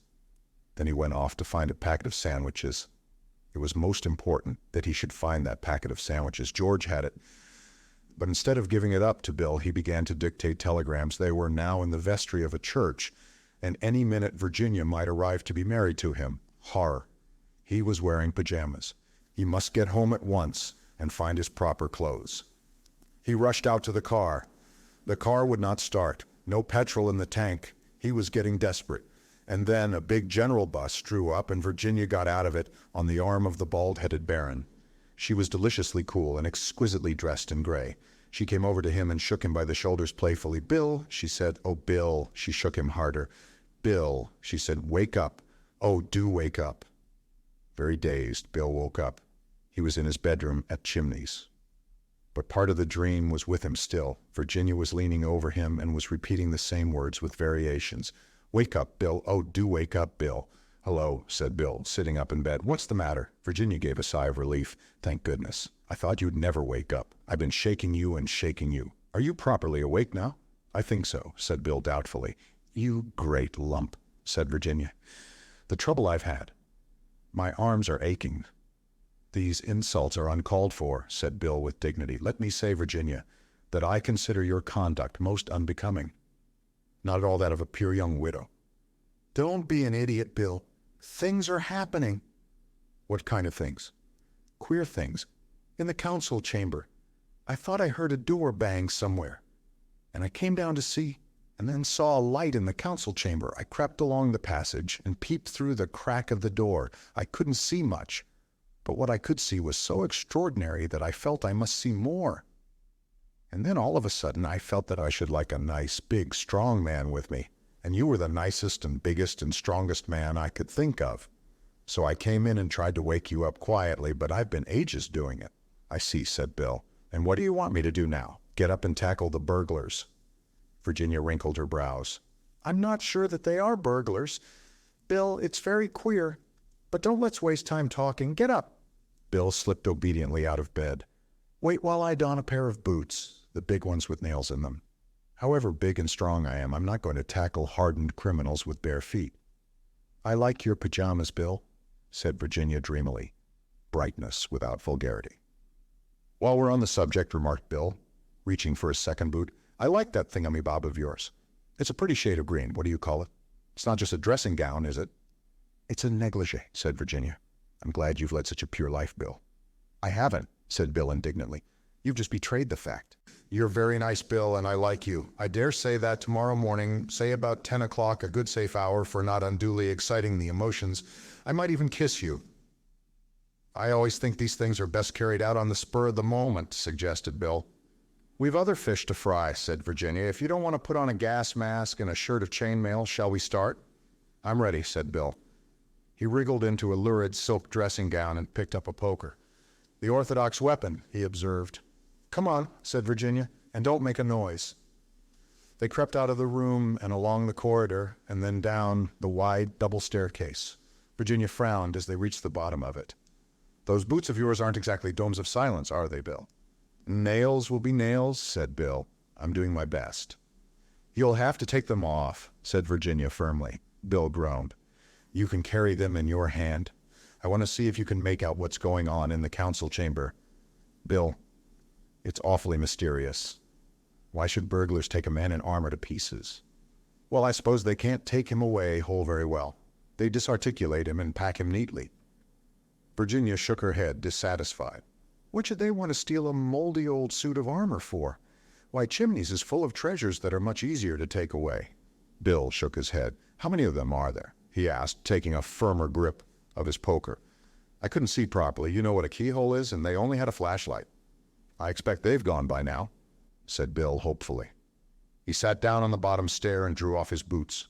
Then, holding them in his hand, he crept along the passage that led to the council chamber, Virginia close behind him. They halted outside the massive oak door. All was silent within, but suddenly Virginia pressed his arm and he nodded. A bright light had shone for a minute through the keyhole. Bill went down on his knees and applied his eye to the orifice. What he saw was confusing in the extreme. The scene of the drama that was being enacted inside was evidently just to the left, out of his line of vision. A subdued chink every now and then seemed to point to the fact that the invaders were still dealing with a figure in armor.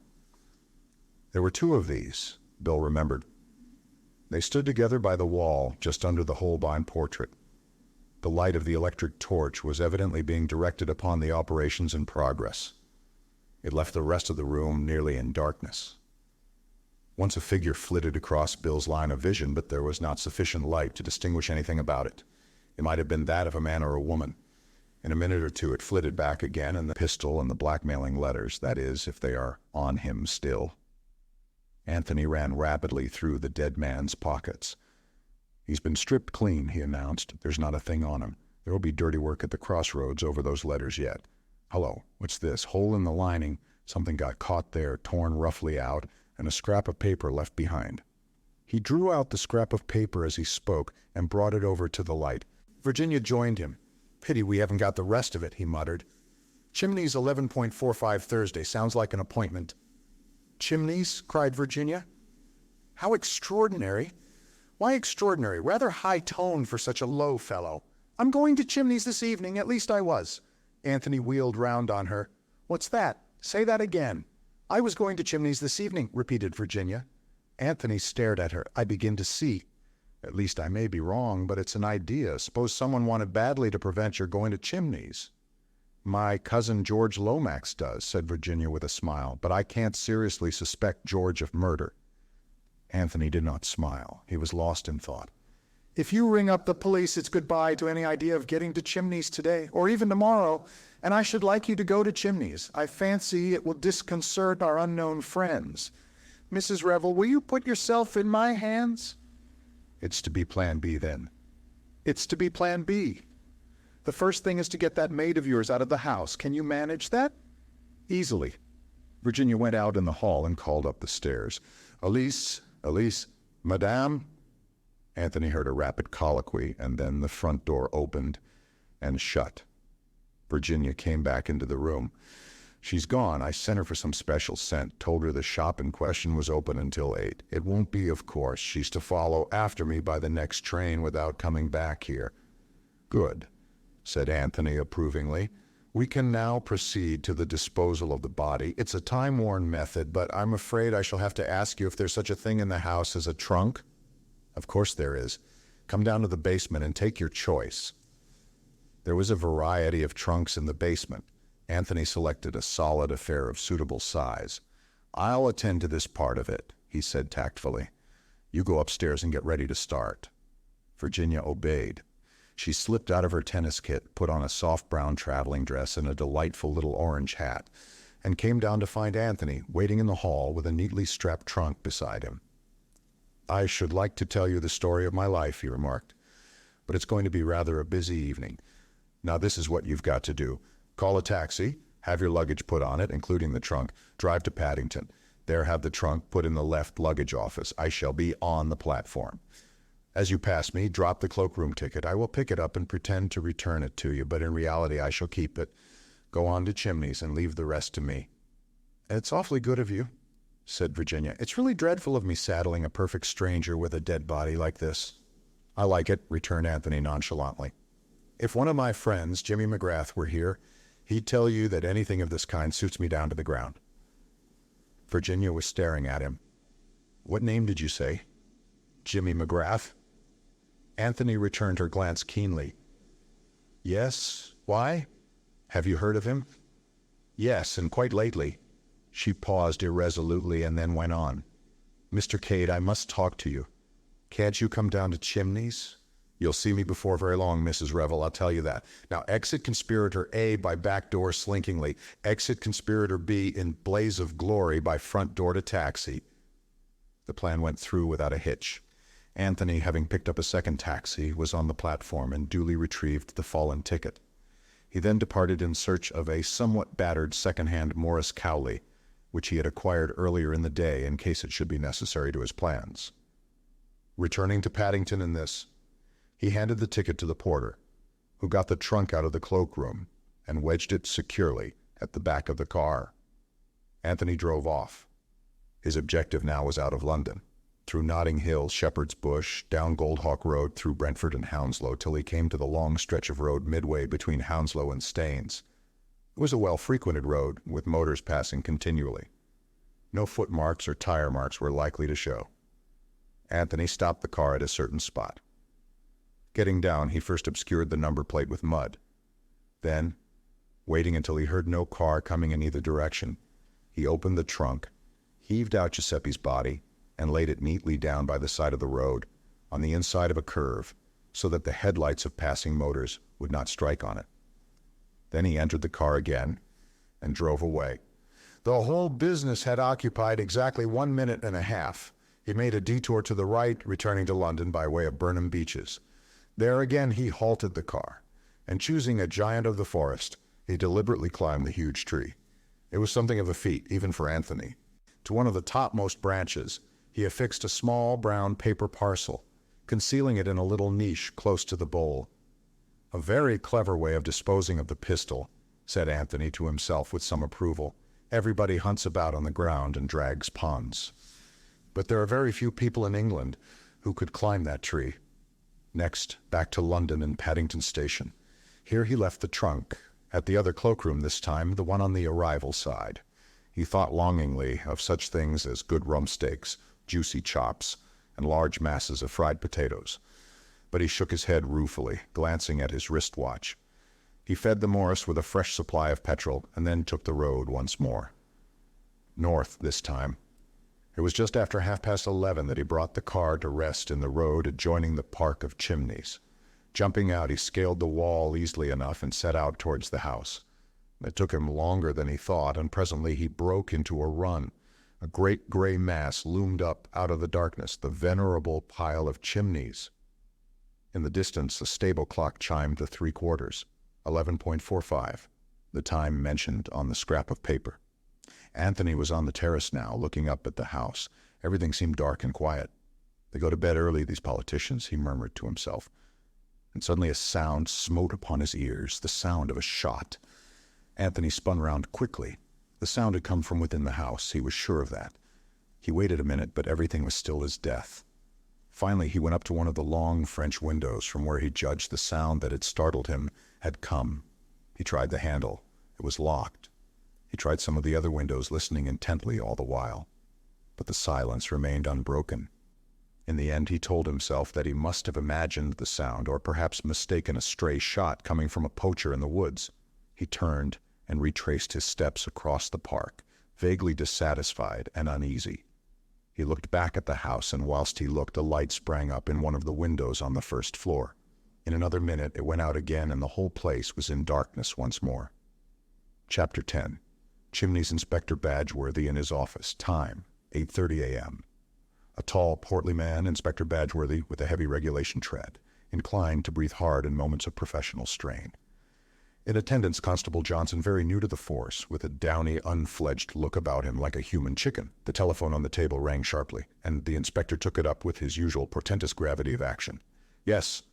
Police Station, Market Basing. Inspector Badgeworthy speaking." "What?" Slight alteration in the inspector's manner.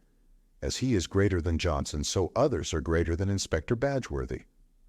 Speaking, my lord. I beg your pardon, my lord. I didn't quite hear what you said. Long pause, during which the inspector listens, quite a variety of expressions passing over his usually impassive countenance. Finally, he lays down the receiver after a brief, "At once, my lord." He turned to Johnson, seeming visibly swelled with importance. From his lordship, at Chimneys murder. Murder, Echoed Johnson, suitably impressed. murder it is, Said the inspector with great satisfaction. Why, there's never been a murder here, not that I've ever heard of, except the time that Tom Pierce shot his sweetheart. And that, in a manner of speaking, wasn't murder at all, but drink, said the inspector deprecatingly. He weren't hanged for it, agreed Johnson gloomily. But this is the real thing, is it, sir? It is, Johnson. One of his lordship's guests, a foreign gentleman, discovered shot, open window, and footprints outside. I'm sorry it were a foreigner, said Johnson with some regret. Made the murder seem less real. Foreigners, Johnson felt, were liable to be shot.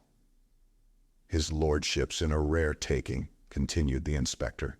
We'll get hold of Dr. Cartwright and take him up with us right away. I hope to goodness no one will get messing with those footprints. Badgeworthy was in a seventh heaven.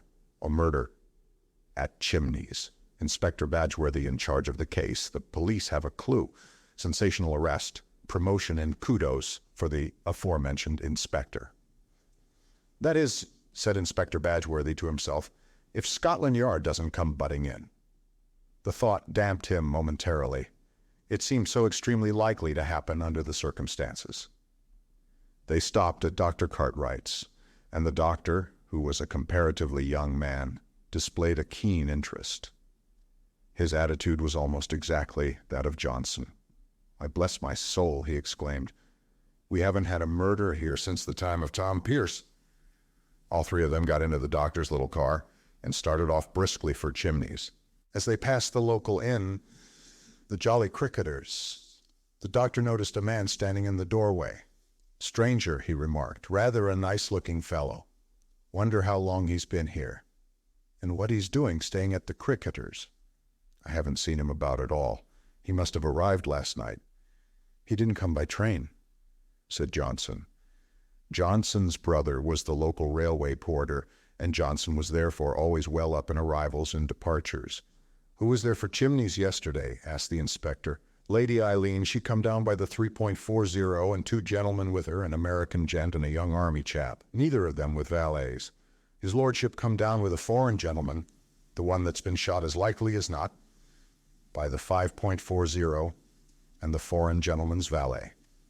Mr. Eversley come by the same train. Mrs. Revel came by the 7.25, and another foreign-looking gentleman came by it too, one with a bald head and a hook nose, and Mrs. Revel's maid came by the 8.56. Johnson paused, out of breath, and there was no one for the Cricketers. Johnson shook his head. "He must have come by car then," said the inspector. "Johnson, make a note to institute inquiries at the Cricketers on your way back. We want to know all about any strangers. He was very sunburnt, that gentleman. Likely as not, he's come from foreign parts too." The inspector nodded his head with great sagacity, as though to imply that that was the sort of wide-awake man he was, not to be caught napping under any consideration. The car passed in through the park gates of Chimneys. Descriptions of that historic place can be found in any guidebook. It is also number 3 in Historic Homes of England, price 21s. On Thursdays, chars of banks come over from Midlingham and view those portions of it which are open to the public. In view of all these facilities, to describe Chimneys would be superfluous. They were received at the door by a white-headed butler whose demeanor was perfect. "We are not accustomed," it seemed to say, "to having murder committed within these walls. But these are evil days. Let us meet disaster with perfect calm and pretend with our dying breath that nothing out of the usual has occurred. His lordship," said the butler, "is expecting you. This way, if you please." He led them to a small, cozy room, which was Lord Caterham's refuge from the magnificence elsewhere, and announced them. "The police, my lord, and Dr. Cartwright." Lord Caterham was pacing up and down in a visibly agitated state. "Ha, Inspector, you've turned up at last. I'm thankful for that. How are you, Cartwright? This is the very devil of a business, you know, the very devil of a business. And Lord Caterham, running his hands through his hair in a frenzied fashion until it stood upright in little tufts, looked even less like a peer of the realm than usual. "Where's the body?" asked the doctor in curt, businesslike fashion. Lord Caterham turned to him as though relieved at being asked a direct question. "In the council chamber, just where it was found. I wouldn't have it touched. I believed, that was the correct thing to do." "Quite right, my lord," said the inspector approvingly. He produced a notebook and pencil. "And who discovered the body, did you?" "Good Lord, no," said Lord Caterham. "You don't think I usually get up at this unearthly hour in the morning, do you?" "No, a housemaid found it. She screamed a good deal, I believe. I didn't hear her myself. Then they came to me about it, and of course I got up and came down. And there it was, you know." "You recognize the body as that of one of your guests?" "That's right, Inspector." "By name?" This perfectly simple question seemed to upset Lord Caterham. He opened his mouth once or twice and then shut it again. Finally he asked feebly, Do you mean, what was his name?" "Yes, my lord." "Well," said Lord Caterham, looking slowly round the room as though hoping to gain inspiration, "his name was, I should say it was, yes, decidedly so, Count Stanislaus." There was something so odd about Lord Caterham's manner that the inspector ceased using his pencil and stared at him instead. But at that moment a diversion occurred which seemed highly welcome to the embarrassed peer. The door opened and a girl came into the room. She was tall, slim, and dark, with an attractive boyish face and a very determined manner. This was Lady Eileen Brent, commonly known as Bundle, Lord Caterham's eldest daughter. She nodded to the others and addressed her father directly. "I've got him," she announced. For a moment the inspector was on the point of starting forward under the impression that the young lady had captured the murderer red-handed, but almost immediately he realized that her meaning was quite different. Lord Caterham uttered a sigh of relief. "That's a good job. What did he say?" "He's coming over at once. We are to use the utmost discretion." Her father made a sound of annoyance. "That's just the sort of idiotic thing George Lomax would say. However, once he comes, I shall wash my hands of the whole affair." He appeared to cheer up a little at the prospect. "And the name of the murdered man was Count Stanislaus?" queried the doctor. A lightning glance passed between father and daughter, and then the former said with some dignity, "Certainly, I said so just now." "I asked because you didn't seem quite sure about it before," explained Cartwright. There was a faint twinkle in his eye, and Lord Caterham looked at him reproachfully. "I'll take you to the council chamber," he said more briskly. They followed him, the inspector bringing up the rear, and darting sharp glances all around him as he went, much as though he expected to find a clue in a picture frame or behind a door. Lord Caterham took a key from his pocket and unlocked a door, flinging it open. They all passed into a big room, paneled in oak, with 3 long windows giving on the terrace. There was a long refectory table and a good many oak chests, and some beautiful old chairs. On the walls were various paintings of dead and gone Caterhams and others. Near the left-hand wall, about halfway between the door and the window, a man was lying on his back, his arms flung wide. Dr. Cartwright went over and knelt down by the body. The inspector strode across to the windows and examined them in turn. The center one was closed, but not fastened. On the steps outside were footprints leading up to the window, and a second set going away again. "Clear enough," said the inspector with a nod.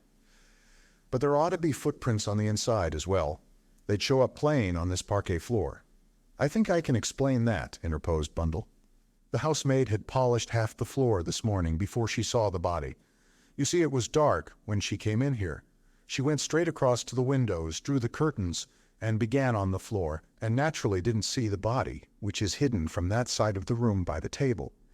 She didn't see it until she came right on top of it." The inspector nodded. "Well," said Lord Caterham, eager to escape. "I'll leave you here, Inspector. You'll be able to find me if you, want me, but Mr. George Lomax is coming over from Wyvern Abbey shortly, and he'll be able to tell you far more than I could. It's his business, really. I can't explain, but he will when he comes." Lord Caterham beat a precipitate retreat without waiting for a reply. "Too bad for Lomax," he complained. "Letting me in for this? What's the matter, Treadwell?" The white-haired butler was hovering deferentially at his elbow. "I have taken the liberty, my lord, of advancing the breakfast hour as far as you are concerned. Everything is ready in the dining room." "I don't suppose for a minute I can eat anything," said Lord Caterham gloomily, turning his footsteps in that direction. "Not for a moment." Bundle slipped her hand through his arm, and they entered the dining room together. On the sideboard were half a score of heavy silver dishes, ingeniously kept hot by patent arrangements. "Omelette," said Lord Caterham, lifting each lid in turn. "Eggs and bacon, kidneys, deviled bird, haddock, cold ham, cold pheasant. I don't like any of these things, Treadwell. Ask the cook to poach me an egg, will you?" "Very good, my lord." Treadwell withdrew. Lord Caterham, in an absent-minded fashion, helped himself plentifully to kidneys and bacon, poured himself out a cup of coffee, and sat down at the long table. Bundle was already busy with a plate full of eggs and bacon. "I'm damned hungry," said Bundle with her mouth full. "It must be the excitement." "It's all very well for you," complained her father. "You young people like excitement, but I'm in a very delicate state of health. Avoid all worry, that's what Sir Abner Willis said. Avoid all worry." So easy for a man sitting in his consulting room in Harley Street to say that. How can I avoid worry when that ass Lomax lands me with a thing like this? I ought to have been firm at the time. I ought to have put my foot down. With a sad shake of the head, Lord Caterham rose and carved himself a plate of ham. "Cotters has certainly done it this time," observed Bundle cheerfully. He was almost incoherent over the telephone. "He'll be here in a minute or two, spluttering 19 to the dozen about discretion and hushing it up." Lord Caterham groaned at the prospect. "Was he up?" he asked. "He told me," replied Bundle, "that he had been up and dictating letters and memoranda ever since 7 o'clock. "Proud of it, too," remarked her father. "Extraordinarily selfish, these public men. They make their wretched secretaries get up at the most unearthly hours in order to dictate rubbish to them. If a law was passed compelling them to stop in bed until 11, what a benefit it would be to the nation. I wouldn't mind so much if they didn't talk such balderdash. Lomax is always talking to me of my position, as if I had any. Who wants to be a peer nowadays? Nobody," said Bundle. "They'd much rather keep a prosperous public house." Treadwell reappeared silently with 2 poached eggs in a little silver dish which he placed on the table in front of Lord Caterham. "What's that, Treadwell?" said the latter, looking at them with faint distaste. "Poached eggs, my lord." "I hate poached eggs," said Lord Caterham peevishly. "They're so insipid. I don't like to look at them even. Take them away, will you, Treadwell?" "Very good, my lord." Treadwell and the poached eggs withdrew as silently as they came. "Thank God no one gets up early in this house," remarked Lord Caterham devoutly. "We shall have to break this to them when they do, I suppose," he sighed. "I wonder who murdered him," said Bundle. "And why?" "That's not our business, thank goodness," said Lord Caterham. "That's for the police to find out, not that Badgeworthy will ever find out anything. On the whole, I rather hope it was Nosey Stein." "Meaning?" "The all-British syndicate. Why should Mr. Isaac Stein murder him when he'd come down here on purpose to meet him?" "High finance," said Lord Caterham vaguely. "And that reminds me, I shouldn't be at all surprised if Isaac Stein wasn't an early riser. He may blow in upon us at any minute. It's a habit in the city. I believe that, however rich you are, you always catch the 9.17. The sound of a motor being driven at great speed was heard through the open window. "Cotters," cried Bundle. Father and daughter leaned out of the window and hailed the occupant of the car as it drew up before the entrance. "In here, my dear fellow, in here," cried Lord Caterham, hastily swallowing his mouthful of ham. George had no intention of climbing in through the window. He disappeared through the front door and reappeared ushered in by Treadwell, who withdrew at once. "Have some breakfast," said Lord Caterham, shaking him by the hand. "What about a kidney?" George waved the kidney aside impatiently. "This is a terrible calamity. Terrible, terrible." "It is indeed. Some haddock?" "No, no, it must be hushed up. At all costs it must be hushed up."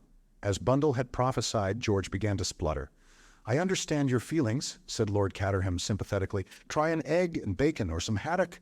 A totally unforeseen contingency. National calamity. Concessions jeopardized." "Take time," said Lord Caterham, "and take some food. What you need is some food to pull you together. Poached eggs now?" "There were some poached eggs here a minute or two ago." "I don't want any food," said George. "I've had breakfast. And even if I hadn't had any, I shouldn't want it. We must think what is to be done." "You have told no one as yet?" "Well, this Bundle and myself. and the local police, and Cartwright. And all the servants, of course. George groaned. Pull yourself together, my dear fellow, said Lord Caterham kindly. I wish you'd have some breakfast. You don't seem to realize that you can't hush up a dead body. It's got to be buried and all that sort of thing. Very unfortunate, but there it is. George became suddenly calm. You are right, Caterham. You have called in the local police, you say? That will not do. We must have battle. Battle, murder, and sudden death, inquired Lord Caterham with a puzzled face. No, you misunderstand me. I referred to Superintendent Battle of Scotland Yard, a man of the utmost discretion. He worked with us in that deplorable business of the party funds. What was that? Asked Lord Caterham with some interest. But George's eye had fallen upon Bundle as she sat half in and half out of the window, and he remembered discretion just in time. He rose. We must waste no time. I must send off some wires at once. If you write them out, Bundle will send them through the telephone. George pulled out a fountain pen and began to write with incredible rapidity. He handed the first one to Bundle, who read it with a great deal of interest. God, what a name, she remarked. Baron how much? Baron Lolapritzhill. Bundle blinked. I've got it, but it will take some conveying to the post office. George continued to write. Then he handed his labors to Bundle and addressed the master of the house. The best thing that you can do, Caterham. Yes, said Lord Caterham apprehensively, is to leave everything in my hands. Certainly, said Lord Caterham with alacrity. Just what I was thinking myself. You'll find the police and Dr. Cartwright in the council chamber.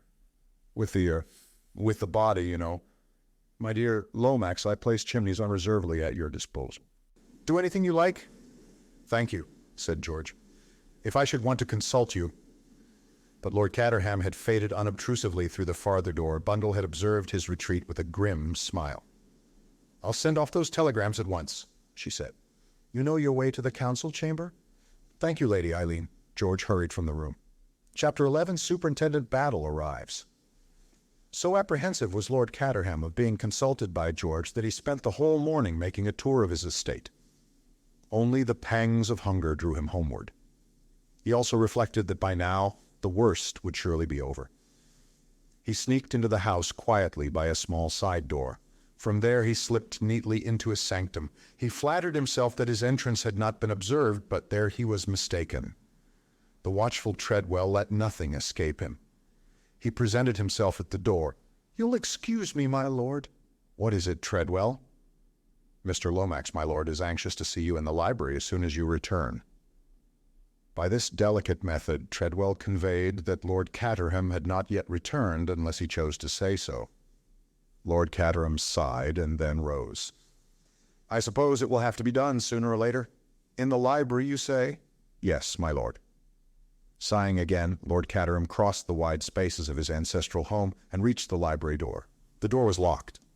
As he rattled the handle, it was unlocked from inside, opened a little way, and the face of George Lomax appeared, peering out suspiciously. His face changed when he saw who it was. Ah, Caterham, come in. We were just wondering what had become of you. Murmuring something vague about duties on the estate, repairs for tenants, Lord Caterham sidled in apologetically. There were two other men in the room. One was Colonel Melrose, the chief constable. The other was a squarely built, middle-aged man with a face so singularly devoid of expression as to be quite remarkable.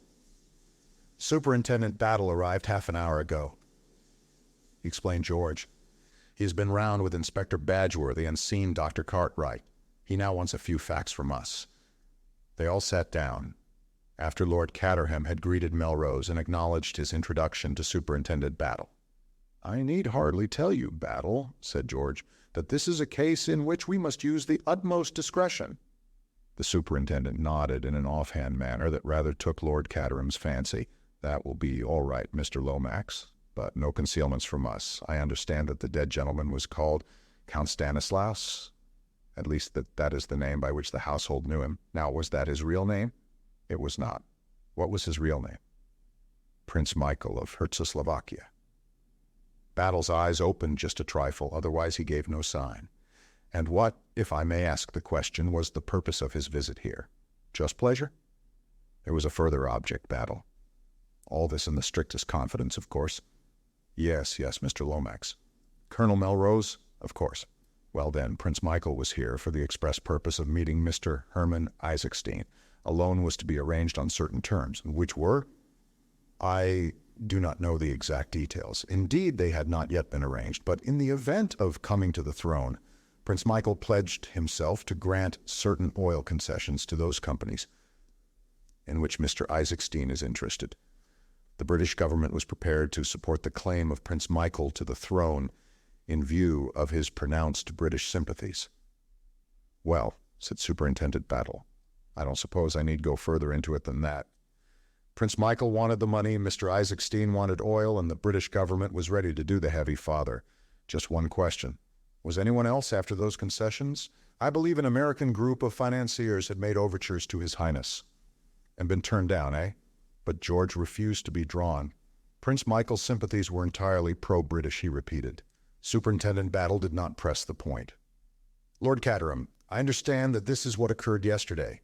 You met Prince Michael in town and journeyed down here in company with him. The prince was accompanied by his valet, a Herzoslovakian named Boris Doyle, but his equerry, Captain Andraschi, remained in town. The prince, on arriving, declared himself greatly fatigued and retired to the apartments set aside for him. Dinner was served to him there, and he did not meet the other members of the house party. Is that correct? Quite correct. This morning, a housemaid discovered the body at approximately 7:45 a.m. Dr. Cartwright examined the dead man and found that death was the result of a bullet fired from a revolver. No revolver was found, and no one in the house seems to have heard the shot.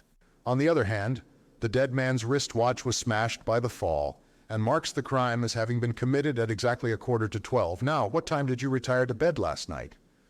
We went early. Somehow or other, the party didn't seem to go, if you know what I mean, Superintendent.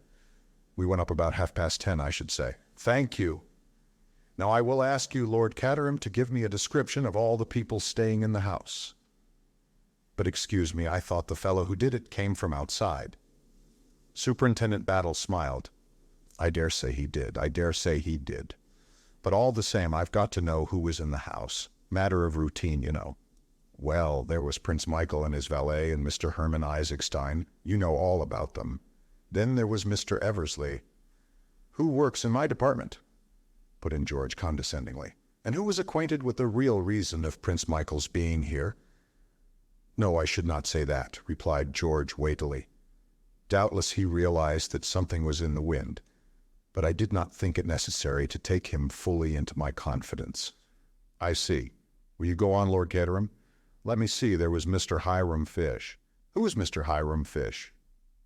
Mr. Fish is an American. He brought over a letter of introduction from Mr. Lucius Gott. You've heard of Lucius Gott? Superintendent Battle smiled acknowledgment. Who had not heard of Lucius C. Gott, the multimillionaire? He was specially anxious to see my first editions. Mr. Gott's collection is of course unequaled, but I've got several treasures myself. This Mr. Fish was an enthusiast.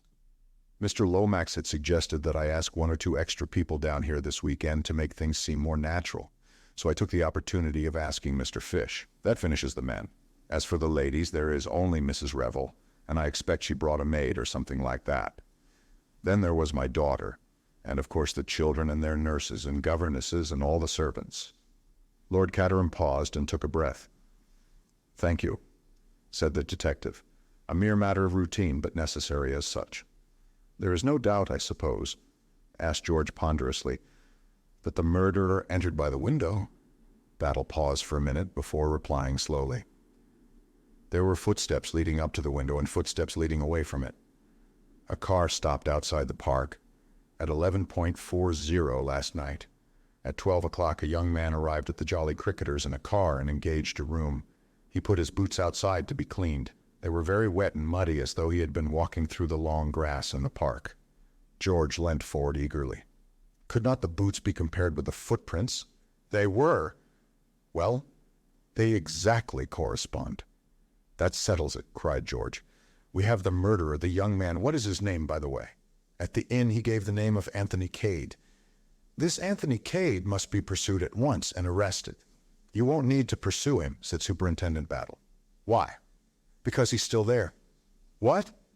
Curious, isn't it? Colonel Melrose eyed him keenly. "What's in your mind, Battle? Out with it." "I just say it's curious, that's all. Here's a young man who ought to cut and run, but he doesn't cut and run. He stays here and gives us every facility for comparing footmarks." "What do you think, then?" "I don't know what to think, and that's a very disturbing state of mind." "Do you imagine—" began Colonel Melrose, but broke off as a discreet knock came at the door. George rose and went to it. Treadwell, inwardly suffering from having to knock at doors in this low fashion, stood dignified upon the threshold and addressed his master. "Excuse me, my lord, but a gentleman wishes to see you on urgent and important business. Connected, I understand, with this morning's tragedy." "What's his name?" asked Battle suddenly. "His name, sir, is Mr. Anthony Cade, but he said it wouldn't convey anything to anybody." It seemed to convey something to the four men present. They all sat up in varying degrees of astonishment. Lord Caterham began to chuckle. "I'm really beginning to enjoy myself. Show him in, Treadwell. Show him in at once." Chapter 12. Anthony tells his story. "Mr. Anthony Cade," announced Treadwell. "Enter a suspicious stranger from Village Inn," said Anthony. He made his way toward Lord Caterham with a kind of instinct rare in strangers. At the same time, he summed up the other three men in his own mind thus: 1, Scotland Yard; 2, local dignitary, probably chief constable; 3, harassed gentleman on the verge of apoplexy, possibly connected with the government.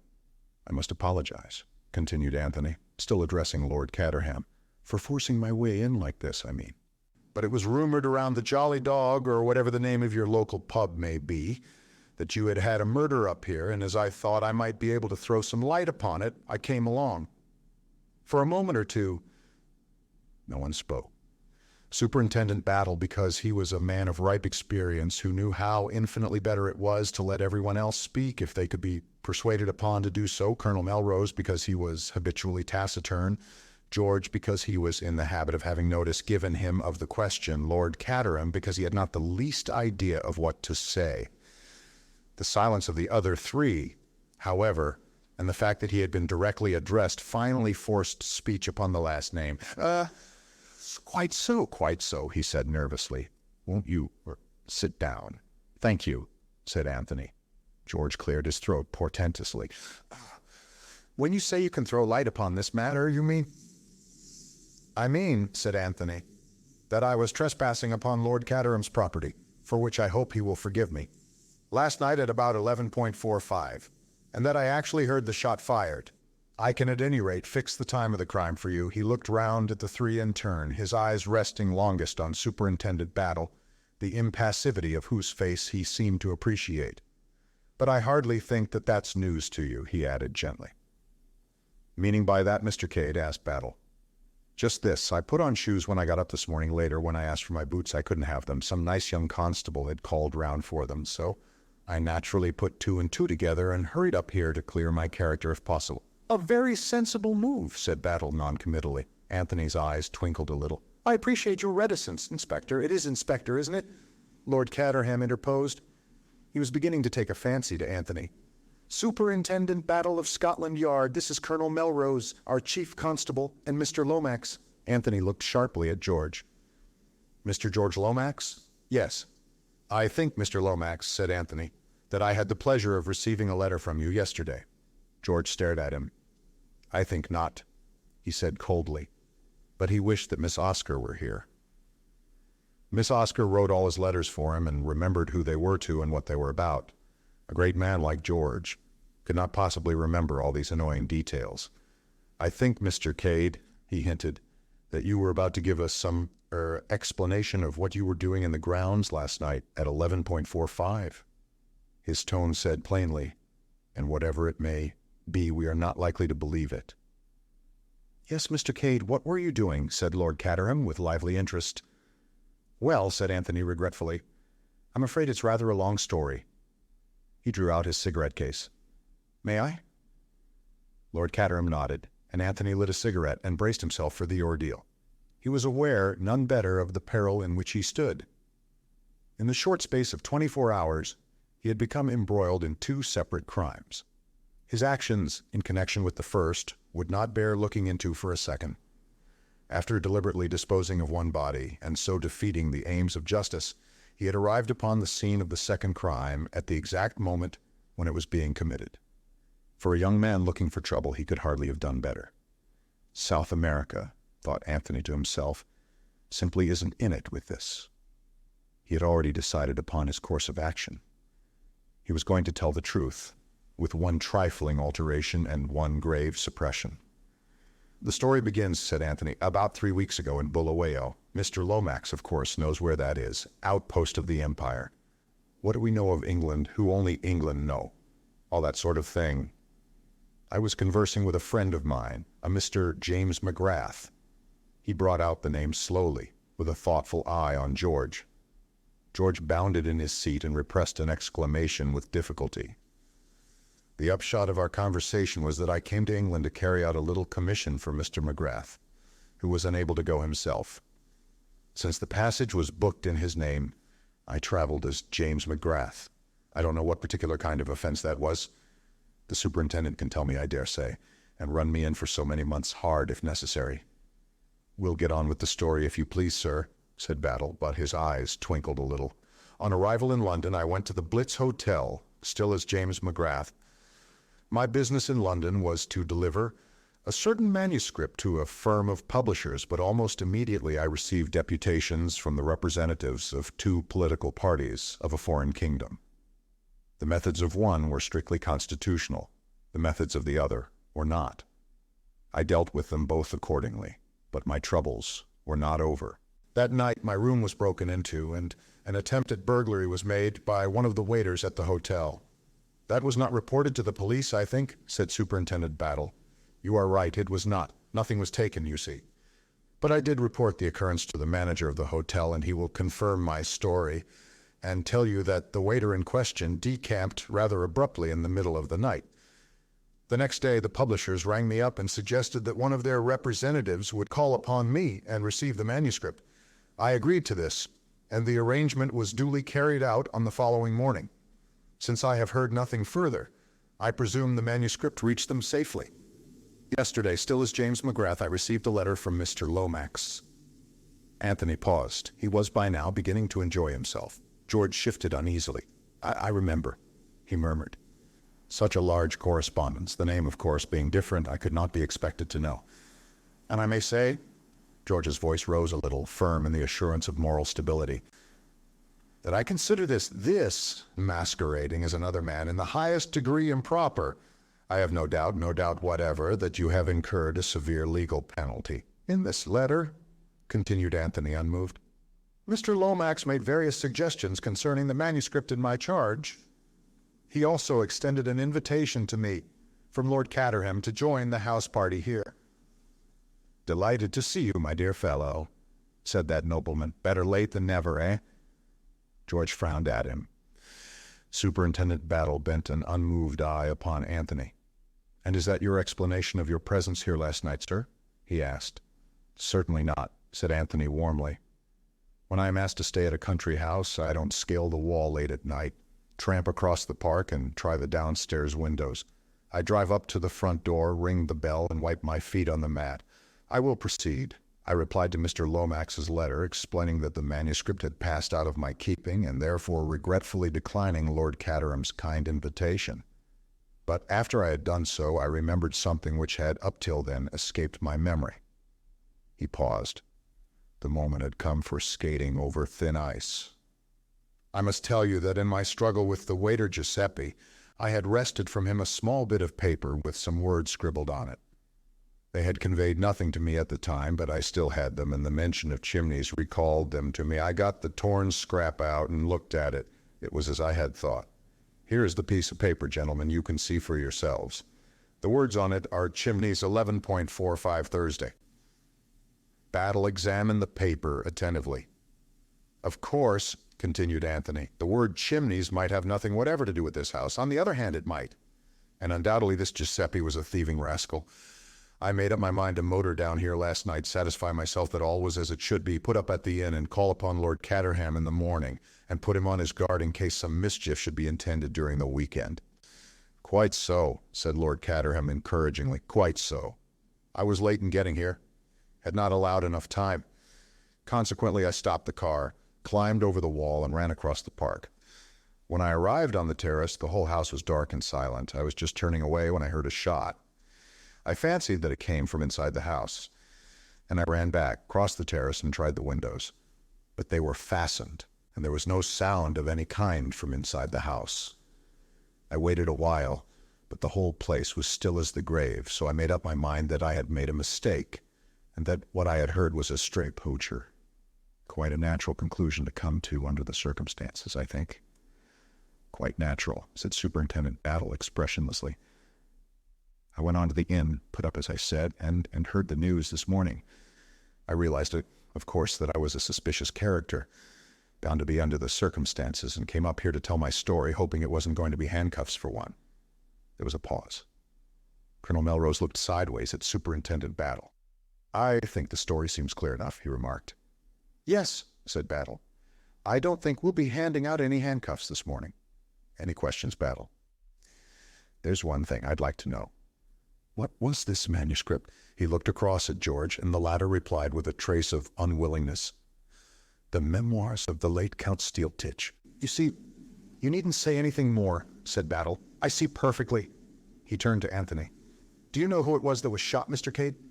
At the Jolly Dog, it was understood to be a Count Stanislaus or some such name. Tell him, said Battle laconically to George Lomax.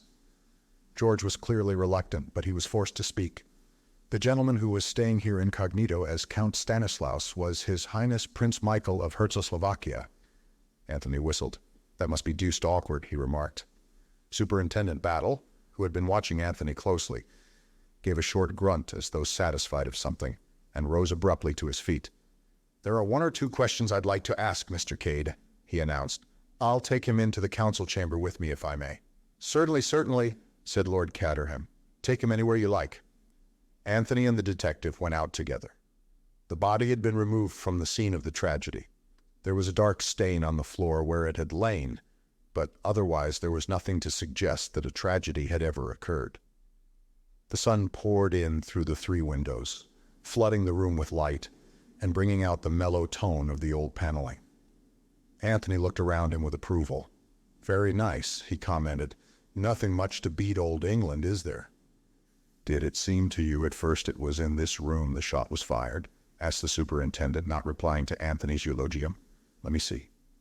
Anthony opened the window and went out on the terrace, looking up at the house. Yes, that's the room all right, he said. It's built out and occupies all the corner.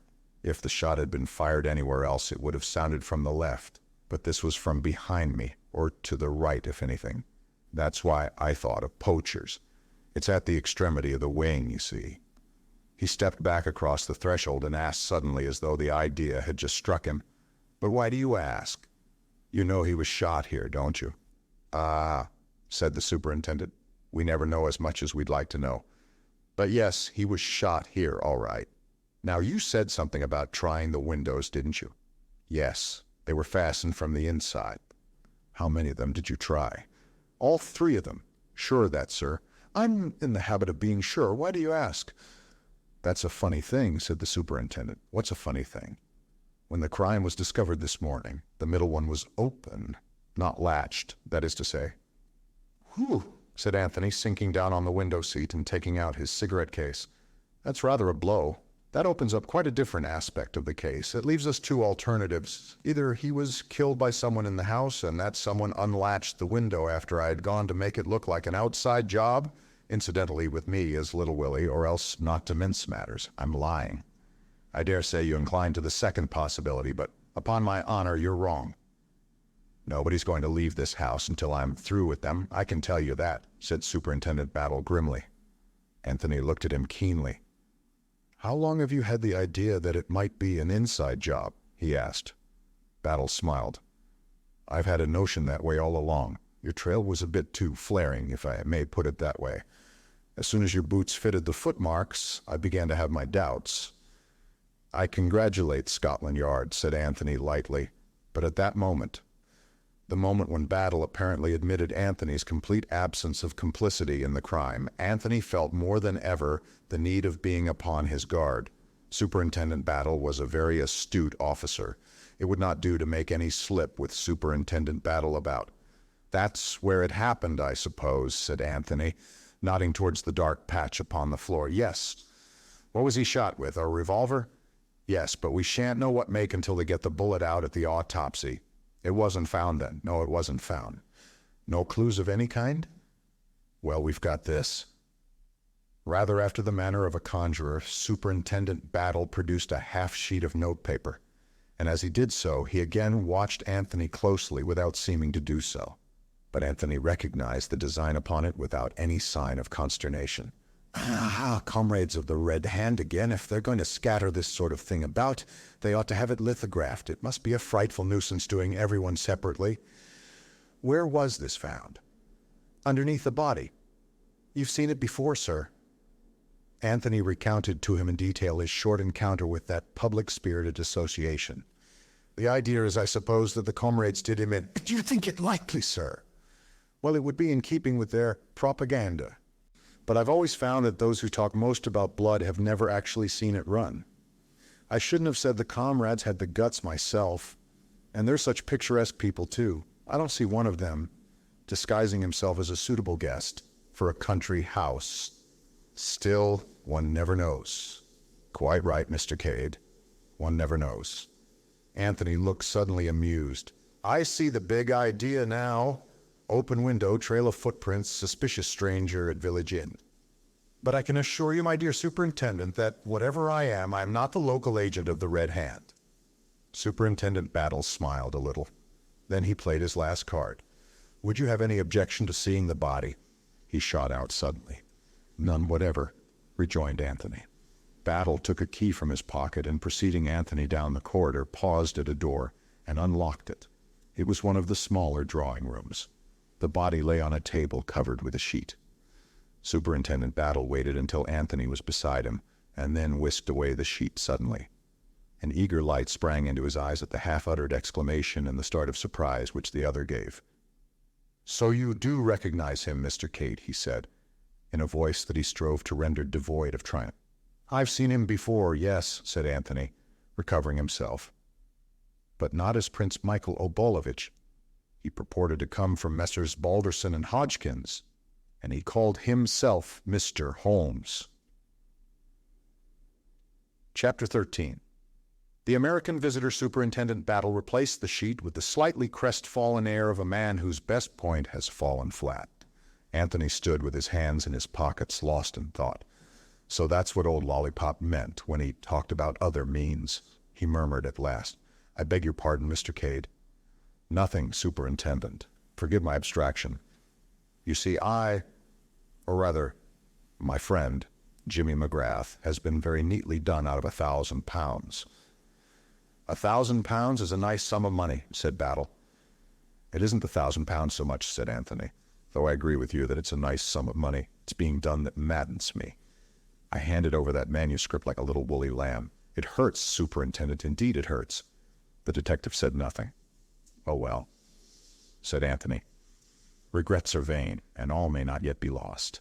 I've only got to get hold of dear old Stylptitch's reminiscences between now and next Wednesday, and all will be gas and gaiters.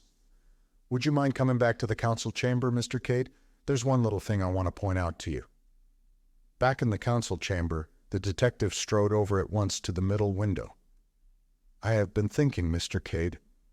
This particular window is very stiff indeed.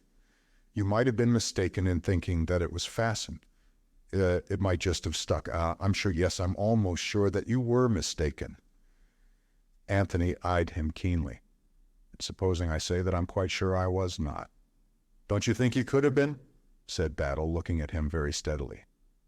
Well, to oblige you, Superintendent, yes. Battle smiled in a satisfied fashion. You're quick in the uptake, sir, and you'll have no objection to saying so careless-like at a suitable moment. None whatever. He paused as Battle gripped his arm. The superintendent was bent forward, listening. Enjoining silence on Anthony with a gesture, he tiptoed noiselessly to the door and flung it suddenly open. On the threshold stood a tall man with black hair neatly parted in the middle, china blue eyes with a particularly innocent expression, and a large, placid face. Your pardon, gentlemen, he said in a slow, drawling voice with a pronounced transatlantic accent, but is it permitted to inspect the scene of the crime? I take it that you are both gentlemen from Scotland Yard? I have not that honor. said Anthony. "But this gentleman is Superintendent Battle of Scotland Yard." "Is that so?" said the American gentleman with a great appearance of interest. "Pleased to meet you, sir. My name is Hiram P. Fish of New York City." "What was it you wanted to see, Mr. Fish?" asked the detective. The American walked gently into the room and looked with much interest at the dark patch on the floor. "I am interested in crime, Mr. Battle. It is one of my hobbies. I have contributed a monograph to one of our weekly periodicals on the subject, Degeneracy and the Criminal." As he spoke, his eyes went gently round the room, seeming to note everything in it. They rested just a shade longer on the window. "The body," said Superintendent Battle, stating a self-evident fact, "has been removed." "Surely," said Mr. Fish. His eyes went onto the paneled walls. "Some remarkable pictures in this room, gentlemen. A Holbein, 2 Van Dycks, and if I am not mistaken, a Velasquez. I am interested in pictures, and likewise in first editions." "It was to see his first editions that Lord Caterham was so kind as to invite me down here." He sighed gently. "I guess that's all off now. It would show a proper feeling, I suppose, for the guests to return to town immediately." "I'm afraid that can't be done, sir," said Superintendent Battle. "Nobody must leave the house until after the inquest." "Is that so? And when is the inquest?" "Maybe tomorrow, may not be until Monday. We've got to arrange for the autopsy and see the coroner." "I get you," said Mr. Fish. "Under the circumstances, though, it will be a melancholy party." Battle led the way to the door. "We'd best get out of here," he said. "We're keeping it locked still." He waited for the other two to pass through, and then turned the key and removed it. "I opine," said Mr. Fish, "that you are seeking for fingerprints." "Maybe," said the superintendent laconically. "I should say to that, on a night such as last night, an intruder would have left footprints on the hardwood floor." "None inside, plenty outside." "Mine," explained Anthony cheerfully. The innocent eyes of Mr. Fish swept over him. "Young man," he said, "you surprise me." They turned a corner and came out into the big wide hall, paneled like the council chamber in old oak, and with a wide gallery above it. Two other figures came into sight at the far end. "Aha," said Mr. Fish, our genial host. This was such a ludicrous description of Lord Caterham that Anthony had to turn his head away to conceal a smile. "And with him," continued the American, "is a lady whose name I did not catch last night. But she is bright. She is very bright. With Lord Caterham was Virginia Revel. Anthony had been anticipating this meeting all along. He had no idea how to act. He must leave it to Virginia. Although he had full confidence in her presence of mind, he had not the slightest idea what line she would take. He was not long left in doubt. "Why, it's Mr. Cade," said Virginia. She held out both hands to him. "So you found you could come down after all?" "My dear Mrs. Revel, I had no idea Mr. Cade was a friend of yours," said Lord Caterham. "He's a very old friend," said Virginia, smiling at Anthony with a mischievous glint in her eye. "I ran across him in London, unexpectedly yesterday, and told him I was coming down here." Anthony was quick to give her pointer. "I explained to Mrs. Revel," he said, "that I had been forced to refuse your kind invitation, since it had really been extended to quite a different man. And I couldn't very well foist a perfect stranger on you under false pretenses." "Well, well, my dear fellow," said Lord Caterham, "that's all over and done with now. I'll send down to the cricketers for your bag." "It's very kind of you, Lord Caterham, but—" "Nonsense, of course you must come to Chimneys. Horrible place, the cricketers, to stay in, I mean." "Of course you must come, Mr. Cade," said Virginia softly. Anthony realized the altered tone of his surroundings. Already Virginia had done much for him. He was no longer an ambiguous stranger. Her position was so assured and unassailable that anyone for whom she vouched was accepted as a matter of course. He thought of the pistol in the tree at Burnham Beeches and smiled inwardly. "I'll send for your traps," said Lord Caterham to Anthony. "I suppose, in the circumstances, we can't have any shooting." "A pity, but there it is. And I don't know what the devil to do with Isaacstein. It's all very unfortunate." The depressed peer sighed heavily. "That's settled, then," said Virginia. "You can begin to be useful right away, Mr. Cade, and take me out on the lake. It's very peaceful there, and far from crime and all that sort of thing. Isn't it awful for poor Lord Caterham having a murder done in his house? But it's George's fault, really. This is George's party, you know." "Ah," said Lord Caterham, "but I should never have listened to him. He assumed the air of a strong man betrayed by a single weakness. One can't help listening to George, said Virginia. He always holds you so that you can't get away. I'm thinking of patenting a detachable lapel. I wish you would, chuckled her host. I'm glad you're coming to us, Cade. I need support. I appreciate your kindness very much, Lord Caterham, said Anthony. Especially, he added, when I am such a suspicious character. But my staying here makes it easier for battle. In what way, sir? Asked the superintendent. Shh. It won't be so difficult to keep an eye on me, explained Anthony gently. And by the momentary flicker of the superintendent's eyelids, he knew that his shot had gone home. Chapter 14. Mainly political and financial. Except for that involuntary twitch of the eyelids, Superintendent Battle's impassivity was unimpaired. If he had been surprised at Virginia's recognition of Anthony, he did not show it. He and Lord Caterham stood together and watched those two go out through the garden door. Mr. Fish also watched them. Nice young fellow that, said Lord Caterham. Very nice for Mrs. Revel to meet an old friend, murmured the American. They have been acquainted some time, presumably? Seems so. Me down.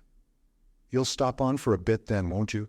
Battle is lifting the embargo, but I want you to stay particularly. So does Bundle. Of course I'll stay. It's sweet of you to ask me. Ah, said Lord Caterham. He sighed. What is your secret sorrow? Asked Virginia. Hey, has anyone bitten you? That's just it, said Lord Caterham mournfully. Virginia looked puzzled. You don't feel by any chance that you want to throw a boot at me? No, I can see you don't. Oh, well, it's of no consequence. Lord Caterham drifted sadly away, and Virginia passed out through a side door into the garden.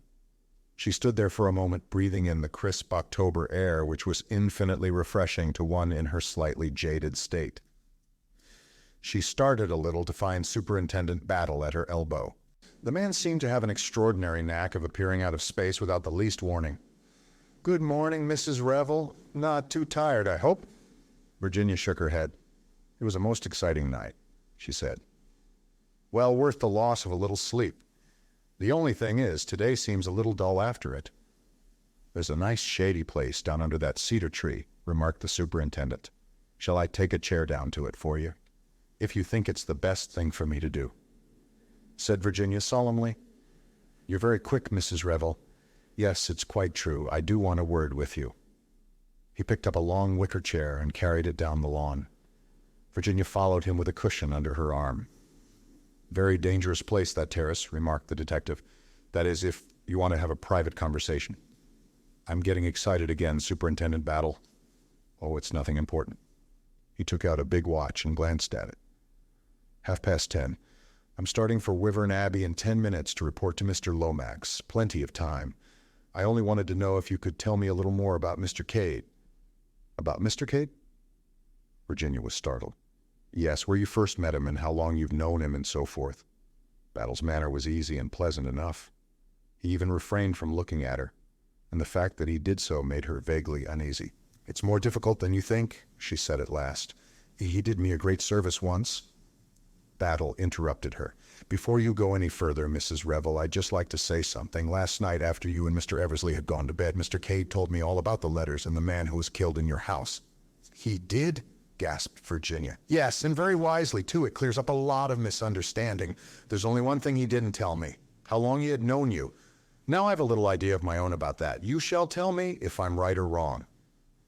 I think that the day he came to your house in Pont Street was the first time you had ever seen him. Ah, I see I'm right. It was so. Virginia said nothing. For the first time, she felt afraid of this stolid man with the expressionless face. She understood what Anthony had meant when he said there were no flies on Superintendent Battle. Has he ever told you anything about his life? The detective continued. Before he was in South Africa, I mean. Canada, or before that. The Sudan, or about his boyhood. Virginia merely shook her head. And yet I'd bet he's got something worth telling. You can't mistake the face of a man who's led a life of daring and adventure. He could tell you some interesting tales if he cared to. If you want to know about his past life, why don't you cable to that friend of his, Mr. McGrath? Virginia asked. Oh, we have. But it seems he's up country somewhere. Still, there's no doubt Mr. Cade was in Bulawayo when he said he was. But I wondered what he'd been doing before he came to South Africa. He'd only had that job with Castles about a month. He took out his watch again. I must be off. The car will be waiting. Virginia watched him retreat to the house, but she did not move from her chair. She hoped that Anthony might appear and join her. Instead came Bill Eversley, with a prodigious yawn.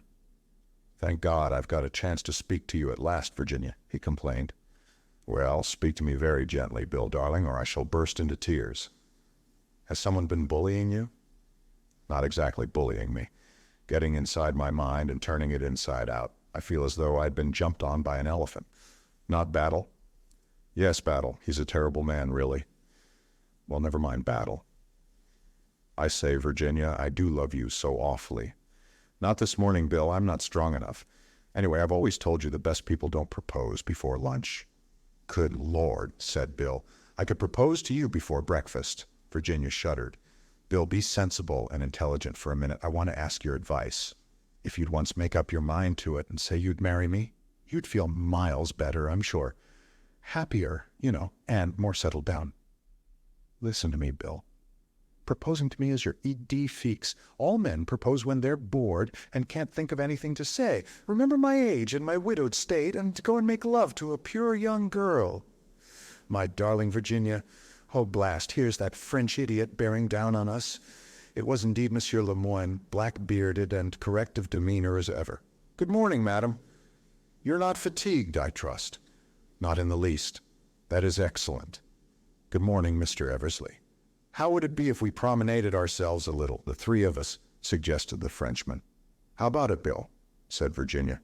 "Oh, all right," said the unwilling young gentleman by her side. He heaved himself up from the grass, and the three of them walked slowly along. Virginia between the two men.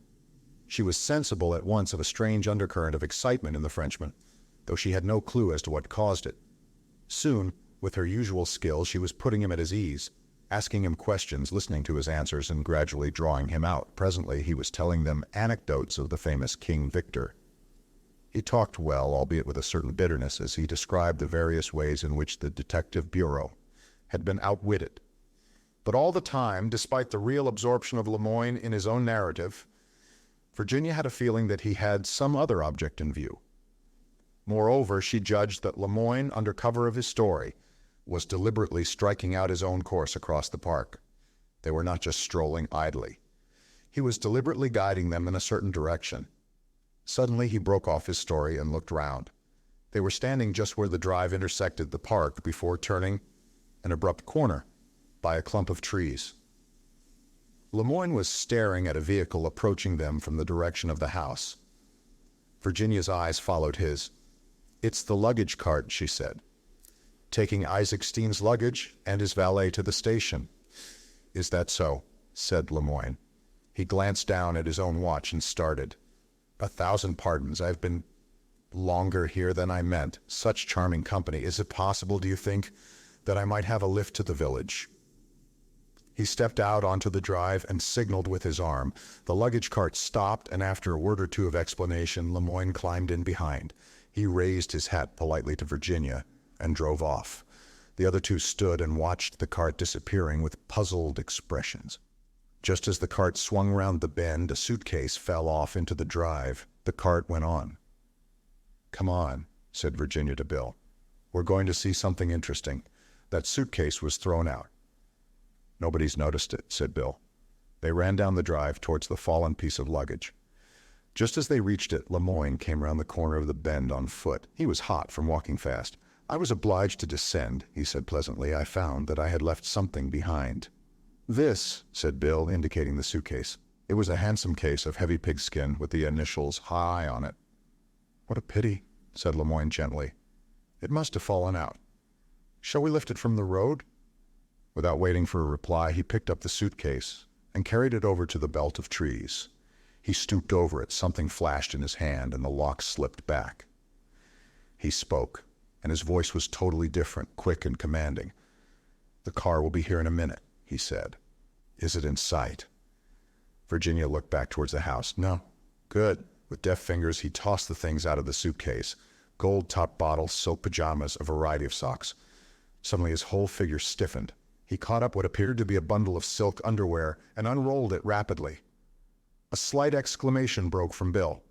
In the center of the bundle was a heavy revolver. "I hear the horn," said Virginia. Like lightning, Lemoyne repacked the suitcase. The revolver he wrapped in a silk handkerchief of his own and slipped into his pocket. He snapped the locks of the suitcase and turned quickly to Bill. "Take it. Madame will be with you. Stop the car and explain that it fell off the luggage cart. Do not mention me." Bill stepped quickly down to the drive just as the big Lanchester limousine with Isaacstein inside it came round the corner. The chauffeur slowed down and Bill swung the suitcase up to him. "Fell off the luggage cart," he explained. "We happened to see it." He caught a momentary glimpse of a startled yellow face as the financier stared at him, and then the car swept on again. They went back to Lemoyne. He was standing with the revolver in his hand and a look of gloating satisfaction in his face. "A long shot," he said, "a very long shot, but it came off." Chapter 22. The Red Signal Superintendent Battle was standing in the library at Wyvern Abbey. George Lomax, seated before a desk overflowing with papers, was frowning portentously. Superintendent Battle had opened proceedings by making a brief and businesslike report. Since then, the conversation had lain almost entirely with George, and Battle had contented himself with making brief and usually monosyllabic replies to the other's questions. On the desk, in front of George, was the packet of letters Anthony had found on his dressing table. "Can't understand it at all," said George irritably, as he picked up the packet. "They're in code, you say?" "Just so, Mr. Lomax." "And where does he say he found them?" "On his dressing table." Battle repeated, word for word, Anthony Cade's account of how he had come to regain possession of the letters. "And he brought them at once to you?" "That was quite proper, quite proper. But who could have placed them in his room?" Battle shook his head. "That's the sort of thing you ought to know," complained George. "It sounds to me very fishy indeed. What do we know about this man Cade, anyway? He appears in a most mysterious manner under highly suspicious circumstances, and we know nothing whatever about him. I may say that I, personally, don't care for his manner at all. You've made inquiries about him, I suppose." Superintendent Battle permitted himself a patient smile. "We wired at once to South Africa, and his story has been confirmed on all points. He was in Bulawayo with Mr. McGrath at the time he stated. Previous to their meeting, he was employed by Messrs. Castle, the tourist agents." "Just what I should have expected," said George. "He has the kind of cheap assurance that succeeds in a certain type of employment. But about these letters, steps must be taken at once. The great man puffed himself out and swelled importantly. Superintendent Battle opened his mouth, but George forestalled him. "There must be no delay. These letters must be decoded without any loss of time. Let me see. Who is the man?" "There is a man connected with the British Museum. Knows all there is to know about ciphers. Ran the department for us during the war. Where is Miss Oscar?" "She will know. Name something like Win. "Professor Winward," said Battle. "Exactly. I remember perfectly now. He must be wired to immediately." "I have done so, Mr. Lomax, an hour ago. He will arrive by the 12.10. "Oh, very good, very good. Thank heaven, something is off my mind. I shall have to be in town today. You can get along without me, I suppose." "I think so, sir." "Well, do your best, Battle, do your best. I am terribly rushed just at present." "Just so, sir. By the way, why did not Mr. Eversley come over with you?" "He was still asleep, sir. We've been up all night, as I told you." "Oh, quite so. I am frequently up nearly the whole night myself. To do the work of 36 hours in 24, that is my constant task. Send Mr. Eversley over at once when you get back, will you, Battle?" "I will give him your message, sir." "Thank you, Battle.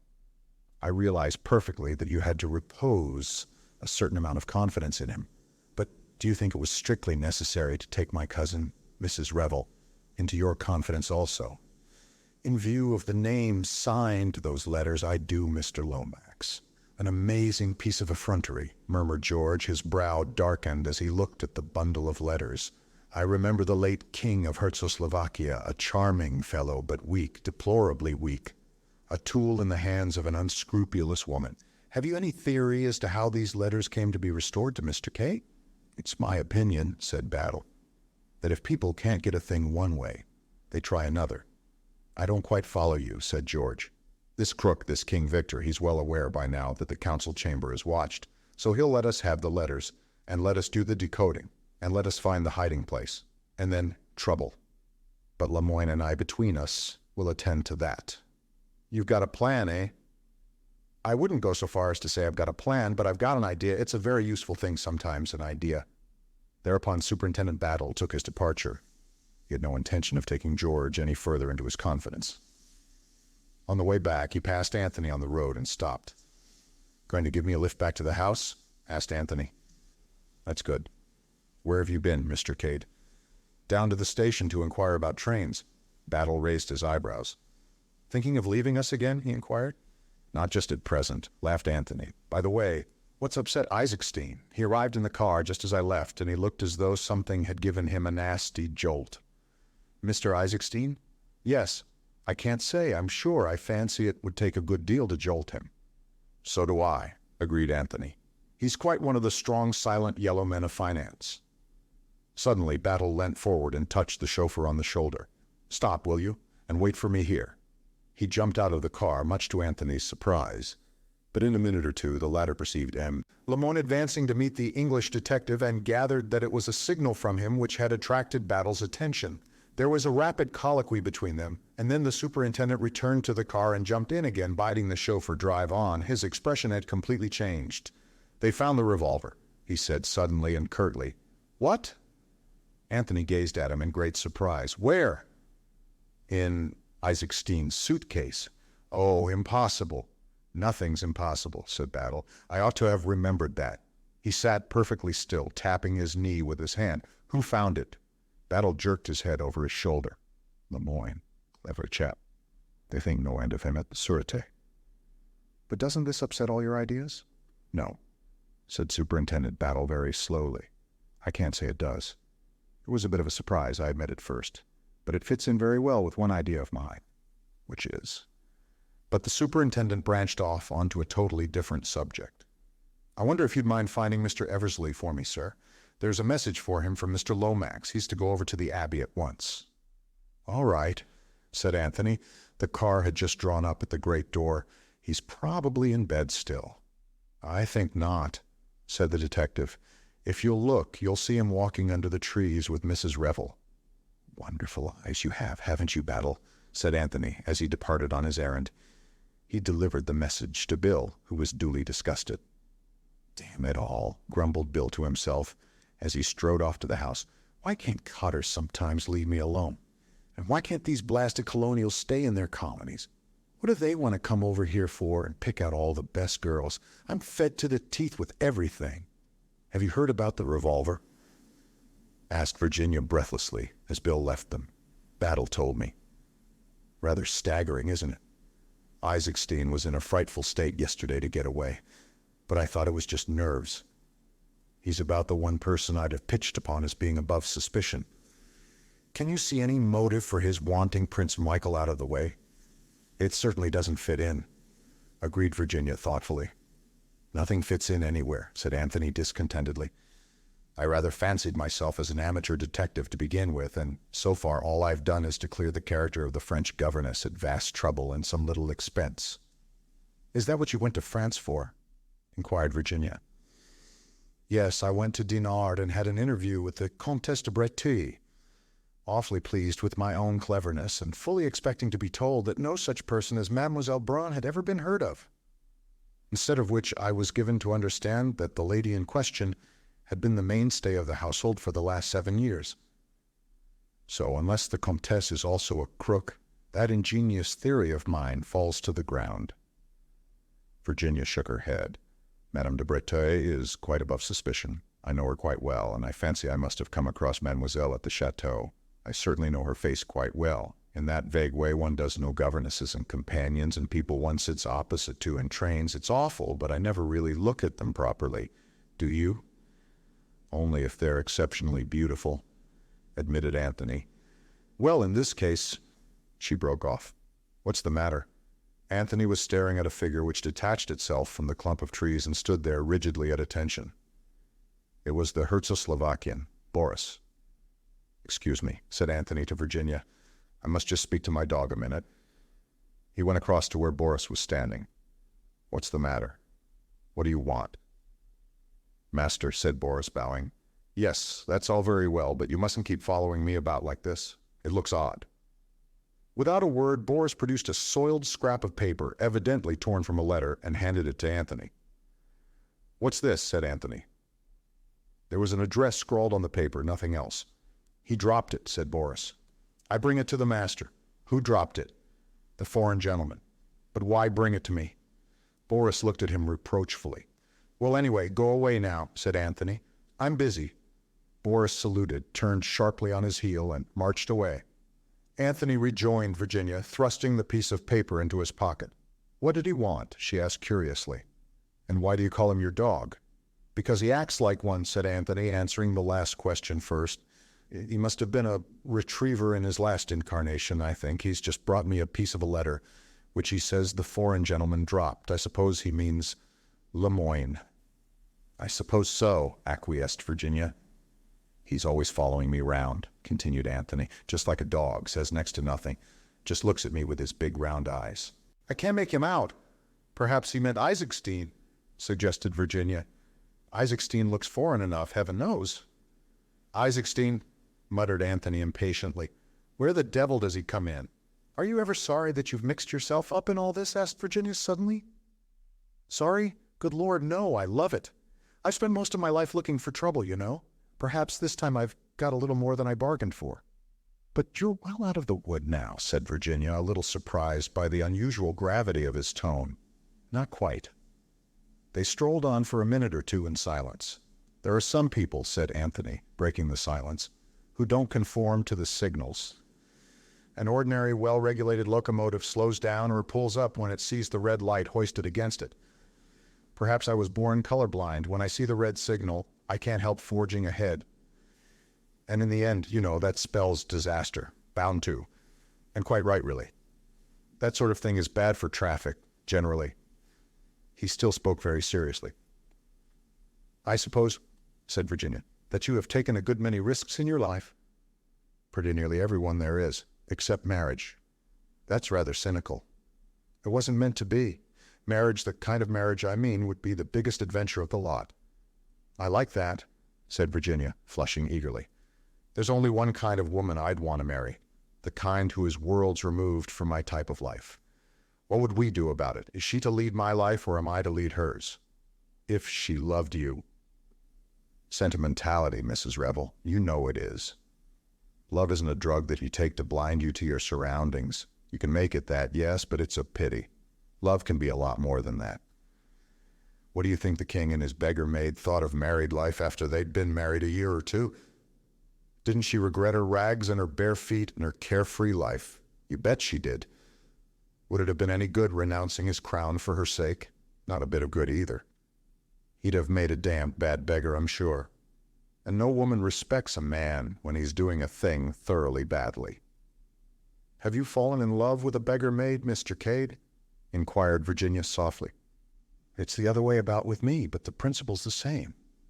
"And there's no way out?" asked Virginia. "There's always a way out," said Anthony gloomily.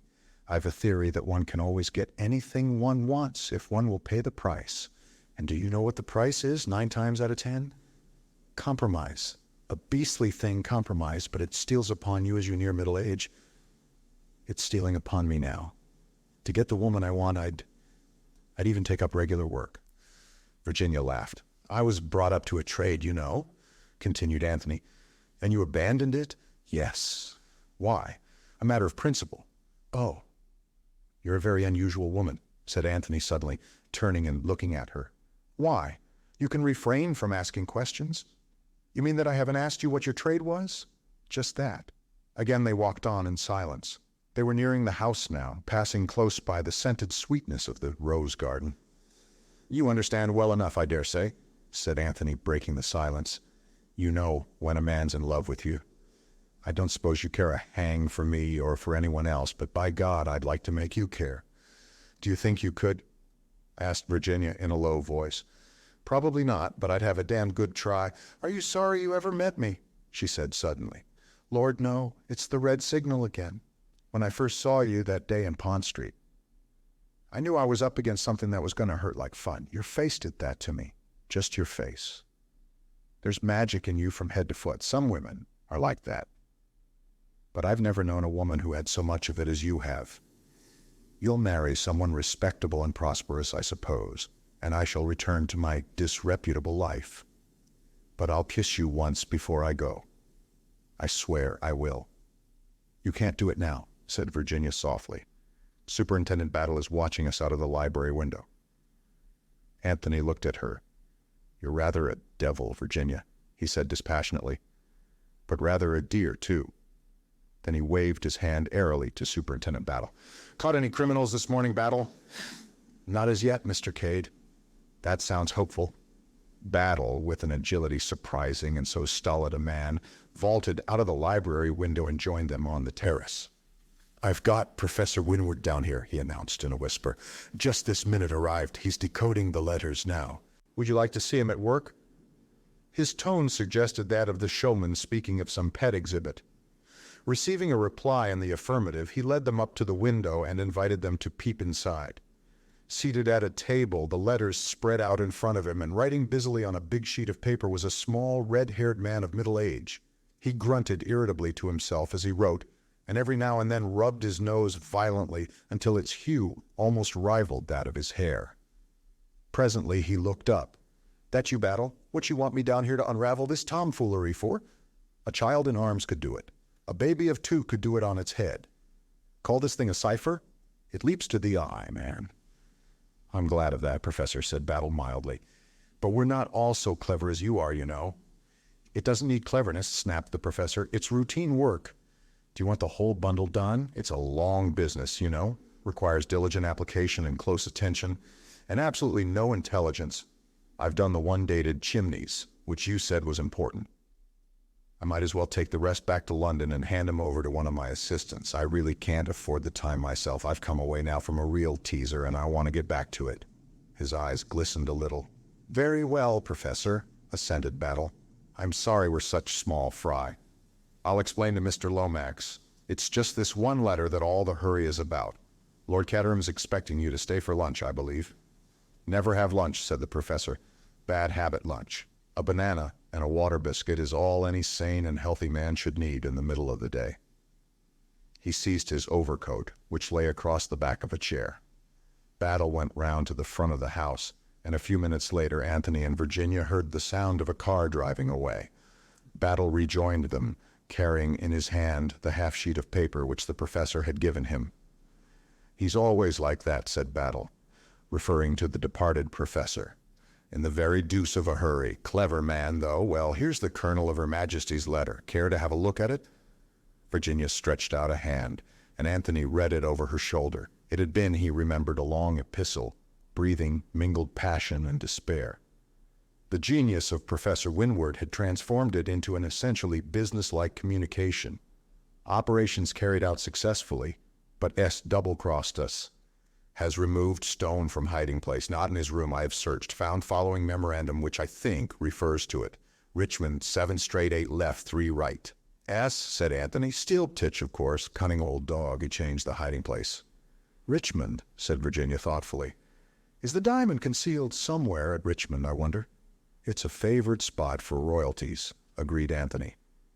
Battle shook his head. "I still think it's a reference to something in this house." "I know," cried Virginia suddenly. Both men turned to look at her. The Holbein portrait in the council chamber. They were tapping on the wall just below it, and it's a portrait of the Earl of Richmond. "You've got it," said Battle, and slapped his leg. He spoke with an animation quite unwanted. "That's the starting point, the picture. And the crooks know no more than we do what the figures refer to. Those 2 men in armor stand directly underneath the picture, and their first idea was that the diamond was hidden in one of them. The measurements might have been inches. That failed, and their next idea was a secret passage or stairway or a sliding panel. Do you know of any such thing, Mrs. Revel?" Virginia shook her head. "There's a priest's hole, and at least one secret passage I know," she said. "I believe I've been shown them once, but I can't remember much about them now. Here's Bundle, she'll know it." Bundle was coming quickly along the terrace towards them. "I'm taking the Panhard up to town after lunch," she remarked. "Anyone want a lift? Wouldn't you like to come, Mr. Cade? We'll be back by dinner time." "No, thanks," said Anthony. "I'm quite happy and busy down here." "The man fears me," said Bundle. "Either my driving or my fatal fascination. Which is it?" "The latter," said Anthony. "Every time?" "Bundle, dear," said Virginia, "is there any secret passage leading out of the council chamber?" "Rather, but it's only a moldy one. Supposed to lead from Chimneys to Wyvern Abbey. So it did in the old days, but it's all blocked up now. You can only get along it for about 100 yards from this end. The one upstairs in the White Gallery is ever so much more amusing. And the priest's hole isn't half bad." "We're not regarding them from an artistic standpoint," explained Virginia. "It's business. How do you get into the council chamber one?" "Hinged panel. I'll show you after lunch if you like." "Thank you," said Superintendent Battle. "Shall we say a 2.30? Bundle looked at him with lifted eyebrows. "Crook stuff?" she inquired. Treadwell appeared on the terrace. "Luncheon is served, my lady," he announced. Chapter 23. Encounter in the Rose Garden. At 2.30, a little party met together in the council chamber. Bundle, Virginia, Superintendent Battle, Am Lemoyne, and Anthony Cade. "No good waiting until we can get hold of Mr. Lomax," said Battle. "This is the kind of business one wants to get on with quickly." "If you've got any idea that Prince Michael was murdered by someone who got in this way, you're wrong," said Bundle. "It can't be done. The other end's blocked completely." "There is no question of that, milady," said Lemoyne quickly. "It is quite a different search that we make." "Looking for something, are you?" asked Bundle quickly. "Not the historic whatnot, by any chance?" Lemoyne looked puzzled. "Explain yourself, Bundle," said Virginia encouragingly. "You can when you try." "The thing, Gummy Bob," said Bundle. "The historic diamond of purple princes that was pinched in the dark ages before I grew to years of discretion." "Who told you this, Lady Eileen?" asked Battle. "I've always known. One of the footmen told me when I was 12 years old." "A footman," said Battle. "Lord, I'd like Mr. Lomax to have heard that." "Is it one of George's closely guarded secrets?" asked Bundle. "How perfectly screaming. I never really thought it was true. George always was an ass. He must know that servants always know everything." She went across to the Holbein portrait, touched a spring concealed somewhere at the side of it, and immediately, with a creaking noise, a section of the paneling swung inward, revealing a dark opening. "Entrez, messieurs et mesdames," said Bundle dramatically. Walk up, dearies. Best show of the season, and only a tanner." Both Lemoyne and Battle were provided with torches. They entered the dark aperture first, the others close on their heels. "Air's nice and fresh," remarked Battle. "Must be ventilated somehow." He walked on ahead. The floor was of rough, uneven stone, but the walls were bricked. As Bundle had said, the passage extended for a bare 100 yards. Then it came to an abrupt end with a fallen heap of masonry. Battle satisfied himself that there was no way of egress beyond, and then spoke over his shoulder. "We'll go back, if you please. I wanted just to spy out the land, so to speak." In a few minutes they were back again at the paneled entrance. "We'll start from here," said Battle. 7 straight, 8 left, 3 right. Take the first as paces." He paced 7 steps carefully, and bending down examined the ground. "About right, I should fancy. At one time or another there's been a chalk mark made here." "Now then, 8 left. That's not paces. The passage is only wide enough to go Indian file anyway." "Say it in bricks," suggested Anthony. "Quite right, Mr. Cade. 8 bricks from the bottom or the top on the left-hand side. Try from the bottom first. It's easier." He counted up 8 bricks. "Now 3 to the right of that. 1, 2, 3. Hello." "Hello, what's this?" "I shall scream in a minute," said Bundle. "I know I shall. What is it?" Superintendent Battle was working at the brick with the point of his knife. His practiced eye had quickly seen that this particular brick was different from the rest. A minute or two's work, and he was able to pull it right out. Behind was a small, dark cavity. Battle thrust in his hand. Everyone waited in breathless expectancy. Battle drew out his hand again. He uttered an exclamation of surprise and anger. The others crowded round and stared uncomprehendingly at the 3 articles he held. For a moment it seemed as though their eyes must have deceived them. A card of small pearl buttons, a square of coarse knitting, and a piece of paper on which were inscribed a row of capital E's. "Well," said Battle, I'm danged. What's the meaning of this?" "Mon Dieu," muttered the Frenchman. "Qu'est-ce un peu trop fort." "But what does it mean?" cried Virginia, bewildered. "Mean," said Anthony. "There's only one thing it can mean. The late Count Stylptitch must have had a sense of humor. This is an example of that humor. I may say that I don't consider it particularly funny myself." "Do you mind explaining your meaning a little more clearly, sir?" said Superintendent Battle. Certainly. This was the Count's little joke. He must have suspected that his memorandum had been read. When the crooks came to recover the jewel, they were to find instead this extremely clever conundrum. It's the sort of thing you pin onto yourself at book teas when people have to guess what you are. It has a meaning then. I should say undoubtedly. If the Count had meant to be merely offensive, he would have put a placard with "sold" on it, or a picture of a donkey, or something crude like that. A bit of knitting, some capital E's, and a lot of buttons, muttered Battle discontentedly. C'est inouï, said Lemoyne angrily. Cipher number 2, said Anthony. I wonder whether Professor Winward would be any good at this one. When was this passage last used, milady? Asked the Frenchman of Bundle. Bundle reflected. I don't believe anyone's been into it for over 2 years. The Priest's Hole is the show exhibit for Americans and tourists generally. Curious, murmured the Frenchman. Why curious? Lemoyne stooped and picked up a small object from the floor. Because of this, he said. This match has not lain here for 2 years, not even for 2 days. Battle looked at the match curiously. It was of pink wood with a yellow head. Any of you ladies or gentlemen drop this by any chance? He asked. He received a negative all round. Well then, said Superintendent Battle, we've seen all there is to see. We might as well get out of here. The proposal was assented to by all. The panel had swung to, but Bundle showed them how it was fastened from the inside. She unlatched it, swung it noiselessly open, and sprang through the opening, alighting in the council chamber with a resounding thud. Damn, said Lord Caterham, springing up from an armchair in which he appeared to have been taking 40 winks. Poor old father, said Bundle. Did I startle you? I can't think, said Lord Caterham. Why, nobody nowadays ever sits still after a meal. It's a lost art. God knows Chimneys is big enough, but even here there doesn't seem to be a single room where I can be sure of a little peace. Good Lord, how many of you are there? Reminds me of the pantomimes I used to go to as a boy when hordes of demons used to pop up out of trap doors. Demon No. 7, said Virginia, approaching him and patting him on the head. Don't be cross. We're just exploring secret passages, that's all. There seems to be a positive boom in secret passages today, grumbled Lord Caterham, not yet completely mollified. I've had to show that fellow Fish round them all this morning. When was that? Asked Battle quickly. Just before lunch. It seems he'd heard of the one in here. I showed him that and then took him up to the White Gallery, and we finished up with the Priest's Hole. But his enthusiasm was waning by that time. He looked bored to death, but I made him go through with it. Lord Caterham chuckled at the remembrance. Anthony put a hand on Lemoyne's arm. Come outside, he said softly. I want to speak to you. The two men went out together through the window. When they had gone a sufficient distance from the house, Anthony drew from his pocket the scrap of paper that Boris had given him that morning. Look here, he said. Did you drop this?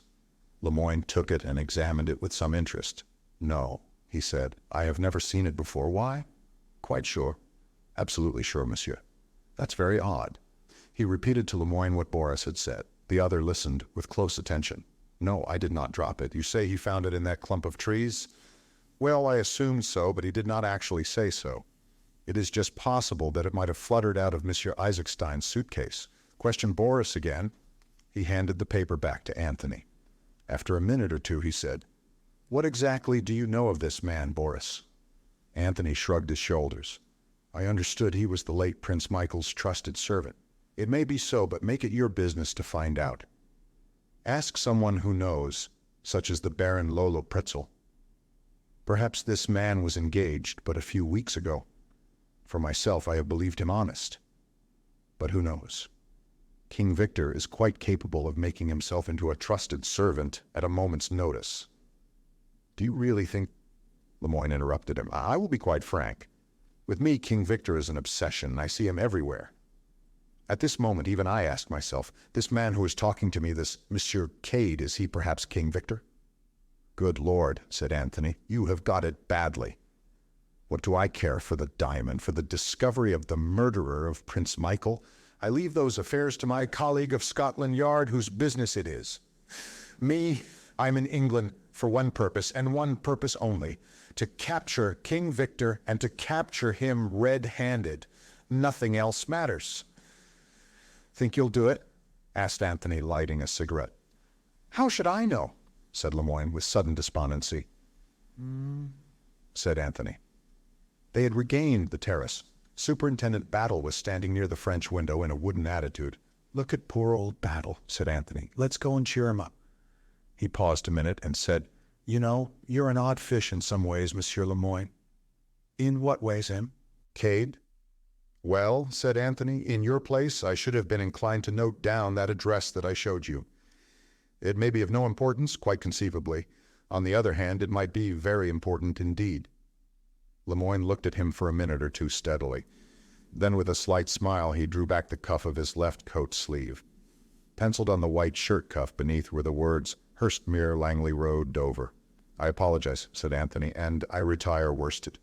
He joined Superintendent Battle. "You look very pensive, Battle," he remarked. "I've got a lot to think about, Mr. Cade." "Yes, I expect you have. Things aren't dovetailing. They're not dovetailing at all." "Very trying," sympathized Anthony. "Never mind, Battle. If the worst comes to the worst, you can always arrest me. You've got my guilty footprints to fall back upon, remember." But the superintendent did not smile. "Got any enemies here that you know of, Mr. Cade?" he asked. "I've an idea that the third footman doesn't like me," replied Anthony lightly. "He does his best to forget to hand me the choicest vegetables. Why?" "I've been getting anonymous letters," said Superintendent Battle. "Or rather an anonymous letter, I should say." "About me?" Without answering, Battle took a folded sheet of cheap notepaper from his pocket and handed it to Anthony. Scrawled on it in an illiterate handwriting were the words, "Look out for Mr. Cade. He isn't what he seems." Anthony handed it back with a light laugh. "That's all. Cheer up, Battle. I'm really a king in disguise, you know." He went into the house, whistling lightly as he walked along. But as he entered his bedroom and shut the door behind him, his face changed. It grew set and stern. He sat down on the edge of the bed and stared moodily at the floor. "Things are getting serious," said Anthony to himself. "Something must be done about it. It's all damned awkward." He sat there for a minute or two, then strolled to the window. For a moment or two he stood looking out aimlessly, and then his eyes became suddenly focused on a certain spot, and his face lightened.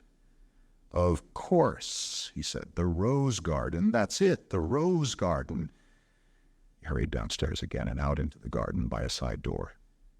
He approached the rose garden by a circuitous route. It had a little gate at either end. He entered by the far one and walked up to the sundial, which was on a raised hillock in the exact center of the garden. Just as Anthony reached it, he stopped dead and stared at another occupant of the rose garden who seemed equally surprised to see him. "I didn't know that you were interested in roses, Mr. Fish," said Anthony gently. "Sir," said Mr. Fish, "I am considerably interested in roses." They looked at each other warily, as antagonists seek to measure their opponent's strength. "So am I," said Anthony. "Is that so?" "In fact, I dote upon roses," said Anthony airily. A very slight smile hovered upon Mr. Fish's lips, and at the same time Anthony also smiled. The tension seemed to relax. "Look at this beauty now," said Mr. Fish, stooping to point out a particularly fine bloom. "Madame Abel Châtenay, I presume it to be." "Yes, I am right. This white rose, before the war, was known as Frau Karl Druski. They have, I believe, renamed it. Oversensitive, perhaps, but truly patriotic. The La France is always popular. Do you care for red roses at all, Mr. Cade? A bright scarlet rose, now." Mr. Fish's slow, drawling voice was interrupted. Bundle was leaning out of a first-floor window. "Care for a spin to town, Mr. Fish? I'm just off." "Thank you, Lady Eileen, but I am very happy here."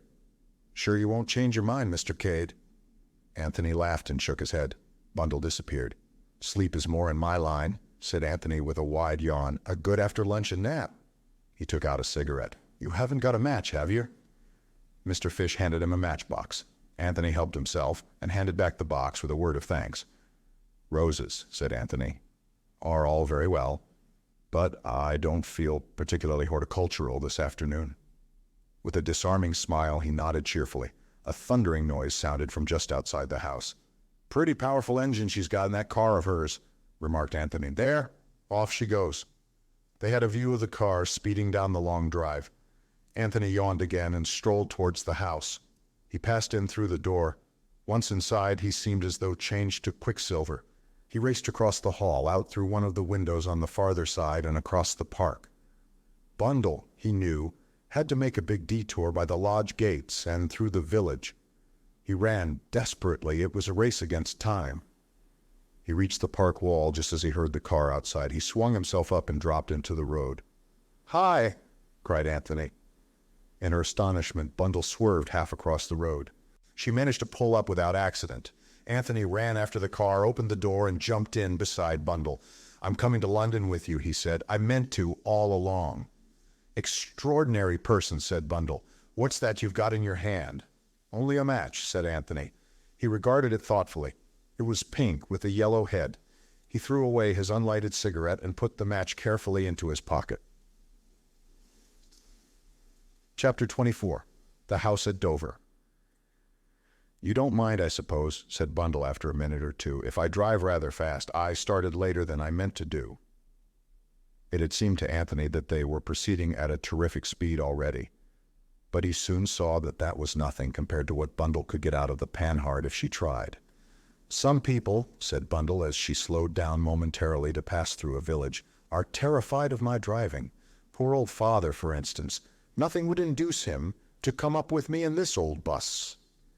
Privately, Anthony thought Lord Caterham was entirely justified. Driving with Bundle was not a sport to be indulged in by nervous, middle-aged gentlemen. "But you don't seem nervous a bit," continued Bundle approvingly, as she swept round a corner on two wheels. "I'm in pretty good training, you see," explained Anthony gravely. "Also," he added, as an afterthought, "I'm rather in a hurry myself." "Shall I speed her up a bit more?" asked Bundle kindly. "Good Lord, no," said Anthony hastily. "We're averaging about 50 as it is." "I'm burning with curiosity to know the reason of this sudden departure," said Bundle, after executing a fanfare upon the klaxon which must temporarily have deafened the neighborhood. "But I suppose I mustn't ask. You're not escaping from justice, are you?" "I'm not quite sure," said Anthony. "I shall know soon." "That Scotland Yard man isn't as much of a rabbit as I thought," said Bundle thoughtfully. "Battle's a good man," agreed Anthony. "You ought to have been in diplomacy," remarked Bundle. "You don't part with much information, do you?"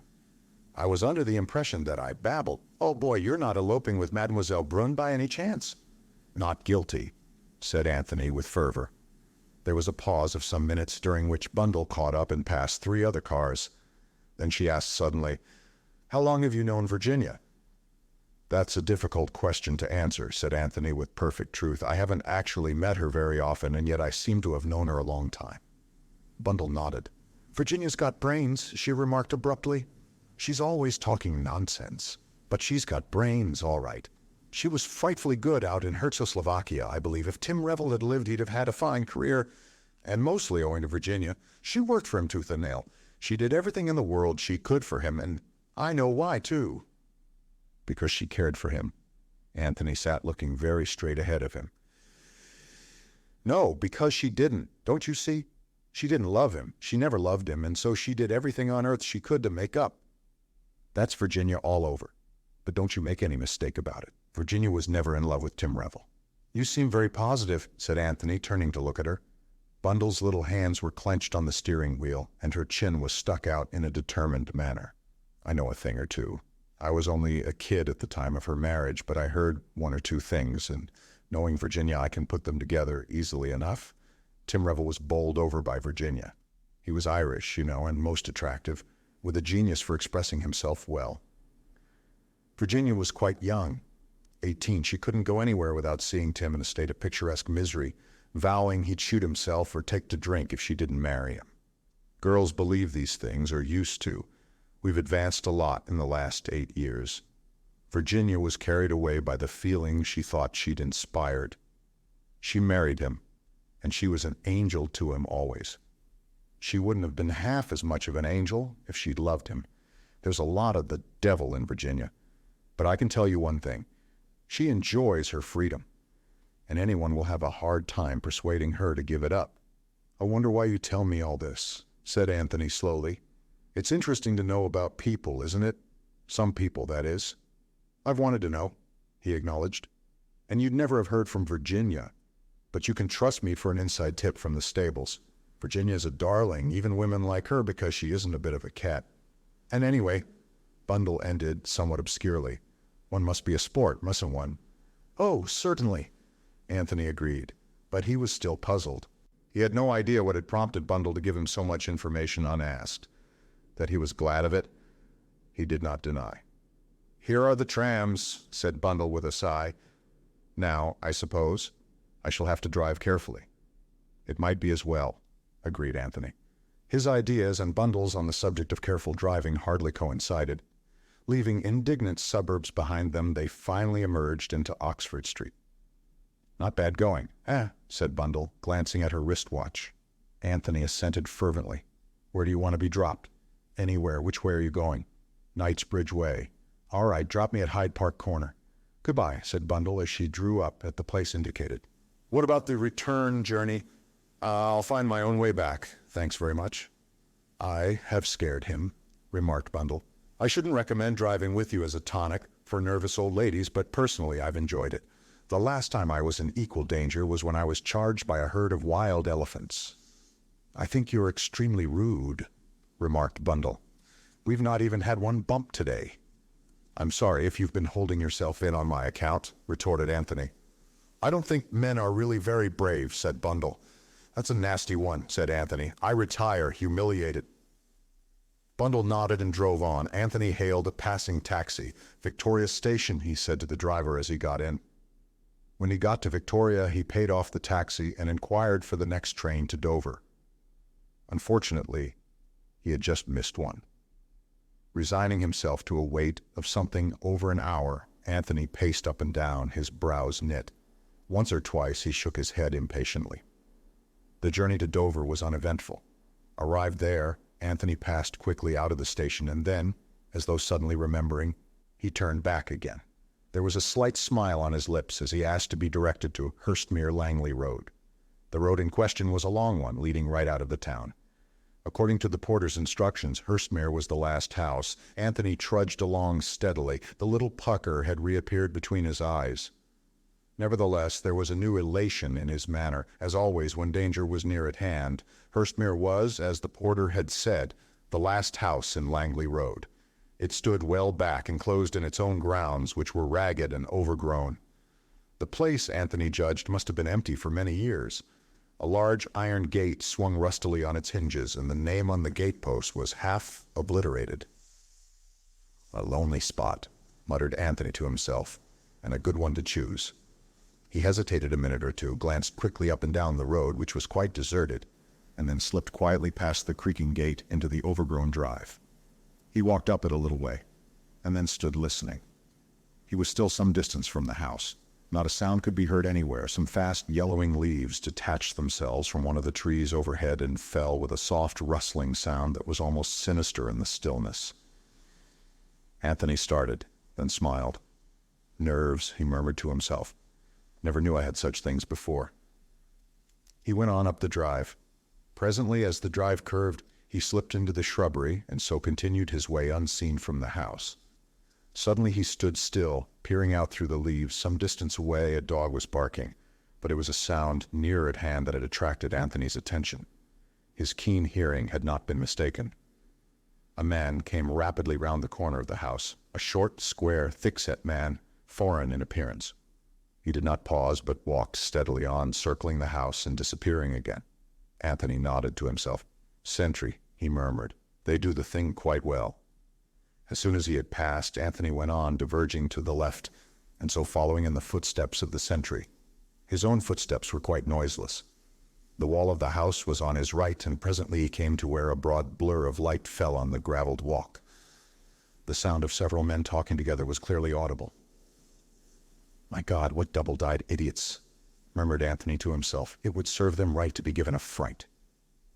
He stole up to the window, stooping a little so that he should not be seen. Presently he lifted his head very carefully to the level of the sill and looked in.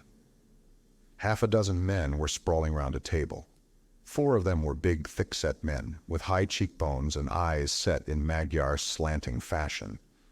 The other 2 were rat-like little men with quick gestures. The language that was being spoken was French, but the 4 big men spoke it with uncertainty and a hoarse, guttural intonation. "The boss!" growled one of these. "When will he be here?" One of the smaller men shrugged his shoulders. "Any time now." "About time, too," growled the first man. I have never seen him, this boss of yours. But oh, what great and glorious work might we not have accomplished in these days of idle waiting. Fool, said the other little man bitingly. Getting nabbed by the police is all the great and glorious work you and your precious lot would have been likely to accomplish. A lot of blundering guerrillas. Aha! Roared another big, thick-set fellow. You insult the comrades? I will soon set the sign of the red hand round your throat. He half rose, glaring ferociously at the Frenchman, but one of his companions pulled him back again. No quarreling, he grunted. We're to work together. From all I heard, this King Victor doesn't stand for being disobeyed. In the darkness, Anthony heard the footsteps of the sentry coming his round again, and he drew back behind a bush. Who's that? Said one of the men inside. Carlo, going his rounds. Oh, what about the prisoner? He's all right, coming round pretty fast now. He's recovered well from the crack on the head we gave him. Anthony moved gently away. God, what a lot, he muttered. They discussed their affairs with an open window, and that fool Carlo goes his round with the tread of an elephant and the eyes of a bat, and to crown all, the Herzoslovakians and the French are on the point of coming to blows. King Victor's headquarters seem to be in a parlous condition. It would amuse me very much to teach them a lesson. He stood irresolute for a minute, smiling to himself. From somewhere above his head came a stifled groan. Anthony looked up. The groan came again. Anthony glanced quickly from left to right. Carlo was not due round again just yet. He grasped the heavy Virginia creeper and climbed nimbly till he reached the sill of a window. The window was shut, but with a tool from his pocket, he soon succeeded in forcing up the catch. He paused a minute to listen, then sprang lightly inside the room. There was a bed in the far corner, and on that bed a man was lying, his figure barely discernible in the gloom. Anthony went over to the bed and flashed his pocket torch on the man's face. It was a foreign face, pale and emaciated, and the head was swathed in heavy bandages. The man was bound hand and foot. He stared up at Anthony like one dazed. Anthony bent over him, and as he did so, he heard a sound behind him and swung round, his hand traveling to his coat pocket, but a sharp command arrested him. Hands up, Sonny. You didn't expect to see me here, but I happened to catch the same train as you at Victoria. It was Mr. Hiram Fish who was standing in the doorway. He was smiling, and in his hand was a big blue automatic. Chapter 25. Tuesday night at Chimneys, Lord Caterham. Virginia and Bundle were sitting in the library after dinner. It was Tuesday evening. Some 30 hours had elapsed since Anthony's rather dramatic departure. For at least the 7th time, Bundle repeated Anthony's parting words, as spoken at Hyde Park Corner. I'll find my own way back, repeated Virginia thoughtfully. That doesn't look as though he expected to be away as long as this. And he's left all his things here. He didn't tell you where he was going? No, said Virginia, looking straight in front of her. He told me nothing. After this, there was a silence for a minute or two. Lord Caterham was the first to break it. On the whole, he said, keeping an hotel has some advantages over keeping a country house. Meaning? That little notice they always hang up in your room. Visitors intending departure must give notice before 12 o'clock. Virginia smiled. I dare say, he continued, that I am old-fashioned and unreasonable. It's the fashion, I know, to pop in and out of a house. Same idea as an hotel. Perfect freedom of action and no bill at the end. You are an old grouser, said Bundle. You've had Virginia and me. What more do you want? Nothing more, nothing more, Lord Caterham assured them hastily. That's not it at all. It's the principle of the thing. It gives one such a restless feeling. I'm quite willing to admit that it's been an almost ideal 24 hours. Peace, perfect peace. No burglaries or other crimes of violence. No detectives, no Americans. What I complain of is that I should have enjoyed it all so much more if I'd felt really secure. As it is, all the time I've been saying to myself, one or other of them is bound to turn up in a minute. And that spoiled the whole thing. Well, nobody has turned up, said Bundle. We've been left severely alone. Neglected, in fact. It's odd the way Fish disappeared. Didn't he say anything? Not a word. Last time I saw him, he was pacing up and down the rose garden yesterday afternoon, smoking one of those unpleasant cigars of his. After that, he seems to have just melted into the landscape. Somebody must have kidnapped him, said Bundle hopefully. In another day or two, I expect we shall have Scotland Yard dragging the lake to find his dead body, said her father gloomily. It serves me right. At my time of life, I ought to have gone quietly abroad and taken care of my health and not allowed myself to be drawn into George Lomax's wildcat schemes. He He was interrupted by Treadwell. "Well," said Lord Caterham irritably, "what is it?" "The French detective is here, my lord, and would be glad if you could spare him a few minutes." "What did I tell you?" said Lord Caterham. "I knew it was too good to last, depend upon it. They found Fish's dead body doubled up in the goldfish pond." Treadwell, in a strictly respectful manner, steered him back to the point of issue. "Am I to say that you will see him, my lord?" "Yes, yes, bring him in here." Treadwell departed. He returned a minute or two later, announcing in a lugubrious voice, "Monsieur Le Moyne." The Frenchman came in with a quick, light step. His walk, more than his face, betrayed the fact that he was excited about something. "Good evening, Le Moyne," said Lord Caterham. "Have a drink, won't you?" "I thank you, no." He bowed punctiliously to the ladies.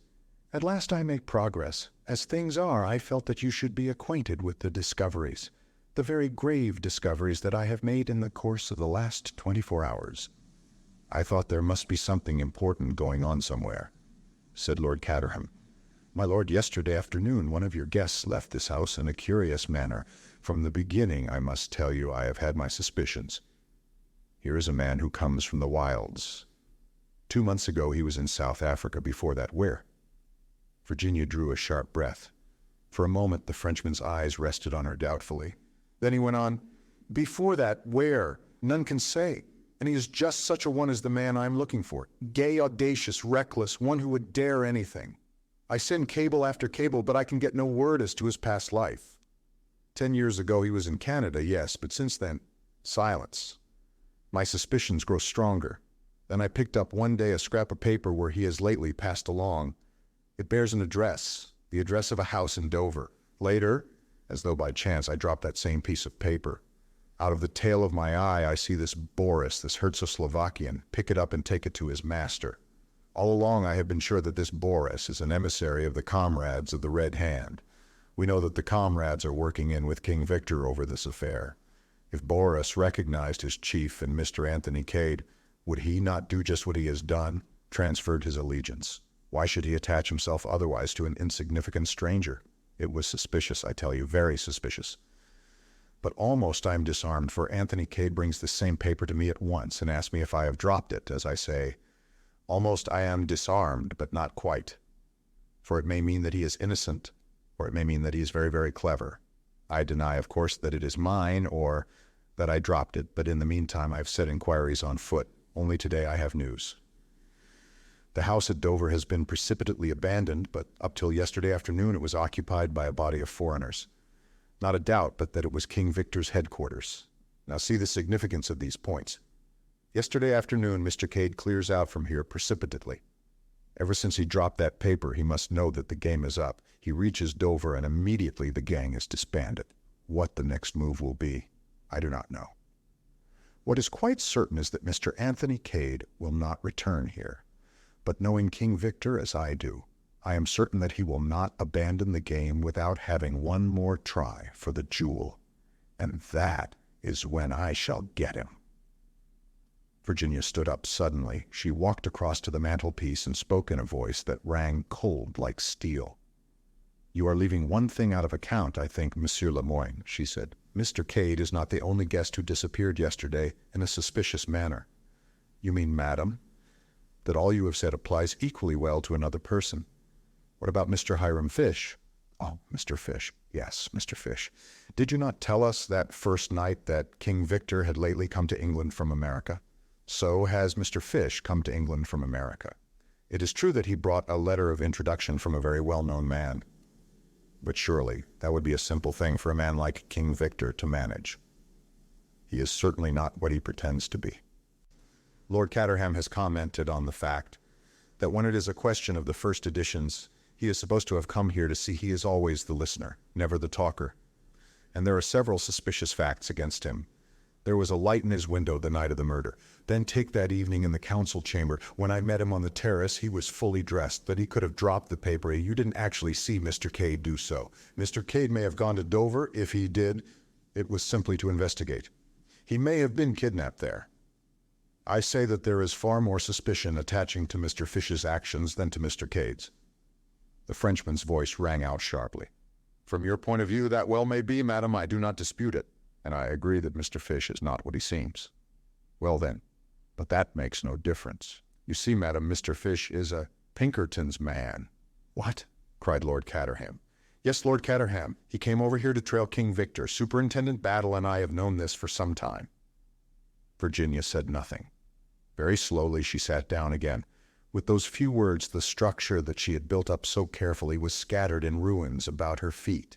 You see, Lemoyne was continuing, we have all known that eventually King Victor would come to Chimneys. It was the one place we were sure of catching him. Virginia looked up with an odd light in her eyes, and suddenly she laughed. You've not caught him yet, she said. Lemoyne looked at her curiously. No, madame, but I shall. He's supposed to be rather famous for outwitting people, isn't he? The Frenchman's face darkened with anger. This time, it will be different, he said between his teeth. He's a very attractive fellow, said Lord Caterham. Very attractive, but surely... Why, you said he was an old friend of yours, Virginia. That is why, said Virginia composedly. I think Monsieur Lemoyne must be making a mistake. And her eyes met the detective steadily, but he appeared in no wise discomfited. Time will show, madame, he said. Do you pretend that it was he who shot Prince Michael? She asked presently. Certainly. But Virginia shook her head. Oh no, she said. Oh no, that is one thing I am quite sure of. Anthony Cade never killed Prince Michael. Lemoyne was watching her intently. There is a possibility that you are right, madam, he said slowly. A possibility, that is all. It may have been the Herzoslovakian, Boris, who exceeded his orders and fired that shot. Who knows, Prince Michael may have done him some great wrong, and the man sought revenge. He looks a murderous sort of fellow, agreed Lord Caterham. The housemaids, I believe, scream when he passes them in the passages. Well, said Lemoyne, I must be going now. I felt it was due to you, my lord, to know exactly how things stand. Very kind of you, I'm sure, said Lord Caterham. Quite certain you won't have a drink. All right, then. Good night. I hate that man with his prim little black beard and his eyeglasses, said Bundle as soon as the door had shut behind him. I hope Anthony does snoo him. I'd love to see him dancing with rage. What do you think about it all, Virginia? I don't know, said Virginia. I'm tired. I shall go up to bed. Not a bad idea, said Lord Caterham. It's 11:30. As Virginia was crossing the wide hall, she caught sight of a broad back that seemed familiar to her discreetly vanishing through a side door. Superintendent Battle, she called imperiously. The superintendent, for it was indeed he, retraced his steps with a shade of unwillingness. Yes, Mrs. Revel, Monsieur Lemoyne has been here. He says... Tell me, is it true, really true, that Mr. Fish is an American detective? Superintendent Battle nodded. That's right. You have known it all along? Again, Superintendent Battle nodded. Virginia turned away toward the staircase. I see, she said. Thank you. Until that minute she had refused to believe. And now... Sitting down before her dressing table in her own room, she faced the question squarely. Every word that Anthony had said came back to her fraught with a new significance. Was this the trade that he had spoken of, the trade that he had given up? But then an unusual sound disturbed the even tenor of her meditations. She lifted her head with a start. Her little gold clock showed the hour to be after 1. Nearly 2 hours she had sat here thinking. Again the sound was repeated, a sharp tap on the window pane. Virginia went to the window and opened it. Below on the pathway was a tall figure which, even as she looked, stooped for another handful of gravel. For a moment Virginia's heart beat faster. Then she recognized the massive strength and square-cut outline of the Herzoslovakian, Boris. Yes, she said in a low tone. What is it? At the moment, it did not strike her as strange that Boris should be throwing gravel at her window at this hour of the night. What is it? She repeated impatiently. I come from the master, said Boris in a low tone, which nevertheless carried perfectly. He has sent for you. He made the statement in a perfectly matter-of-fact tone. Sent for me? Yes, I am to bring you to him. There is a note. I'll throw it up to you. Virginia stood back a little, and a slip of paper, weighted with a stone, fell accurately at her feet. She unfolded it and read, My dear, Anthony had written. I'm in a tight place, but I mean to win through. Will you trust me and come to me? For quite 2 minutes, Virginia stood there, immovable, reading those few words over again and again. She raised her head, looking around the well-appointed luxury of the bedroom, as though she saw it with new eyes. Then she leaned out of the window again. "What am I to do?" she asked. "The detectives are the other side of the house, outside the council chamber. Come down and out through this side door. I will be there. I have a car waiting outside in the road." Virginia nodded. Quickly she changed her dress for one of fawn tricot and pulled on a little fawn leather hat. Then, smiling a little, she wrote a short note, addressed it to Bundle, and pinned it to the pincushion. She stole quietly downstairs and undid the bolts of the side door. Just a moment she paused, then, with a little gallant toss of the head, the same toss of the head which her ancestors had gone into action in the Crusades, she passed through. Chapter 26, the 13th of October. At 10 o'clock on the morning of Wednesday, the 13th of October, Anthony Cade walked into Harridge's hotel and asked for Baron Lolabretzel, who was occupying a suite there. After suitable and imposing delay, Anthony was taken to the suite in question. The Baron was standing on the hearthrug in a correct and stiff fashion. Little Captain Andrassy, equally correct as to demeanor but with a slightly hostile attitude, was also present. The usual bows, clicking of heels, and other formal greetings of etiquette took place. Anthony was by now thoroughly conversant with the routine. "You will forgive this early call, I trust, Baron," he said cheerfully, laying down his hat and stick on the table. "As a matter of fact, I have a little business proposition to make to you." "Ha, is that so?" said the Baron. Captain Andrassy, who had never overcome his initial distrust of Anthony, looked suspicious. "Business," said Anthony, "is based on the well-known principle of supply and demand. You want something, the other man has it. The only thing left to settle is the price." The Baron looked at him attentively, but said nothing. "Between a Herzoslovakian nobleman and an English gentleman, the terms should be easily arranged," said Anthony rapidly. He blushed a little as he said it. Such words do not rise easily to an Englishman's lips, but he had observed on previous occasions the enormous effect of such phraseology upon the Baron's mentality. True enough, the charm worked. "That is so," said the Baron approvingly, nodding his head. "That is entirely so." Even Captain Andrassy appeared to unbend a little, and nodded his head also. "Very good," said Anthony. "I won't beat about the bush any more." "What is that, you say?" interrupted the Baron. "To beat about the bush? I do not comprehend." "A mere figure of speech, Baron. To speak in plain English, you want the goods, we have them.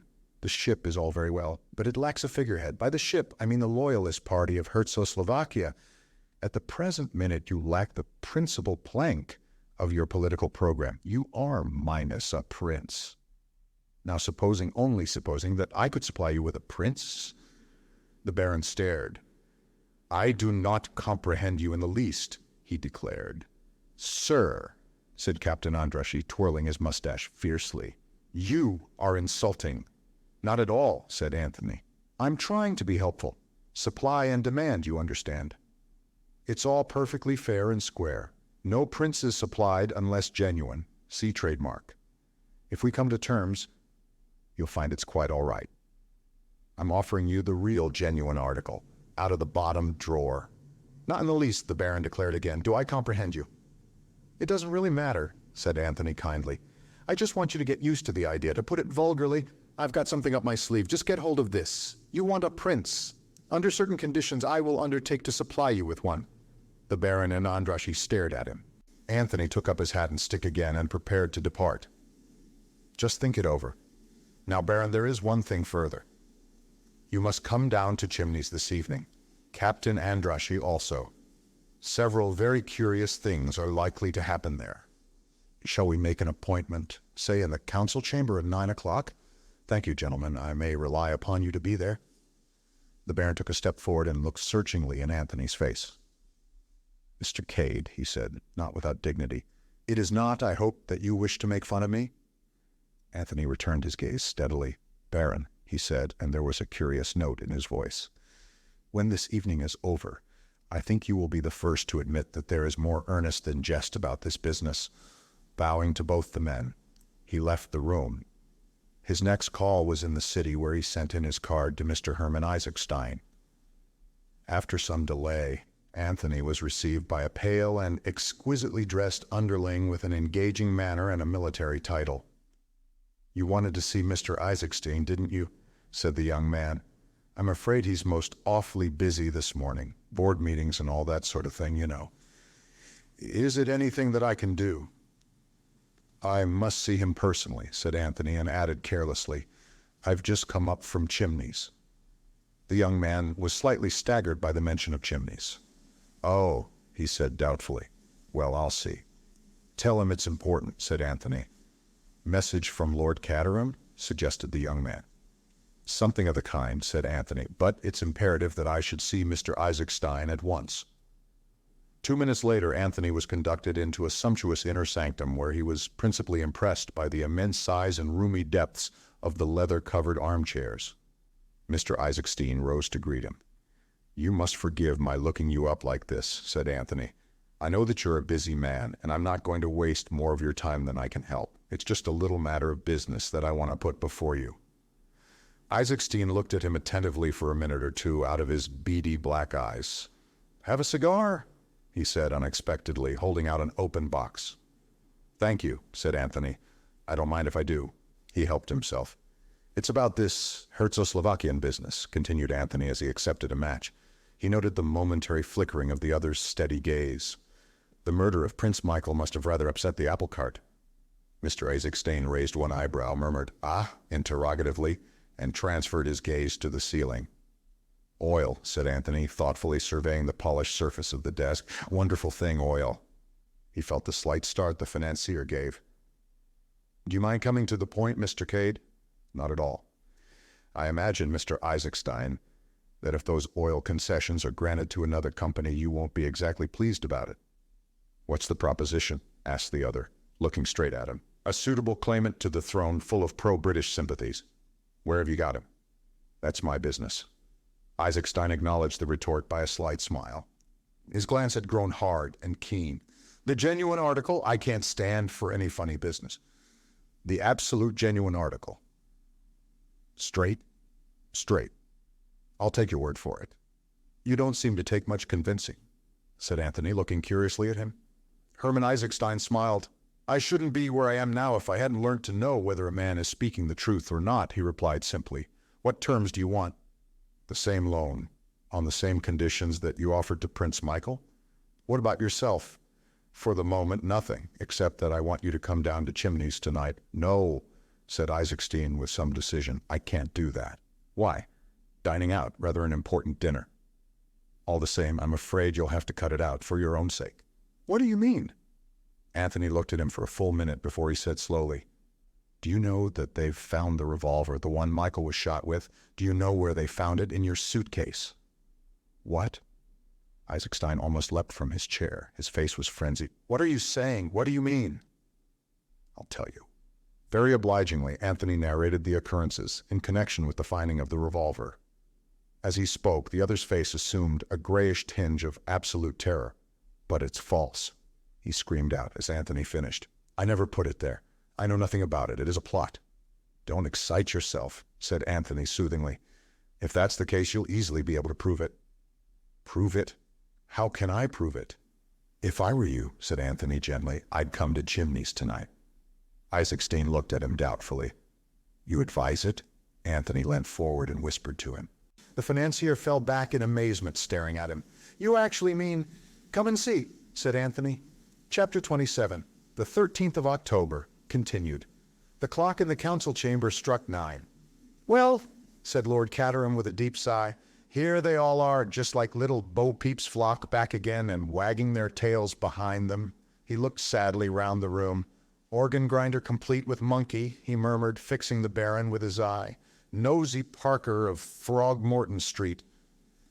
"I think you're rather unkind to the Baron," protested Bundle, to whom these confidences were being poured out.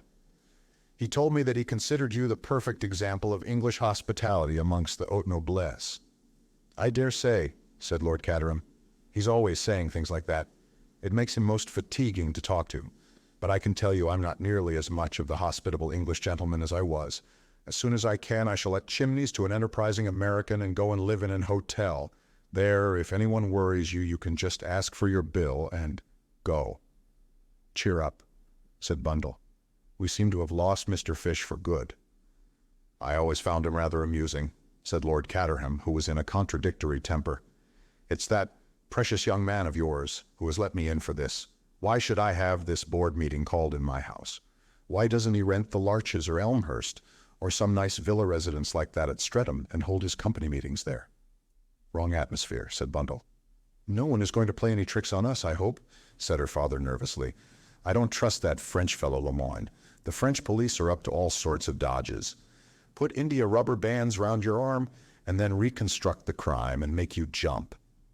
And it's registered on a thermometer. I know that when they call out who killed Prince Michael. I shall register 122 or something perfectly frightful, and they'll haul me off to jail at once." The door opened and Treadwell announced, "Mr. George Lomax, Mr. Eversley, enter Cotters," "Followed by faithful dog," murmured Bundle. Bill made a beeline for her, whilst George greeted Lord Caterham in the genial manner he assumed for public occasions. "My dear Caterham," said George, shaking him by the hand, "I got your message and came over, of course. Very good of you, my dear fellow, very good of you. Delighted to see you." Lord Caterham's conscience always drove him on to an excess of geniality when he was conscious of feeling none. "Not that it was my message, but that doesn't matter at all." In the meantime, Bill was attacking Bundle in an undertone. "I say, what's it all about? What's this I hear about Virginia bolting off in the middle of the night? She's not been kidnapped, has she?" "Oh no," said Bundle. "She left a note pinned to the pincushion in the orthodox fashion. She's not gone off with anyone, has she? Not with that colonial Johnny. I never liked the fellow, and from all I hear, there seems to be an idea floating around that he himself is the super crook. But I don't quite see how that can be." "Why not?" "Well, this King Victor was a French fellow, and Cade's English enough. You don't happen to have heard that King Victor was an accomplished linguist, and moreover was half Irish? Oh, Lord, then that's why he's made himself scarce, is it?" "I don't know about his making himself scarce. He disappeared the day before yesterday, as you know. But this morning we got a wire from him saying he would be down here at 9 p.m. tonight, and suggesting that Cotters should be asked over. All these other people have turned up as well, asked by Mr. Cade." "It is a gathering," said Bill, looking round. "One French detective by window, one English ditto by fireplace. Strong foreign element. The Stars and Stripes don't seem to be represented." Bundle shook her head. "Mr. Fish has disappeared into the blue. Virginia's not here either, but everyone else is assembled. And I have a feeling in my bones, Bill, that we are drawing very near to the moment when somebody says, 'James the footman,' and everything is revealed. We're only waiting now for Anthony Cade to arrive." "He'll never show up," said Bill. "Then why call this company meeting, as father calls it?" "Ah, there's some deep idea behind that, depend upon it. Wants us all here while he's somewhere else, you know, the sort of thing." "You don't think he'll come, then?" "No fear. Run his head into the lion's mouth. Why, the room's bristling with detectives and high officials. You don't know much about King Victor if you think that would deter him. By all accounts, it's the kind of situation he loves above all, and he always manages to come out on top." Mr. Eversley shook his head doubtfully. "That would take some doing, with the dice loaded against him. He'll never—" The door opened again, and Treadwell announced, "Mr. Cade." Anthony came straight across to his host. "Lord Caterham," he said, "I'm giving you a frightful lot of trouble, and I'm awfully sorry about it. But I really do think that tonight we'll see the clearing up of the mystery." Lord Caterham looked mollified. He had always had a secret liking for Anthony. "No trouble at all," he said heartily. "It's very kind of you," said Anthony. "We're all here, I see. Then I can get on with the good work." "I don't understand," said George Lomax weightily. "I don't understand in the least. This is all very irregular. Mr. Cade has no standing whatever. The position is a very difficult and delicate one. I am strongly of the opinion—" George's flood of eloquence was arrested. Moving unobtrusively to the great man's side, Superintendent Battle whispered a few words in his ear. George looked perplexed and baffled. "Very well, if you say so," he remarked grudgingly, then added in a louder tone, "I'm sure we are all willing to listen to what Mr. Cade has to say." Anthony ignored the palpable condescension of the other's tone. "It's just a little idea of mine, that's all," he said cheerfully. "Probably all of you know that we got hold of a certain message in cipher the other day. There was a reference to Richmond and some numbers." He paused. "Well, we had a shot at solving it, and we failed. Now, in the late Count Stylptitch's memoirs, which I happen to have read, there's a reference to a certain dinner A flower dinner which everyone attended wearing a badge representing a flower. The Count himself wore the exact duplicate of that curious device we found in the cavity in the secret passage. It represented a rose. If you remember, it was all rows of things. Buttons, letter E's, and finally rows of knitting. Now, gentlemen, what is there in this house that is arranged in rows? Books, isn't that so? Add to that in the catalogue of Lord Caterham's library there is a book called The Life of the Earl of Richmond, and I think you will get a very fair idea of the hiding place. Starting at the volume in question and using the numbers to denote shelves and books, I think you will find that the object of our search is concealed in a dummy book or in a cavity behind a particular book. Anthony looked round modestly, obviously waiting for applause. Upon my word, that's very ingenious, said Lord Caterham. Quite ingenious, admitted George condescendingly, but it remains to be seen. Anthony laughed. The proof of the pudding's in the eating, eh? Well, I'll soon settle that for you. He sprang to his feet. I'll go to the library. He got no further. Mr. Lemoyne moved forward from the window. Just one moment, Mr. Cade.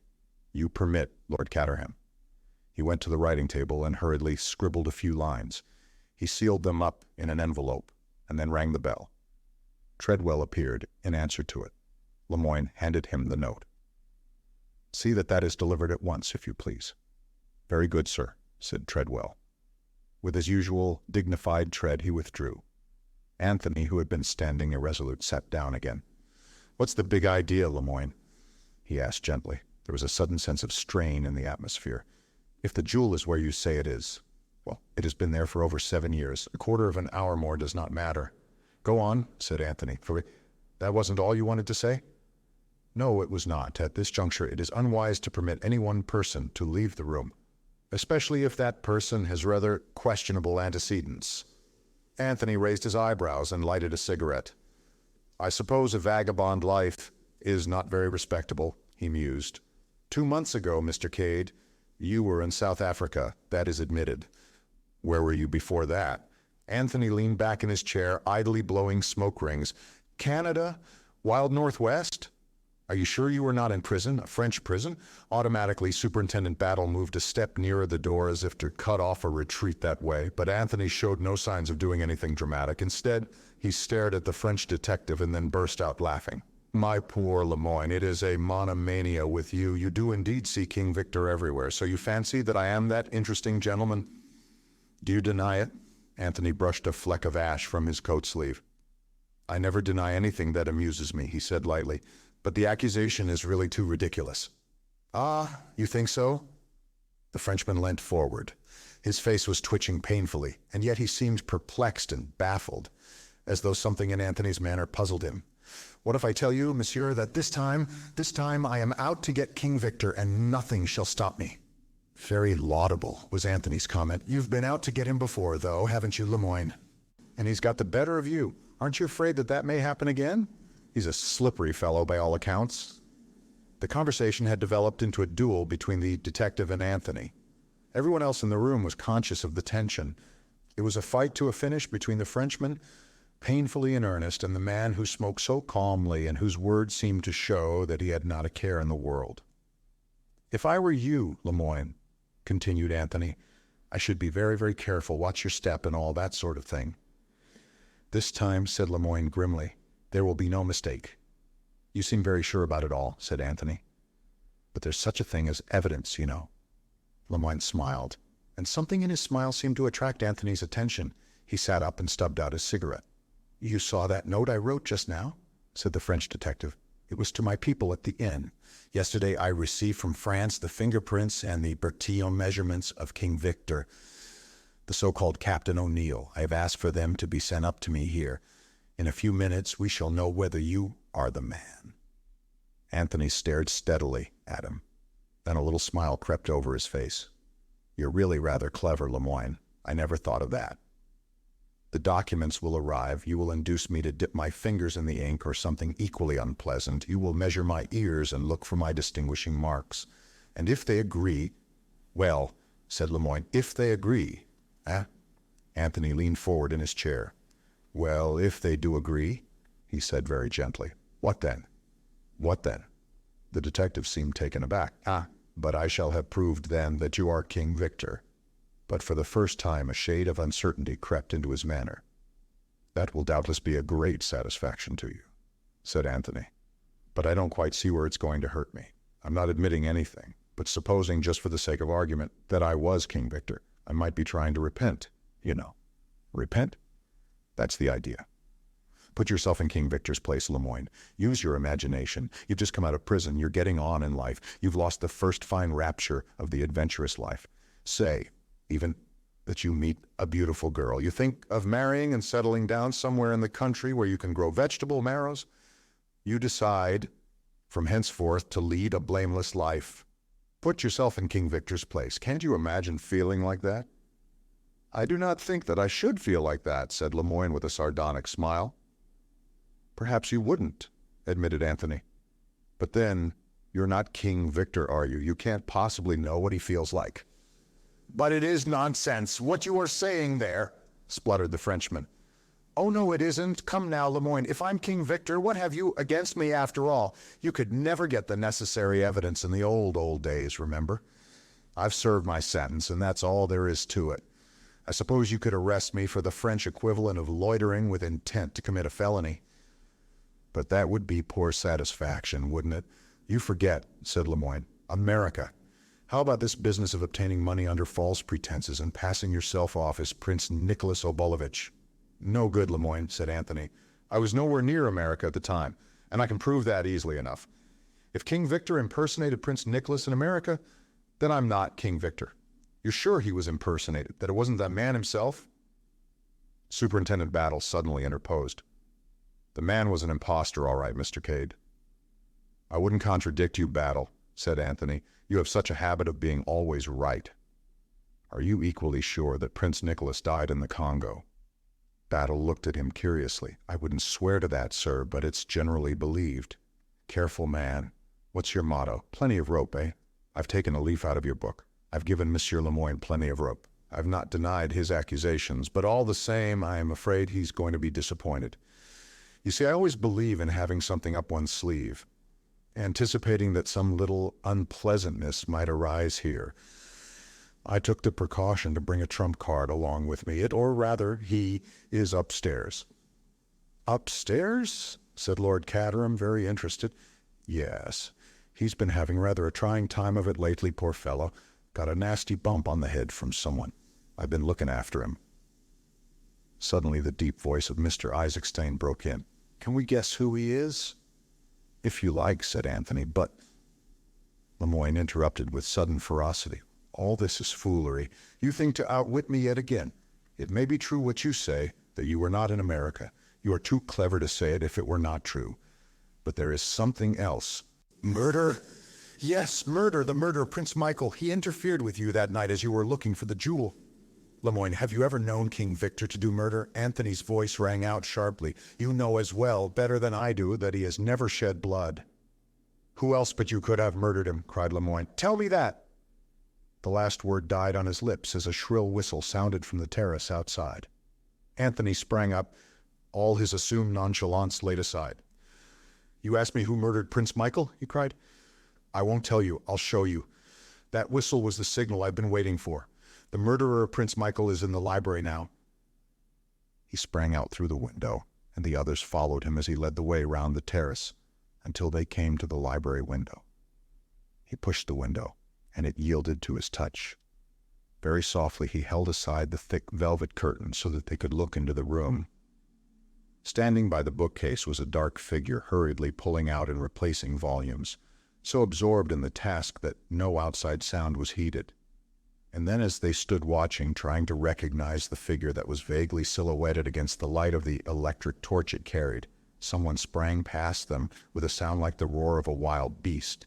The torch fell to the ground, was extinguished, and the sounds of a terrific struggle filled the room. Lord Caterham groped his way to the lights and switched them on. Two figures were swaying together, and as they looked, the end came. The short, sharp crack of a pistol shot, and the smaller figure crumpled up and fell. The other figure turned and faced them. It was Boris, his eyes alight with rage. She killed my master, he growled. Now she tries to shoot me. I would have taken the pistol from her and shot her, but it went off in the struggle. St. Michael directed it. The evil woman is dead." "A woman?" cried George Lomax. They drew nearer.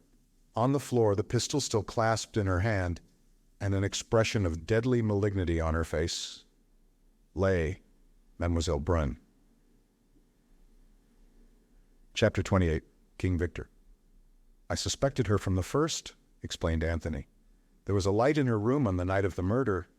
Afterwards I wavered. I made inquiries about her in Brittany, and came back satisfied that she was what she represented herself to be. I was a fool, because the Comtesse de Breteuil had employed a Mademoiselle Brun and spoke highly of her. It never occurred to me that the real Mademoiselle Brun might have been kidnapped on her way to her new post, and that it might be a substitute taking her place. Instead, I shifted my suspicions to Mr. Fish. It was not until he had followed me to Dover, and we had had a mutual explanation, that I began to see clearly. Once I knew that he was a Pinkerton's man, trailing King Victor, my suspicions swung back again to their original object. The thing that worried me most was that Mrs. Revel had definitely recognized the woman. Then I remembered that it was only after I had mentioned her being Madame de Breteuil's governess, and all she had said was that accounted for the fact that the woman's face was familiar to her. Superintendent Battle will tell you that a deliberate plot was formed to keep Mrs. Revel from coming to Chimneys.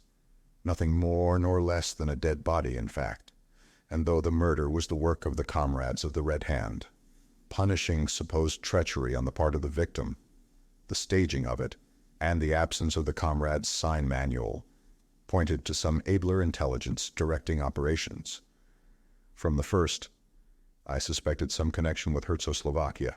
Mrs. Revel was the only member of the house party who had been to the country. I suspected at first that someone was impersonating Prince Michael, but it proved to be a totally erroneous idea. When I realized the possibility of Mademoiselle Brun's being an impostor, and added to that the fact that her face was familiar to Mrs. Revel, I began to see daylight. It was evidently very important that she should not be recognized, and Mrs. Revel was the only person likely to do so. "But who was she?" said Lord Caterham. "Someone Mrs. Revel had known in Herzoslovakia?" "I think the Baron might be able to tell us," said Anthony. "Aye." The Baron stared at him, then down at the motionless figure. "Look well," said Anthony. "Don't be put off by the makeup. She was an actress once, remember?" The Baron stared again. Suddenly he started. "God in heaven," he breathed, "it is not possible." "What is not possible?" asked George. "Who is the lady? You recognize her, Baron." No, it is not possible." The Baron continued to mutter. "She was killed. They were both killed, on the steps of the palace. Her body was recovered." "Mutilated and unrecognizable," Anthony reminded him. "She managed to put up a bluff. I think she escaped to America, and has spent a good many years lying low in deadly terror of the comrades of the Red Hand.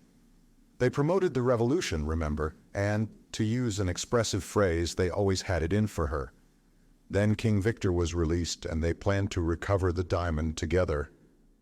She was searching for it that night when she came suddenly upon Prince Michael, and he recognized her. There was never much fear of her meeting him in the ordinary way of things. Royal guests don't come in contact with governesses, and she could always retire with a convenient migraine, as she did the day the Baron was here. However, she met Prince Michael face to face when she least expected it. Exposure and disgrace stared her in the face. She shot him. It was she who placed the revolver in Isaacstein's suitcase so as to confuse the trail, and she who returned the letters. Lemoyne moved forward. "She was coming down to search for the jewel that night, you say," he said.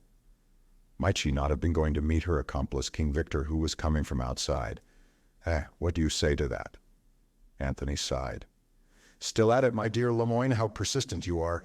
You won't take my hint that I've got a trump card up my sleeve?" But George, whose mind worked slowly, now broke in. "I'm still completely at sea.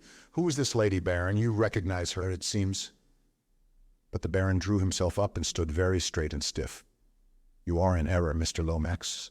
To my knowledge, I have not this lady seen before. A complete stranger she is to me." But George stared at him, bewildered. The Baron took him into a corner of the room and murmured something into his ear. Anthony watched, with a good deal of enjoyment, George's face turning slowly purple, his eyes bulging, and all the incipient symptoms of apoplexy. A murmur of George's throaty voice came to him. Certainly, certainly. By all means, no need at all. Complicate situation. Utmost discretion. Ah, Lemoyne hit the table sharply with his hand. I do not care about all this. The murder of Prince Michael, that was not my affair. I want King Victor. Anthony shook his head gently. I'm sorry for you, Lemoyne. You're really a very able fellow, but all the same, you're going to lose the trick. I'm about to play my trump card. He stepped across the room and rang the bell. Treadwell answered it. A gentleman arrived with me this evening, Treadwell. Yes, sir, a foreign gentleman. Quite so. Will you kindly ask him to join us here as soon as possible? Yes, sir. Treadwell withdrew. Entry of the trump card, the mysterious Monsieur Tate, remarked Anthony. Who is he? Can anyone guess?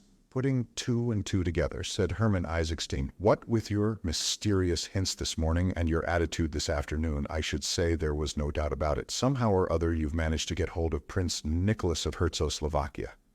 You think the same, Baron? I do, unless yet another impostor you have put forward. But that I will not believe. With me, your dealings most honorable have been. Thank you, Baron. I shan't forget those words. So, you are all agreed? His eyes swept round the circle of waiting faces. Only Lemoyne did not respond, but kept his eyes fixed sullenly on the table. Anthony's quick ears had caught the sound of footsteps outside in the hall. And yet, you know, he said with a queer smile, you're all wrong. He crossed swiftly to the door and flung it open. A man stood on the threshold, a man with a neat black beard, eyeglasses, and a foppish appearance slightly marred by a bandage round the head. Allow me to present you to the real Monsieur Lemoyne of the Surete. There was a rush and a scuffle, and then the nasal tones of Mr. Hiram Fish rose, bland and reassuring, from the window. No, you don't, sonny. Not this way. I have been stationed here this whole evening for the particular purpose of preventing your escape. You will observe that I have you covered well and good with this gun of mine. I came over to get you, and I've got you. But you sure are some lad. Chapter 29. Further Explanations. You owe us an explanation, I think, Mr. Cade, said Herman Isaacstein somewhat later in the evening. There's nothing much to explain, said Anthony modestly. I went to Dover, and Fish followed me under the impression that I was King Victor. We found a mysterious stranger imprisoned there, and as soon as we heard his story, we knew where we were. The same idea again, you see. The real man kidnapped, and the false one, in this case King Victor himself, takes his place. But it seems that Battle here always thought there was something fishy about his French colleague, and wired to Paris for his fingerprints and other means of identification. Ah, cried the Baron, the fingerprints! The Bertillon measurements that scoundrel talked about? It was a clever idea, said Anthony. I admired it so much that I felt forced to play up. Besides, my doing so puzzled the false Lemoyne enormously. You see, as soon as I had given the tip about Theros and where the jewel really was, he was keen to pass on the news to his accomplice and at the same time to keep us all in that room. The note was really to Mademoiselle Brunn. He told Treadwell to deliver it at once, and Treadwell did so by taking it upstairs to the schoolroom. Lemoyne accused me of being King Victor, by that means creating a diversion and preventing anyone from leaving the room. By the time all that had been cleared up and we adjourned to the library to look for the stone, he flattered himself that the stone would be no longer there to find. George cleared his throat. I must say, Mr. Cade, he said pompously, that I consider your action in that matter highly reprehensible. If the slightest hitch had occurred in your plans, one of our national possessions might have disappeared beyond the hope of recovery. It was foolhardy, Mr. Cade, reprehensibly foolhardy. I guess you haven't tumbled to the little idea, Mr. Lomax, said the drawling voice of Mr. Fish. That historic diamond was never behind the books in the library. Never? Not on your life. You see, explained Anthony, that little device of Count Stylptitch's stood for what it had originally stood for, a rose. When that dawned upon me on Monday afternoon, I went straight to the rose garden. Mr. Fish had already tumbled to the same idea. If, standing with your back to the sundial, you take 7 paces straight forward, then 8 to the left and 3 to the right, you come to some bushes of a bright red rose called Richmond. The house has been ransacked to find the hiding place, but nobody has thought of digging in the garden. I suggest a little digging party tomorrow morning. Then the story about the books in the library, an invention of mine to trap the lady. Mr. Fish kept watch on the terrace and whistled when the psychological moment had arrived. I may say that Mr. Fish and I established martial law at the Dover house and prevented the comrades from communicating with the false Lemoyne. He sent them an order to clear out, and word was conveyed to him that this had been done, so he went happily ahead with his plans for denouncing me. "Well, well," said Lord Caterham cheerfully, "everything seems to have been cleared up most satisfactorily." "Everything but one thing," said Mr. Isaacstein. "What is that?" The great financier looked steadily at Anthony. "What did you get me down here for?" "Just to assist at a dramatic scene as an interested onlooker." Anthony shook his head, though. "No, Mr. Isaacstein. You're a busy man whose time is money. Why did you come down here originally?" "To negotiate a loan." "With whom?" "Prince Michael of Herzoslovakia." "Exactly. Prince Michael is dead. Are you prepared to offer the same loan on the same terms to his cousin Nicholas? Can you produce him? I thought he was killed in the Congo." "He was killed all right. I killed him." "Oh, no, I'm not a murderer. When I say I killed him, I mean that I spread the report of his death. I promised you a prince, Mr. Isaacstein. Will I do?" "You?" "Yes, I'm the man. Nicholas Sergius Alexander Ferdinand Obolovich. Rather long for the kind of life I propose to live. So I emerged from the Congo as plain Anthony Cade." Little Captain Andrassy sprang up. "But this is incredible, incredible!" he spluttered. "Have a care, sir. What you say?" "I can give you plenty of proofs," said Anthony quietly. "I think I shall be able to convince the Baron here." The Baron lifted his hand. "Your proofs I will examine, yes, but of them for me there is no need. Your word alone sufficient for me, as besides your English mother you much resemble. All along have I said this young man, on one side or the other most highly born, is." "You have always trusted my word, Baron," said Anthony. "I can assure you that in the days to come I shall not forget." Then he looked over at Superintendent Battle, whose face had remained perfectly expressionless. "You can understand," said Anthony with a smile, "that my position has been extremely precarious. Of all those in the house, I might be supposed to have the best reason for wishing Michael Obolovich out of the way, since I was the next heir to the throne. I've been extraordinarily afraid of Battle all along. I always felt that he suspected me, but that he was held up by lack of motive." "I never believed for a minute that you'd shot him, sir," said Superintendent Battle. "We've got a feeling in such matters, but I knew that you were afraid of something, and you puzzled me.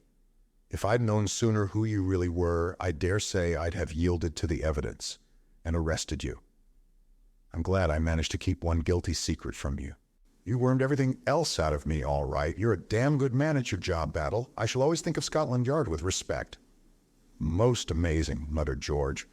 "Most amazing story I ever heard. I can really hardly believe it. You are quite sure, Baron, that—" "My dear Mr. Lomax," said Anthony with a slight hardness in his tone, "I have no intention of asking the British Foreign Office to support my claim without bringing forward the most convincing documentary evidence. I suggest that we adjourn now, and that you, the Baron, Mr. Isaacstein, and myself discuss the terms of the proposed loan." The Baron rose to his feet and clicked his heels together. "It will be the proudest moment of my life, sir," he said solemnly, "when I see you King of Herzoslovakia. Oh, by the way, Baron," said Anthony carelessly, slipping his hand through the other's arm, "I forgot to tell you. And there's a string tied to this. I'm married, you know." The Baron retreated a step or two. Dismay overspread his countenance. "Something wrong I knew there would be," he boomed. "Merciful God in heaven. He has married a black woman in Africa." "Come, come, it's not so bad as all that," said Anthony, laughing. "She's white enough, white all through, bless her." "Good, a respectable morganatic affair it can be, then." "Not a bit of it. She's to play queen to my king. It's no use shaking your head. She's fully qualified for the post. She's the daughter of an English peer who dates back to the time of the Conqueror. It's very fashionable just now for royalties to marry into the aristocracy, and she knows something of Herzoslovakia." "My God!" cried George Lomax, startled out of his usual careful speech. Not Virginia Revel." "Yes," said Anthony, "Virginia Revel." "My dear fellow," cried Lord Caterham, "I mean, sir, I congratulate you, I do indeed. A delightful creature." "Thank you, Lord Caterham," said Anthony. "She's all you say and more." But Mr. Isaacstein was regarding him curiously. "You'll excuse my asking, your highness, but when did this marriage take place?" Anthony smiled back at him. As a matter of fact, he said, I married her this morning. Chapter 30. Anthony signs on for a new job. If you will go on, gentlemen, I will follow you in a minute, said Anthony. He waited whilst the others filed out, and then turned to where Superintendent Battle was standing, apparently absorbed in examining the paneling. Well, Battle, want to ask me something, don't you? Well, I do, sir, though I don't know how you knew I did, but I always marked you out as being specially quick in the uptake. I take it that the lady who is dead was the late Queen Viraga. Quite right, Battle. It'll be hushed up, I hope. You can understand what I feel about family skeletons. Trust Mr. Lomax for that, sir. No one will ever know. That is, a lot of people will know, but it won't get about. Was that what you wanted to ask me about? No, sir. That was only in passing. I was curious to know just what made you drop your own name, if I'm not taking too much of a liberty. Not a bit, I'll tell you. I killed myself from the purest motives, Battle. My mother was English, I'd been educated in England, and I was far more interested in England than in Herzoslovakia. And I felt an absolute fool knocking about the world with a comic opera title tacked onto me. You see, when I was very young, I had democratic ideas. Believed in the purity of ideals and the equality of all men. I especially disbelieved in kings and princes. And since then, asked Battle shrewdly. Oh, since then, I've traveled and seen the world. There's damned little equality going about. Mind you, I still believe in democracy, but you've got to force it on people with a strong hand, ram it down their throats. Men don't want to be brothers. They may someday, but they don't now. My final belief in the brotherhood of man died the day I arrived in London last week, when I observed the people standing in a tube train resolutely refused to move up and make room for those who entered. You won't turn people into angels by appealing to their better natures just yet a while. But by judicious force, you can coerce them into behaving more or less decently to one another to go on with. I still believe in the brotherhood of man, but it's not coming yet a while. Say another 10,000 years or so. It's no good being impatient. Evolution is a slow process. I'm very interested in these views of yours, sir, said Battle with a twinkle. And if you'll allow me to say so, I'm sure you'll make a very fine king out there. Thank you, Battle, said Anthony with a sigh. You don't seem very happy about it, sir. Oh, I don't know. I dare say it will be rather fun, but it's tying oneself down to regular work. I've always avoided that before. But you consider it your duty, I suppose, sir. Good Lord, no. What an idea. It's a woman. It's always a woman battle. I'd do more than be a king for her sake. Quite so, sir. I've arranged it so that the Baron and Isaacstein can't kick. The one wants a king and the other wants oil. They'll both get what they want. And I've got... Oh, Lord Battle, have you ever been in love? I am much attached to Mrs. Battle, sir. Much attached to Mrs... Oh, you don't know what I'm talking about. It's entirely different. Excuse me, sir, that man of yours is waiting outside the window. Boris? So he is. He's a wonderful fellow. It's a mercy that pistol went off in the struggle and killed the lady. Otherwise, Boris would have wrung her neck as sure as fate, and then you would have wanted to hang him. His attachment to the Obolovich dynasty is remarkable. The queer thing was that as soon as Michael was dead, he attached himself to me, and yet he couldn't possibly have known who I really was. Instinct, said Battle, like a dog. Very awkward instinct, I thought it at the time. I was afraid it might give the show away to you. I suppose I'd better see what he wants. He went out through the window. Superintendent Battle, left alone, looked after him for a minute, then apparently addressed the paneling. He'll do, said Superintendent Battle. Outside, Boris explained himself. Master, said he, and led the way along the terrace. Anthony followed him, wondering what was forward. Presently Boris stopped and pointed with his forefinger. It was moonlight, and in front of them was a stone seat on which sat two figures. He is a dog, said Anthony to himself. And what's more, a pointer. He strode forward. Boris melted into the shadows. The two figures rose to meet him. One of them was Virginia, the other... Hello, Joe, said a well-remembered voice. This is a great girl of yours. Jimmy McGrath, by all that's wonderful, cried Anthony. How in the name of fortune did you get here? That trip of mine into the interior went phut. Then some Dagos came monkeying around. Wanted to buy that manuscript off me. Next thing I as near as nothing got a knife in the back one night. That made me think that I'd handed you out a bigger job than I knew. I thought you might need help, and I came along after you by the very next boat. Wasn't it splendid of him? said Virginia. She squeezed Jimmy's arm. "Why didn't you ever tell me how frightfully nice he was?" "You are, Jimmy. You're a perfect dear." "You two seem to be getting along all right," said Anthony. "Sure thing," said Jimmy. "I was snooping around for news of you when I connected with this dame. She wasn't at all what I thought she'd be, some swell, haughty society lady that'd scare the life out of me." "He told me all about the letters," said Virginia, "and I feel almost ashamed not to have been in real trouble over them when he was such a knight-errant." "If I'd known what you were like," said Jimmy gallantly, "I'd not have given him the letters. I'd have brought them to you myself. Say, young man, is the fun really over? Is there nothing for me to do?" "By Jove," said Anthony, "there is. Wait a minute." He disappeared into the house. In a minute or two, he returned with a paper package which he cast into Jimmy's arms. "Go round to the garage and help yourself to a likely-looking car. Beat it to London and deliver that parcel at 17 Everdeen Square. That's Mr. Balderson's private address. In exchange, he'll hand you £1,000. "What? It's not the memoirs? I understood that they'd been burnt." "What do you take me for?" demanded Anthony. "You don't think I'd fall for a story like that, do you? I rang up the publishers at once, found out that the other was a fake call, and arranged accordingly. I made up a dummy package as I'd been directed to do, but I put the real package in the manager's safe and handed over the dummy. The memoirs have never been out of my possession." "Bully for you, my son," said Jimmy. "Oh, Anthony," cried Virginia, "you're not going to let them be published?"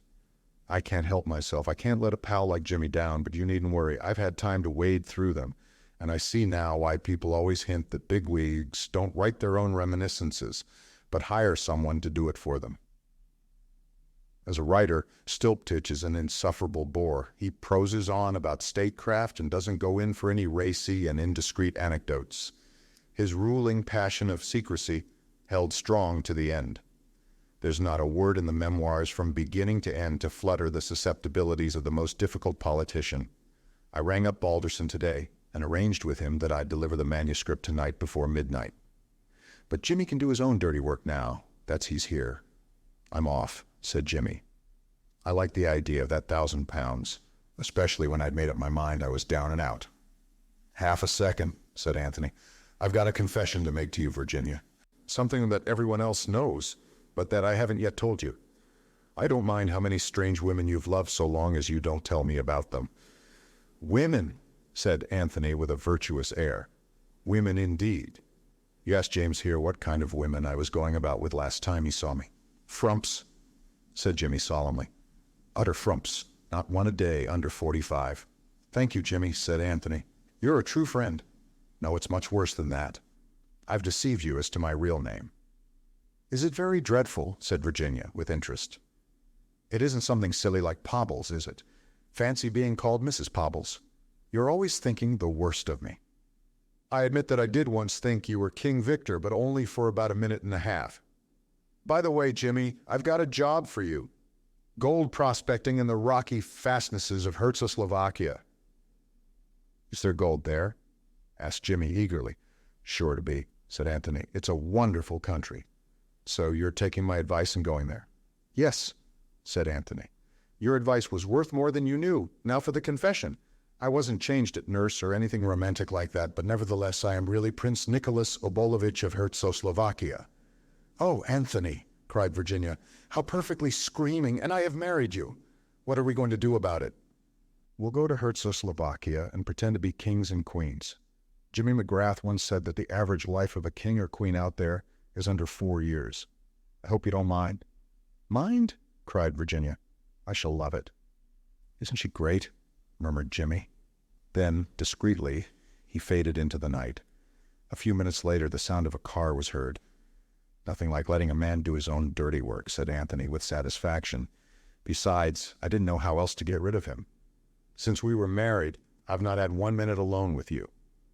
"We'll have a lot of fun," said Virginia. "Teaching the brigands not to be brigands and the assassins not to assassinate, and generally improving the moral tone of the country." "I like to hear these pure ideals," said Anthony. "It makes me feel my sacrifice has not been in vain." "Rot," said Virginia calmly. "You'll enjoy being a king. It's in your blood, you know. You were brought up to the trade of royalty, and you've got a natural aptitude for it, just like plumbers have a natural bent for plumbing. I never think they have, said Anthony. But damn it all, don't let's waste time talking about plumbers. Do you know that at this very minute I'm supposed to be deep in conference with Isaacstein and old Lollipop? They want to talk about oil. Oil, my God. They can just await my kingly pleasure. Virginia, do you remember my telling you once that I'd have a damn good try to make you care for me? I remember, said Virginia softly, but Superintendent Battle was looking out of the window. Well, he isn't now, said Anthony. He caught her suddenly to him, kissing her eyelids, her lips the green gold of her hair. I do love you so, Virginia, he whispered. I do love you so. Do you love me? He looked down at her, sure of the answer. Her head rested against his shoulder, and very low, in a sweet shaken voice, she answered, Not a bit. You little devil, cried Anthony, kissing her again.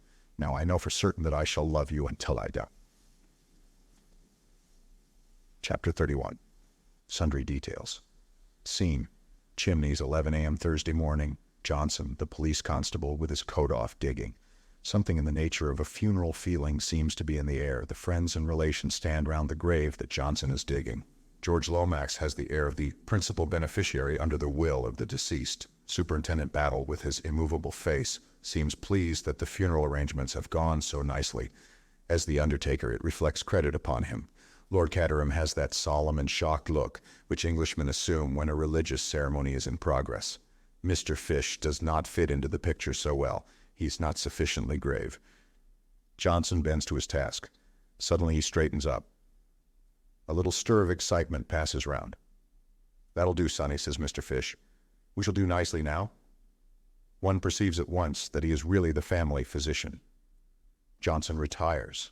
Mr. Fish, with due solemnity, stoops over the excavation. The surgeon is about to operate. He brings out a small canvas package. With much ceremony, he hands it to Superintendent Battle. The latter, in his turn, hands it to George Lomax. The etiquette of the situation has now been fully complied with. George Lomax unwraps the package, slits up the oil silk inside it, burrows into further wrapping. For a moment he holds something on the palm of his hand, then quickly shrouds it once more in the cotton wool. He clears his throat. At this auspicious minute, he begins with the clear delivery of the practiced speaker. Lord Caterham beats a precipitate retreat. On the terrace, he finds his daughter. Bundle, is that car of yours in order? Yes, why? Then take me up to town in it immediately. I'm going abroad at once, today. But father, don't argue with me, Bundle. George Lomax told me when he arrived this morning that he was anxious to have a few words with me privately on a matter of the utmost delicacy. He added that the King of Timbuktu was arriving in London shortly. I won't go through it again, Bundle. Do you hear? Not for 50 George Lomaxes. If Chimneys is so valuable to the nation, let the nation buy it. Otherwise, I shall sell it to a syndicate and they can turn it into an hotel. Where's Cotters now? Bundle is rising to the situation. At the present minute, replied Lord Caterham, looking at his watch. He is good for at least 15 minutes about the Empire. Another picture. Mr. Bill Eversley, not invited to be present at the graveside ceremony, at the telephone. No, really, I mean it. I say, don't be huffy. Well, you will have supper tonight anyway. No, I haven't. I've been kept to it with my nose at the grindstone. You've no idea what Cotters is like. I say, Dolly, you know jolly well what I think about you. You know I've never cared for anyone but you. Yes, I'll come to the show first. How does the old wheeze go? And the little girl tries. Hooks and eyes. Unearthly sounds. Mr. Eversley trying to hum the refrain in question. And now George's peroration draws to a close. The lasting peace and prosperity of the British Empire. I guess, said Mr. Hiram Fish sotto voce to himself and the world at large, that this has been a great little old week.